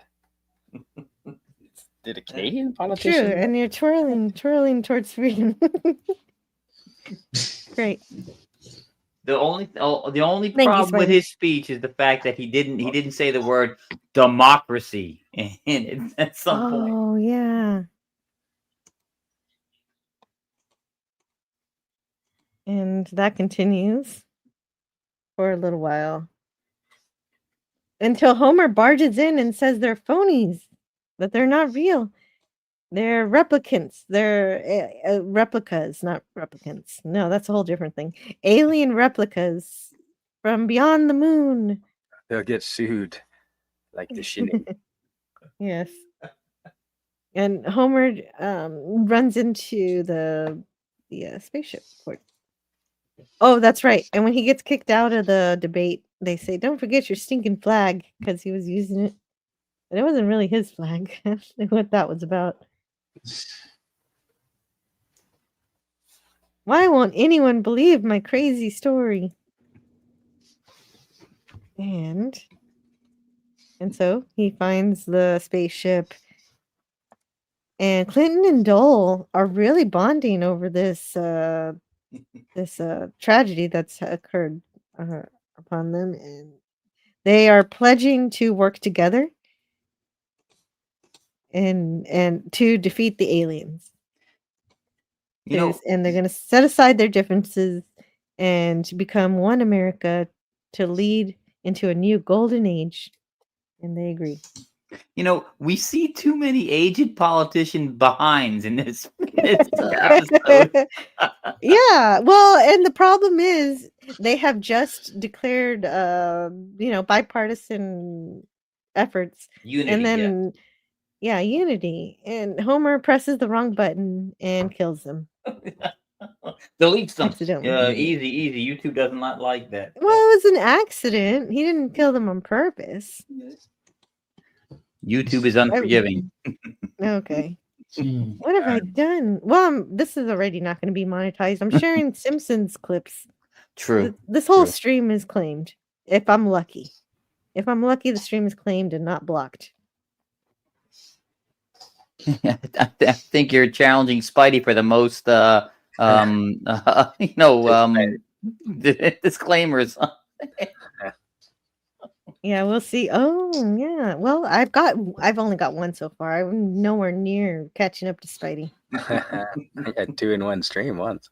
Yeah. The only reason I even got one is because I did a reading of Flatland and it's like I got a disclaimer saying about flat earthers. That's funny. It was funny. Well, now you're going to get another one because all you have to do is say the term flat Earth. Oh boy, that silly old algorithm. What would we do without you, and what do we do with you? I should have said pancake Tara and yes. DJ Play Nice. I will finish Flatland. I will. I promise. I'm gonna try to read another chapter soon. So having not rescued the candidates, Homer then crashes the ship into the White House, which is pretty good that he accidentally went exactly where he needed to. Oh well, that's a famous scene from an old sci-fi film, isn't it? Something flying saucers from space or something, where a UFO shaped just like a disc crashes into the Capitol building. Yep. Yeah, I'm pretty sure. That's an iconic shot. Yeah. I don't know what film it is though. Nice. That's great. That's really wonderful. So Homer climbs all the way down. He can be really fast when he wants to be. And reveals Kang and Kodos to not be Bob Dole and Bill Clinton, but aliens. And everybody's surprised. But despite not really being the ones who won their party's primaries, the people decide they have to vote for one of them anyway. And one of the citizens suggests voting third party, and Kang says, "Go ahead, throw your vote away," which is kind of true because we are in a two-party system, unfortunately. In order to have more parties, we would have to change first past the post to alternative voting, which would allow for third parties, but this doesn't. This first past the post doesn't allow for it. So let's see. There you got it. Yeah, the people decide to vote on them, and and Kang wins. Right. Hey. All hail President Kang. Yeah. Yes. Yes, and he wins the election, and he enslaves everybody, and they build a big laser cannon. And Homer says, "Don't blame me. I voted for Kodos." You know what that's from, right? That's a famous bumper sticker that folks had who were from Connecticut. When Nixon had to resign, don't blame me. I'm from Connecticut, because Connecticut was the only state that didn't vote for Nixon for re-election. Yeah, yeah. Oh, I see. Wow. Wow, he really won in a landslide then. That's incredible. Oh yeah, he only lost one state. It's the only other time was with Reagan when he only lost what was it, Minnesota? Wow. And that's that. And that's that. We did it. That's The Reaper. The Reaper gets the credit. Yeah, the Reaper got a credit from the couch gag. Yeah, you gotta credit the Reaper. So that is great. Thank you guys for putting up with me wanting to talk about The Simpsons all day. And I did manage to finish before Friday Night Frolics. So Nice. Yeah. I like the Dalek with the pumpkin, with the jack-o'-lantern. That is fun. Yeah, that is so cute. It's supposed to. I think it's supposed to be a candy bucket. Yeah. Oh, he's trick or treating. Then you're saying? Oh, we grew up with those. Yeah. Nice. I've had this a while. I've seen it. I've had this one a while. I just haven't used it for ages because these days my usual avatar is this because I like to think of myself as because these days I like to think of myself as I guess the anime Dalek.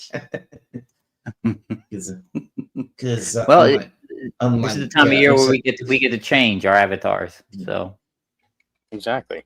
Yep. I mean, I'm a pumpkin from Halloween. Phil's a witch.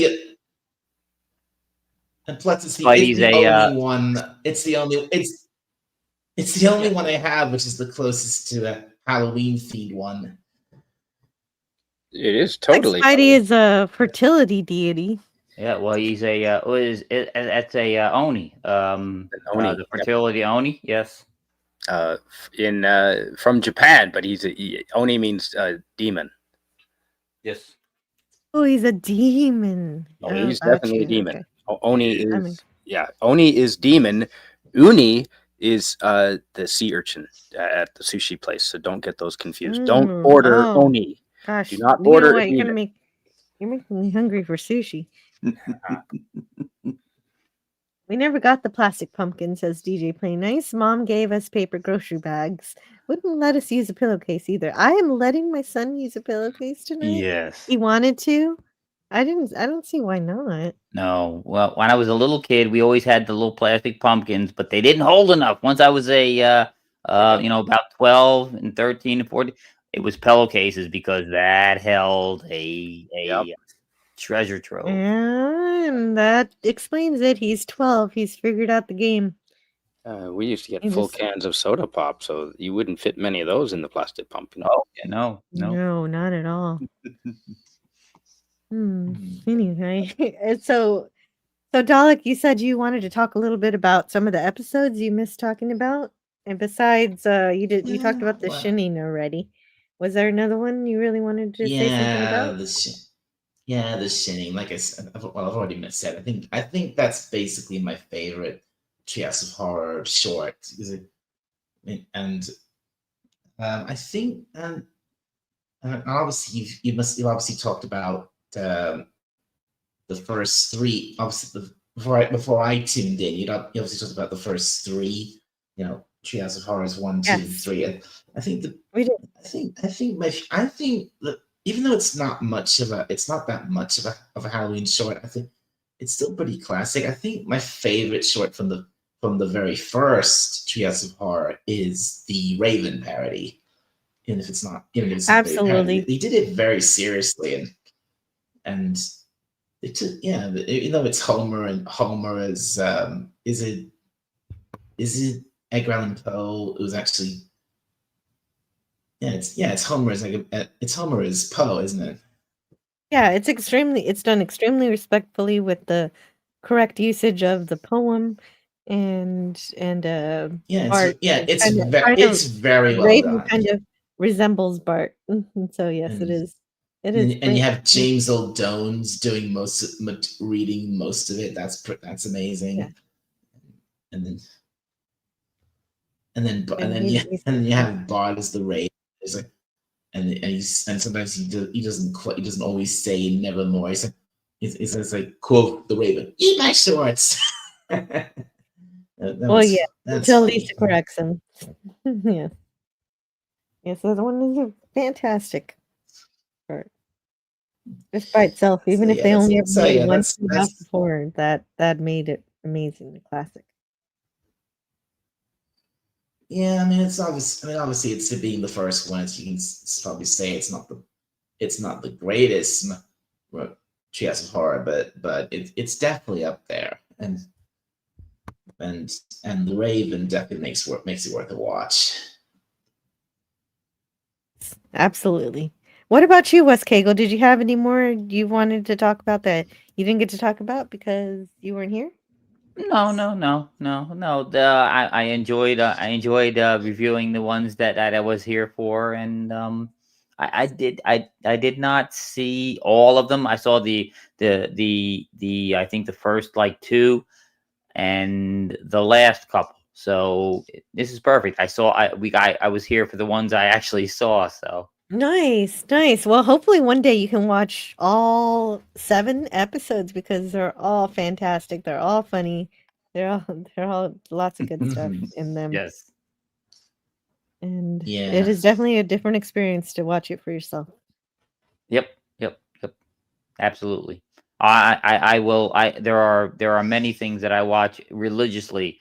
Come the holiday times. At Halloween, there are certain shows I will watch, and the Treehouse of Horrors, can become part of that. So. And so, what about you, Canadian Spider-Man? Is there anything you wanted to add that you didn't get to add before about any of the episodes, or anything you want to promote? Oh, you were saying Bonfire after? Yeah, well, after maybe obviously after Doomcock. After Doomcock, yeah, we'll see. Depending on when he ends. Yeah, we'll see. Well, he usually ends 10:30 Pacific my time, so that's still lots of time to start to. I don't know. One until midnight.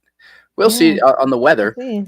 But I just want to say that for that Homer cubed, where Homer goes into the 3D, for anyone who wasn't around when that was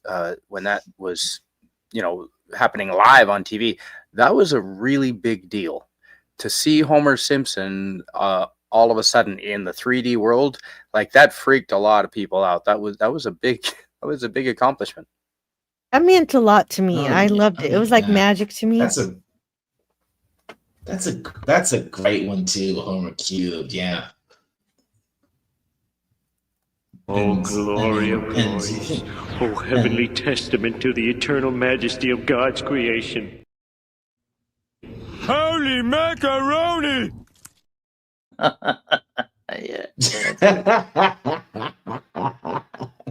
That is so good. Yep. Jill, I must get going. Me too. I gotta say how Homer looks there. It's pretty much how he looked in the Simpsons Hit and Run game. Almost the same.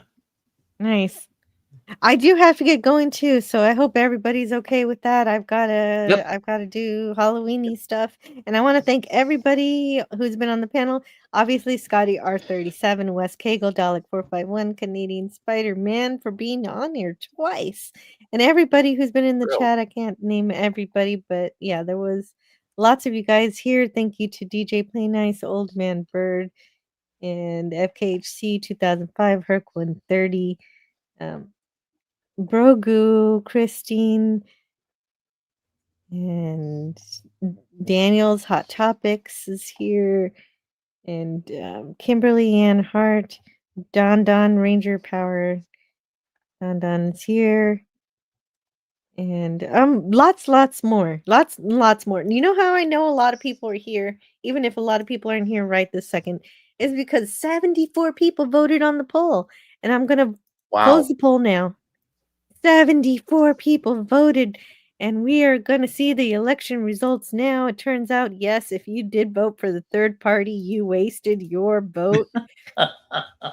It is proven fact. So Kang won, just like the episode. 38%. Wow. I wasted my vote on Ross Perot. That's a lot of votes. I know, 76 votes actually now.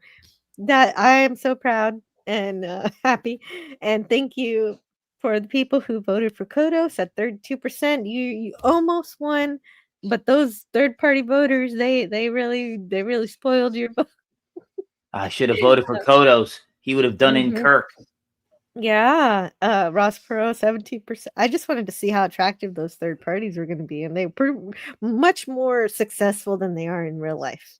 Usually, they get like 2% if they're lucky. Oh, yeah, no, combined they're more than Kodos. Yeah, combined, people want, Ross Nader. I don't know. That would be weird. And Ross Nader gets 13%, which is surprising. And so I'm going to end it, and we can all go have a happy Halloween. Thank you for hanging with me. Move on to Doomcock. Let me grab his link. You won't. Well, I mean, Halloween's you don't almost have over to. for me. Yeah, of course. You can decide what you want to do with your life. I'm not making you do anything. But if you do, go hang out with Doomcock. Tell him my, Jill raid. What do you do with your life? I actually had the idea of doing a stream tonight for Halloween. I was thinking of actually doing kind of something I did last year, where I played that scary game, Slay the Princess. I was thinking of doing similar. I was going to play another scary game. Yeah. Anyone here Okay, his called stream's Hollow not up Knight? yet. Well, that's cool. Well, yeah, you should play some games. But Wes Cagle posted the link to Overlord DVD, but I forgot Friday Night Frolics doesn't start until 7:30, so the stream won't be live until 10 minutes from now, and I gotta go now. I gotta get out of here. It's time to play. Sounds So good. enjoy the rest of your Halloween, guys, and thank you for joining me when Scotty had to leave. You guys really saved the show. And I'll see you all next time. Hopefully later at Spidey's. That would be fun. That will be fun. Yes. All right. See you later. Later. Later, Gators. Good night. Happy Halloween.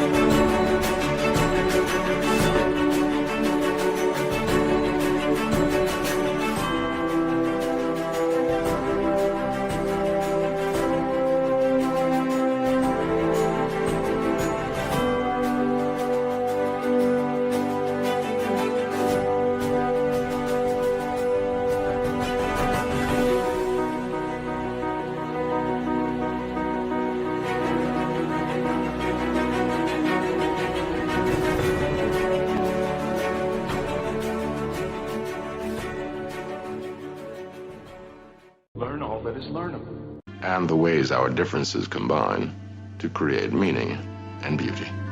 It has always been easier to destroy than to create. May we together become greater than the sum of both of us. Well, now you have something new to think about. Carry on. I'll get you next time, Gadget. Next time.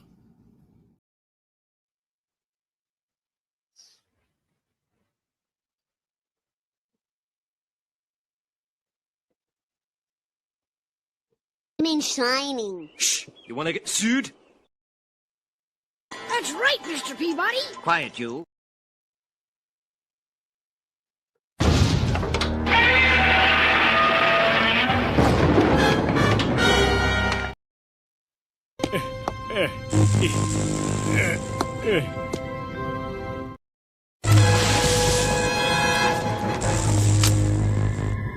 Cool, man.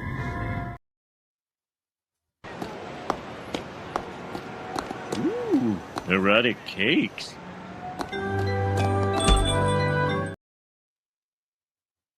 This is indeed a disturbing universe.